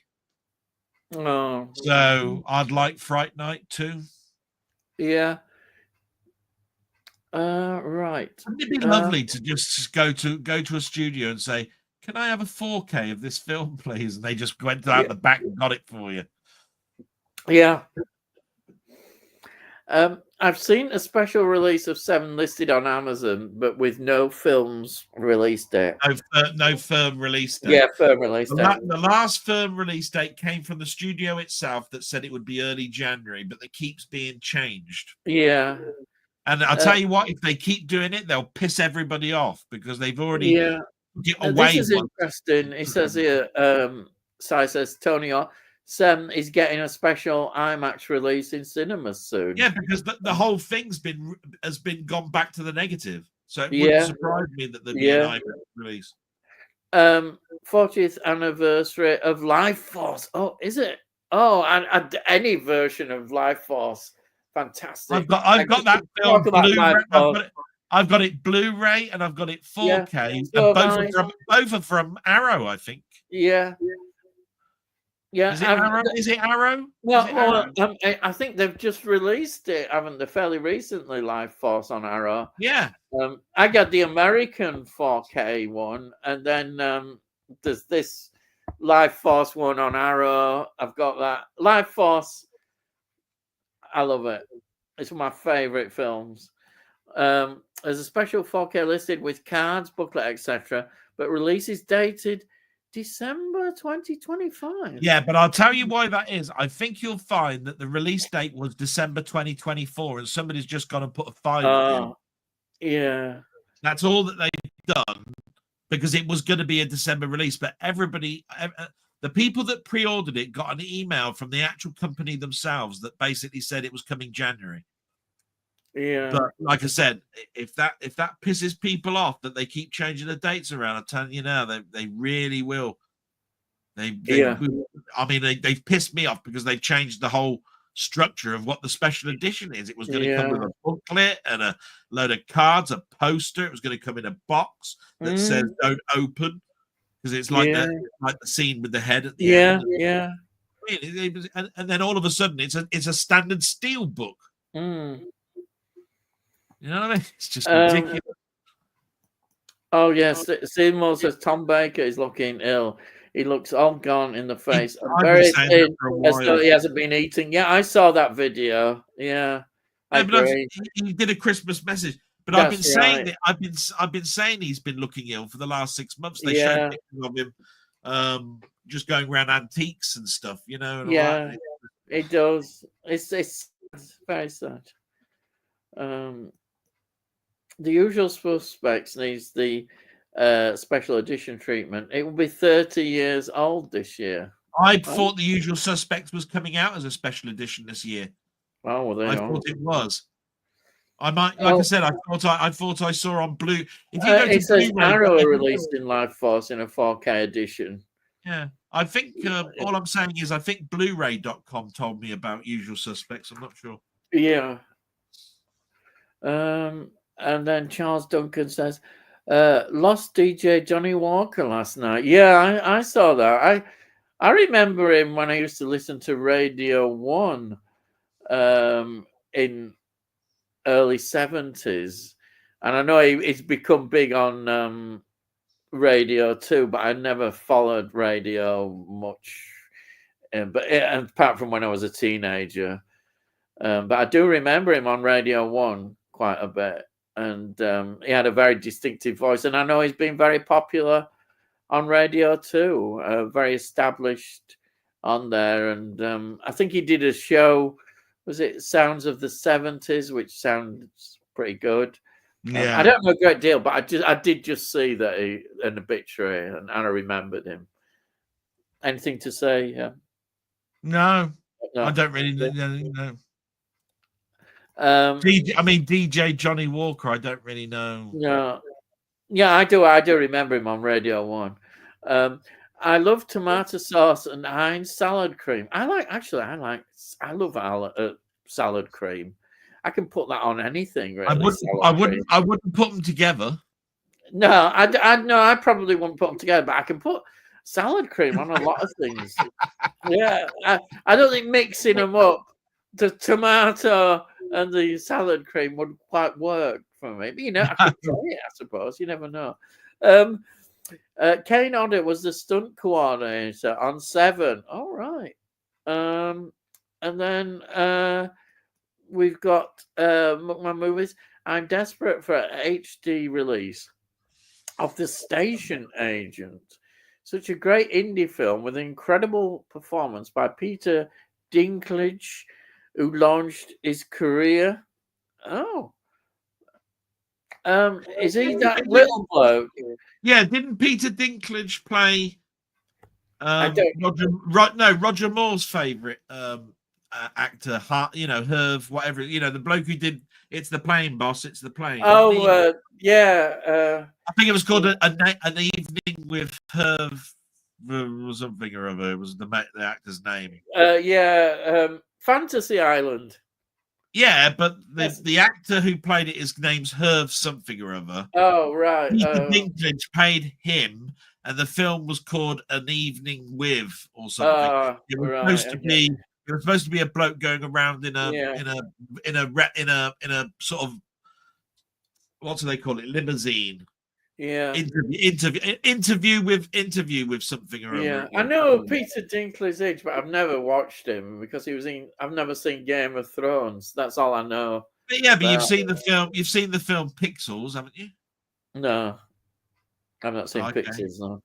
And then we've got Tony saying good night all, and thanks. Good night, Tony. Thank you for being here again. Yeah. Good night, Jamie, you bastard.